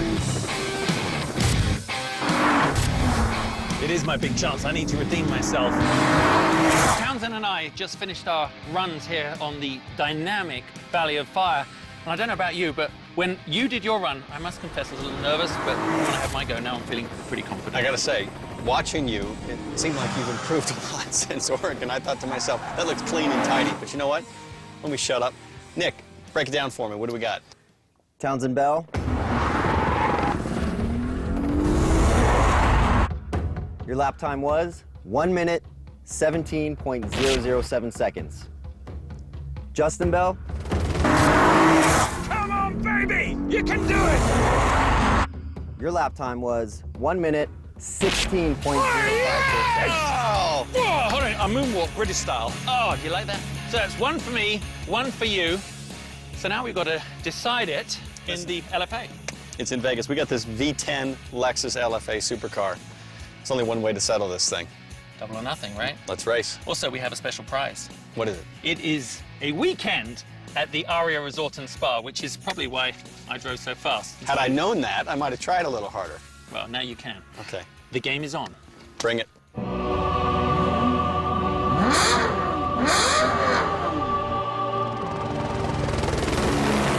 Tell you what, it ramps things up when you sit here in an LFA. The LFA is about as close as you can get to a purpose-built race car. It's got a V10 putting out over 500 horsepower, all carbon fiber construction. I can't wait to see this thing come through. I can't wait to hear it. All right, Justin, you better hang on for this one. It's going to get a little wild. On 3, 2, 1, go!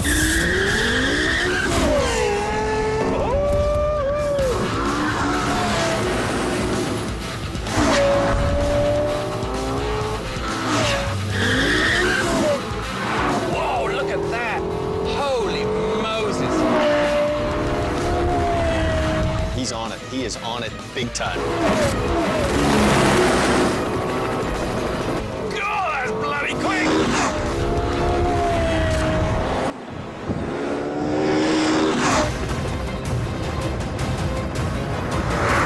It sounds like we're at the Monaco Grand Prix or something. I mean, the sound coming through the canyon's unbelievable.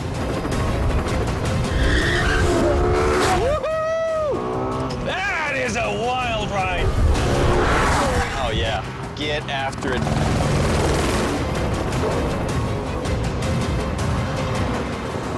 He is fighting for traction everywhere.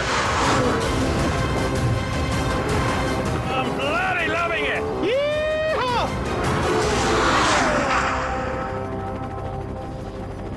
I think I just discovered that adrenaline is brown. Oh, that was a good run.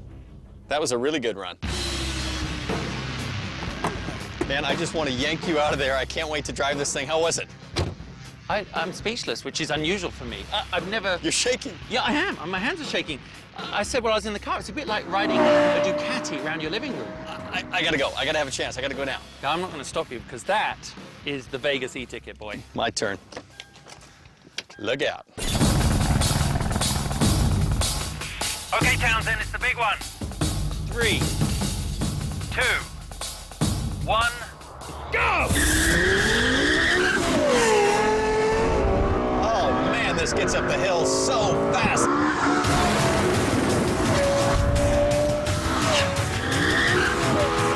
Woo! Man, we're going. Come on. It's like the opening of a concerto. Okay, this is the corner right here. We gotta be careful. I'm gonna just squeeze the power on. That's such a difficult corner. I had the car completely sideways coming around there. Come on. No way Justin's going this fast through here.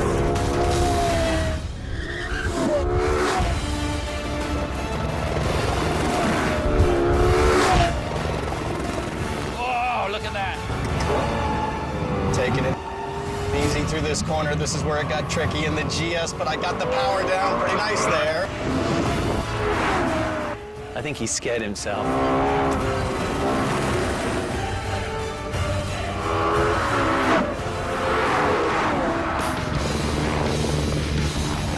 Oh my God, this thing is so fast. I can't believe the power it makes. It sounds unreal. That's a machine, all right. Oh my God. This thing is so fast, so mean, so angry. Well, you know what? Actually, I have to think that almost the LFA tamed Townsend Bell. Because I've never heard you behave quite so well. It's V10, it's 500 horsepower, more than that. It's like a Formula One engine. And it's street legal. When we come back, we're going to find out whether Townsend or I take top honors. The K-Pax Racing Volvo S60. 2010 G2 drivers and manufacturers champions. Pirelli World Challenge contender. And competing against some of the top brands in the world. And best of all, it's available in our take-home version. Right now, buy or lease your Volvo S60 T5 and we'll pay the first 2 payments. Plus, get $1,000 off when you own a competitor's car. At The General, we offer real discounts that can lower the cost of your car insurance. Whether you need minimum required limits or higher, just go to thegeneral.com or call for a free quote. Right now, monthly payments are as low as $39 and you'll receive instant proof of insurance. Why pay more? Get a free quote now and find out how low your monthly payment can be. For a great low rate you can get online, go to the General and save some time. Today, we stand against the tyranny of single-mile credit cards. Battle speech, right? May I? For too long, people have settled for single miles. With the Capital One Venture Card, you'll earn double miles on every purchase every day. Hawaii, here we come. So sign up today for a venture card at CapitalOne.com and start earning double. What's in your wallet? Can you play games on that? Not on the runway. Oh.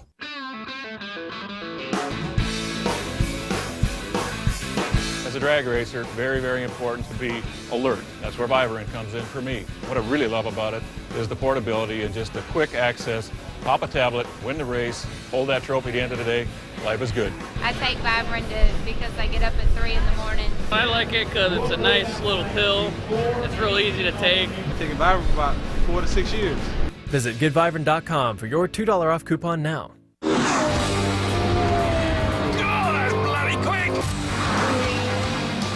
on, no way Justin's going this fast through here. Woohoo! That is a wild ride. Welcome back for what has been a truly memorable experience here in the harsh desert conditions of the Valley of Fire, Nevada. Now, I came into this after a relatively crushing defeat in Oregon, needing to level the score, which I actually did quite admirably, I must say, in the GS.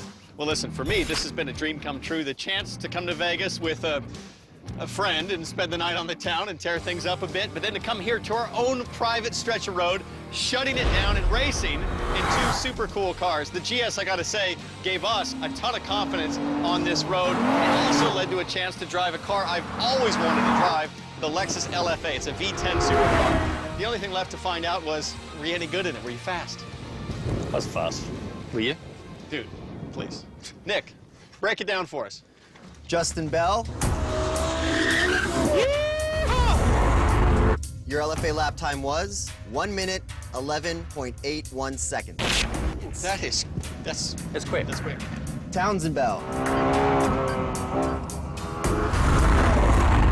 Your LFA lap time was 1 minute, 11.78. Yeah! That is important. Do you know that's 300ths of a second? That's a country mile. Country mile, my English bits.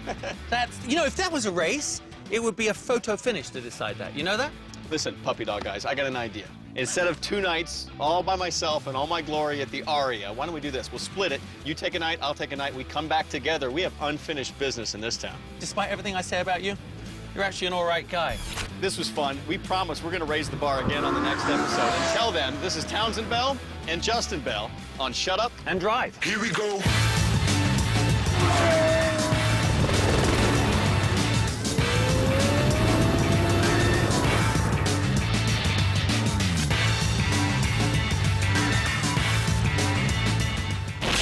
Dude, I just got a text from Cynthia here. Cynthia? Yeah, the whole I town. thought it was Misty. Anyway, I got the photographs. Okay. You want to see these? Some quite girls. Oh, God. I love this. Oh, please, you can't. Come on. Yeah, delete that. Delete that. Delete that.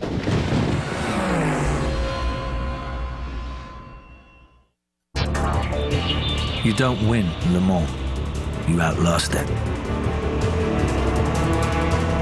For the past decade, no team has endured its challenge more than Audi.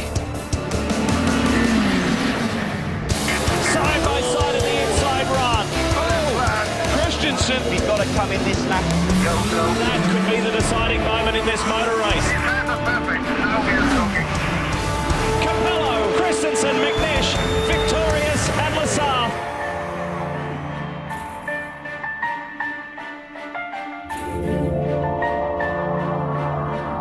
The French village of Le Mans first hosted its 24-hour endurance race in 1923. It was an audacious idea in an unlikely place.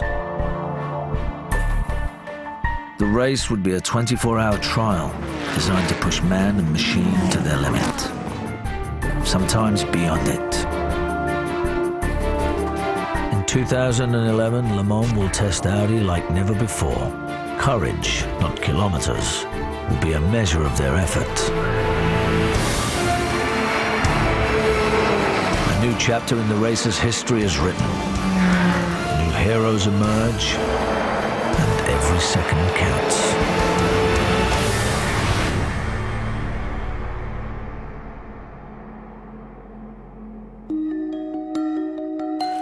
Every great race requires a great rivalry.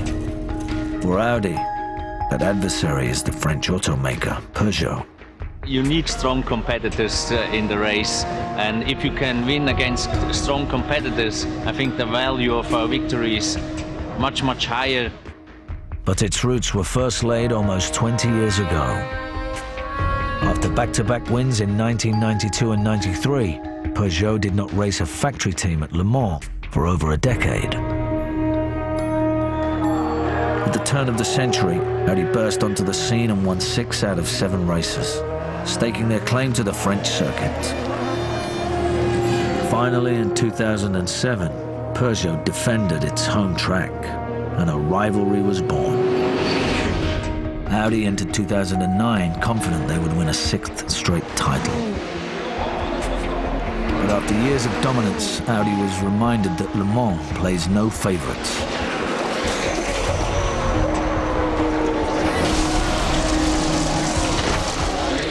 Peugeot took advantage of Audi's struggles and claimed the top 2 spots on the podium. Spoke to Ralph Jutner about when do you start thinking about next year. He said tomorrow. It takes 12 months of planning to win this race. Humbled and with a renewed vigor, the German Mark entered the 2010 race as the underdog. It was the first time in 7 years an Audi car would not bear the number 1 on its flank. But any thoughts of Audi's demise were premature. By race's end, one of Le Mans' great champions was back on top. The number 9 car, driven by Mike Rockenfeller, Timo Bernhard and Romain Dumas, finished with a course record 397 laps, and Audi swept the podium. With the victory, they added another chapter to their storied legacy. Homemade stew, I steer not stir. Apple brown Betty, think I dated her. I can't barbecue as good as this guy, but the recipe for winning easy as pie. Need just a pinch of bite, fill it to the gills, throw another piece of tape on the grill. Never know how, never know how. I love it! But what if technology changes? At Rent-A-Center, you don't have to worry. You can get Acer products starting at just $16.99 a week. And if you want to, you can bring it back and stop paying. I wasn't worried. Did I look worried? And so the conversation turned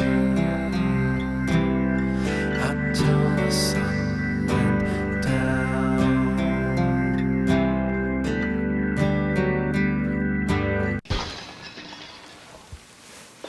Honey, I think someone's breaking in.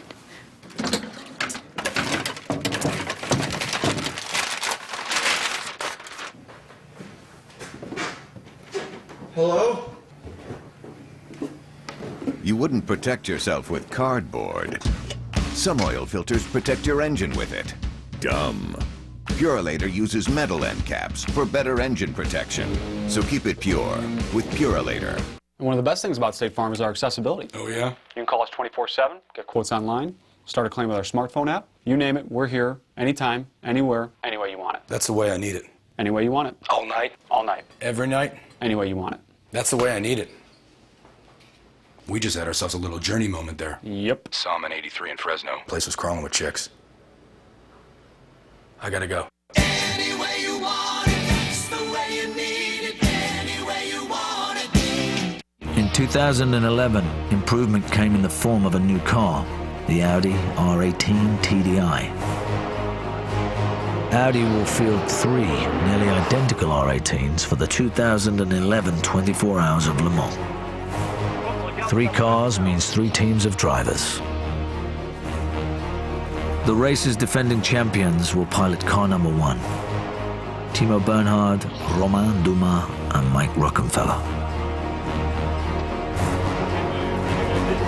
The number 3 car is driven by Dindo Capello, Tom Christensen, and Alan McNeish, practically a Le Mans all-star team, with 13 wins among them. The number 2 car will be piloted by last year's second-place finishers, In only their second year together as an Audi team, Marcel Fassler, Benoit Trillier and Andre Lotterer are quickly making their mark. Individually, they've won races all over the world, but this is Le Mans, and they have something to prove.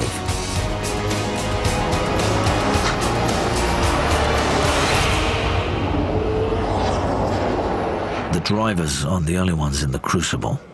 An army of engineers and mechanics must be perfect in its own right. In addition to the drivers, of course, look at the team behind each car.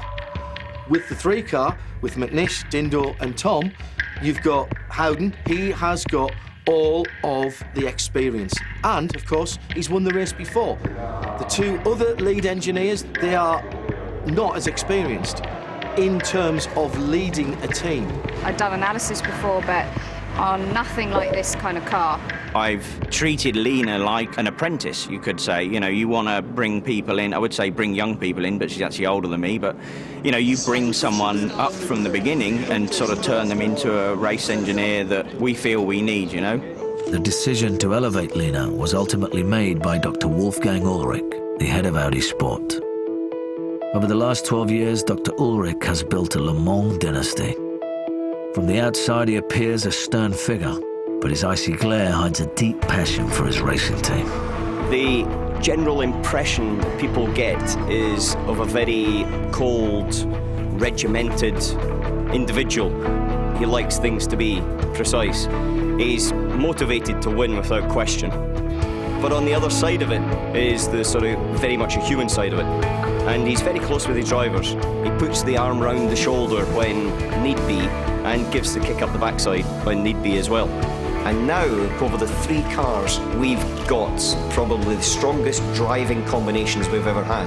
And the 3 cars work together, not just individually, but they actually work together for the greater good. But we do know that only 1 car can win, and we always want to be that 1 car to win. Off to work! Did you know Honey Nut Cheerios is America's favorite cereal? Oh, you're good. Hey, did you know that Honey Nut Cheerios is... Oh, you too. Hey, America's favorite cereal is... Honey Nut Cheerios? Okay then, off to Iceland!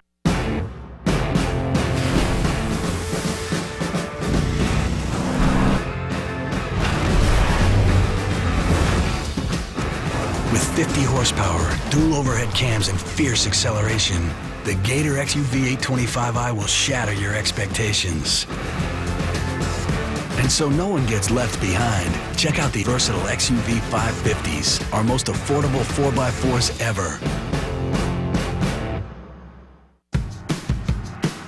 Energizer Ultimate Lithium AA batteries now last up to 9 times longer versus Energizer Max, which means up to 9 times less waste. Improved Energizer Ultimate Lithium. That's positive energy. Now's the perfect time to find someone you could really spark with. Announcing the Free Harmony event. This Wednesday through Sunday, communicate for free with all your eHarmony matches. Find someone you could really connect with. Communicate now for free. eHarmony.com. Juicy brats, grilled up on a Thursday. The perfect use of the 7th inning stretch. Get that great taste anytime with Kingsford Match Light Charcoal. Attention, if you have a hip replacement, listen carefully. If you have a DePuy or any other brand of metal-on-metal hip replacement and it's been removed or it's causing you problems, call the Goldwater Law Firm right now. Certain hip implants can fail, causing you severe pain. Sometimes the hip implants need to be replaced entirely. Call us right now. You may be entitled to compensation. Call 800-233-4763. That's 800-233-4763. Most of us have tools. If something's broken, what do? You fix it. Montel here, and I'd like to tell you about a tool that can help fix your financial problems. Money Mutual has a network of over 100 short-term lenders to get you cash fast. Go to moneymutual.com today and you could have up to $1,000 in your checking account in as little as 24 hours. Just be 18 or older and have a regular monthly income of $800. It's no wonder that people from all across America have turned to Money Mutual. Visit moneymutual.com or call 1-800-555-CASH right now. In a racing environment, you really don't know how you match up to your competition until, let's say, the first qualifying session. That is where it kind of, the truth comes home, you know? The truth is, the R18s were specifically engineered to endure 24 hours on this track. In the past, Audi hasn't been able to match Peugeot's outright speed during qualifying. It's an advantage they can't afford to concede. This year, more than ever, every second will be crucial. But misfortune strikes early when Romain Dumas comes upon an Aston Martin that has spun out at Arnage corner.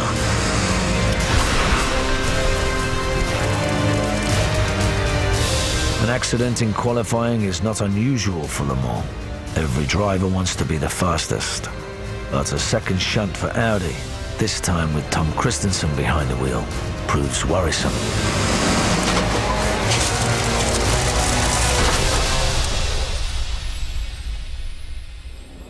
Mixed with the disappointment of damaging two cars is the success of the number 2 car. For the first time in years, Audi is quicker than Peugeot in qualifying, and Benoit Trillier earns pole position. Right, hey boys, I need to quickly talk to you. It was not intentional. I mean, a pole at Le Mans is brilliant, but it's not going to win you the race. Race day at Le Mans is like nothing else in motorsports. The field is a robust 56 cars. But there are only 2 teams, giants really, who can realistically eye the trophy. So we come to Le Mans with a feeling that maybe Peugeot have an advantage. No, Peugeot do have an advantage. They've raced the car more. And we've seen in the past, when Audi haven't been out there racing, sometimes their performance at Le Mans has suffered. I think last year we won because we made perfect race, no mistake, and that was for 24 hours. If it works the same way for 23 hours and 50 minutes, it's not enough, that's it. I think the most intense moment of the 24 hours of Le Mans for everyone around, for the fans, for the drivers, for the team, is the start. One course. Timo Bernhard will stop behind the wheel of the number 1 car, which is going for back-to-back victories. The always fast Alan McNish will take the green flag in the number 3 car. And the man who put his car on pole, Ben Trillier, will start in front in the number 2 Audi. I'd never start before in Le Mans. It's a long race, you have to be quiet in the car. And you know you're gonna start for 24 hours and everybody want to lead at the beginning. So yeah, it was a bit of stress. Fireworks, celebrations, and a hot grill. It's what America's all about. Speed knows what makes your summer sizzle. The world's greatest racing, all weekend, every weekend. Massive fun. And fresh new episodes of Hard Parts South Bronx. Don't even think about slowing down. You are the real deal, brother. They will be lightning fast. Because summer is all about speed. I need new struts for my 2000 Toyota. Let me see struts by AC Delco, Monroe, and any under $50. We might be able to get some struts from the warehouse. Why watch the counterman tap on his computer and hope he chooses the right part? Go to rockauto.com. Auto and body parts from hundreds of manufacturers. Choose the brands, prices, and features you want. Auto parts at the lowest price. Conveniently delivered to your home or business. Log on to rockauto.com. All the parts your car will ever need.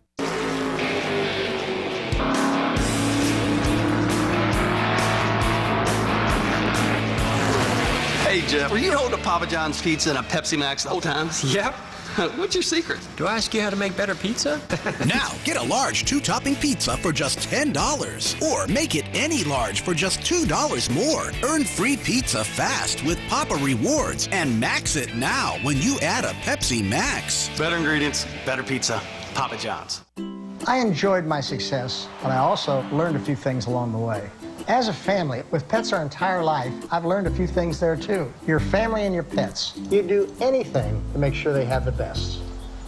That's why I think you should have a look at VetGuard Plus.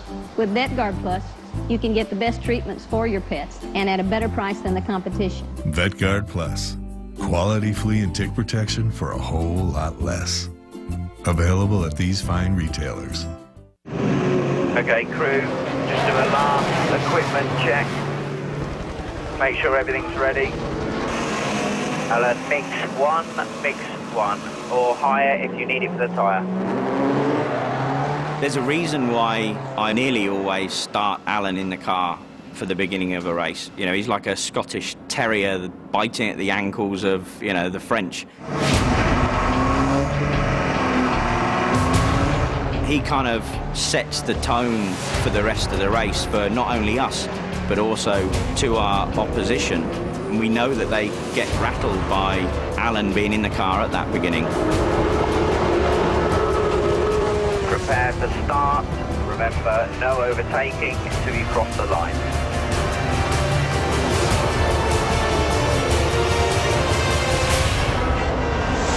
This is a great formation start. Big blast of Peugeot diesel smoke from row number 3, and McNish gets a great start.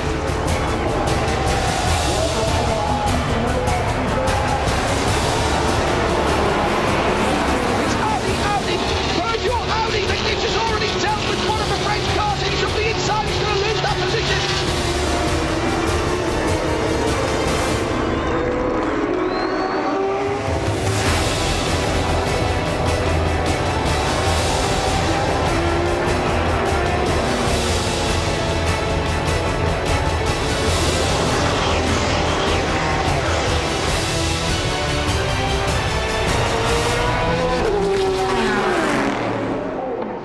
As you can see, there are cars already being lapped.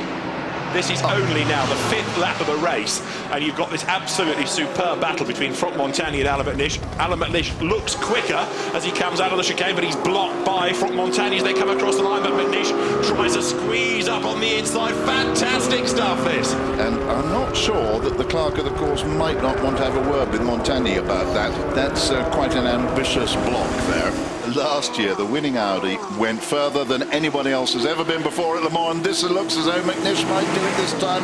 He's in the correct position as he comes up. Now, can Montagny again outbrake him or not? No, he's going to let him go. Now, will McNish be able to get away? That's now Audi. 1, 2, 3. It's a brilliant start for Bernhard and Trullier. They are running 1-2 with Scott McNish closing fast. This is a 24-hour sprint. These are new cars. We haven't seen them here before. This shows a massive degree of confidence from both of these teams, because they really can't afford to have any slip-ups, and they're driving so aggressively, all of them. So much for an endurance race. Neither the Audis nor the Peugeots are pacing themselves. New designs or no, they're flying through traffic, looking for an edge.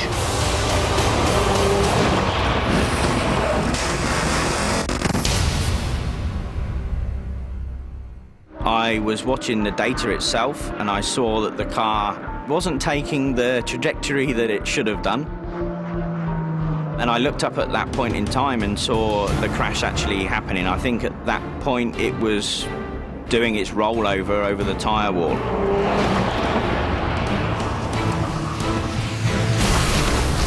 That is a monster accident. That is a big, big accident. And who on earth was that? It was one of the Audis. It's McNish. We saw the car travel at high speed into the barrier, and I knew immediately it was our car. I looked across at Howden, who was on my left-hand side on the pit wall, and I could see that he hadn't had a response from Alan at that particular point. Are you okay? Alan, are you okay? Is the driver okay? That's the first thing that kind of goes through your mind. Alan, can you hear me? He didn't reply on the radio, and I got a bit anxious. And for what seemed like an eternity, there was no movement. But then you saw that Alan was actually moving inside the car, and they started to get him out. I released the belts a little bit, had a look outside, and I could see that there was nothing left of the car. There was just basically bits thrown everywhere. The survival cell, the monocoque, was all what I was sitting in. At which point I knew the race was over. I knew that everything we had done, I'd just taken the lead of the race, was gone. There's 23 hours to go, and it was gone. Once all that kind of emotion is out of the way, then it's just downhill from there on. You know, then you've got, that's it. Our race is completely over before it's, you know, even begun. It is said that passion is the genesis of racing. It's what propels us forward, pushes us further and faster to exceed our own limitations. At Continental Tire, our passion for racing drives our technology from the track to the street. Continental Tire. Innovative technology, driving confidence.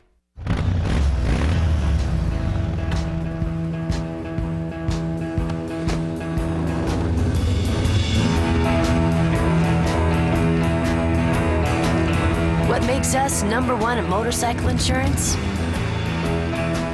We love bikes. We love riders. And most of all, we love to ride. Perfect hair every time.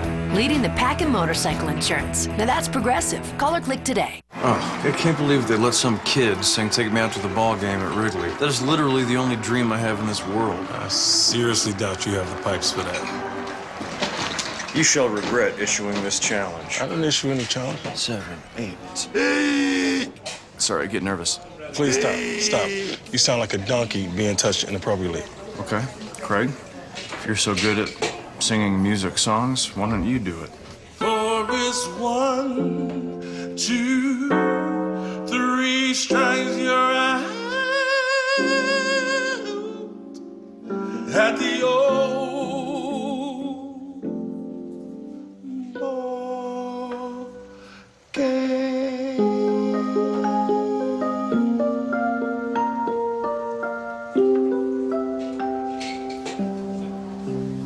He sounds exactly the same as me.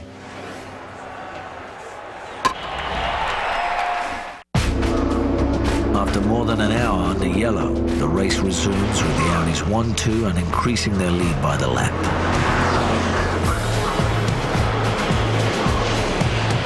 But the race won't be won solely on the track. Pit stops will be a pivotal component of the 2000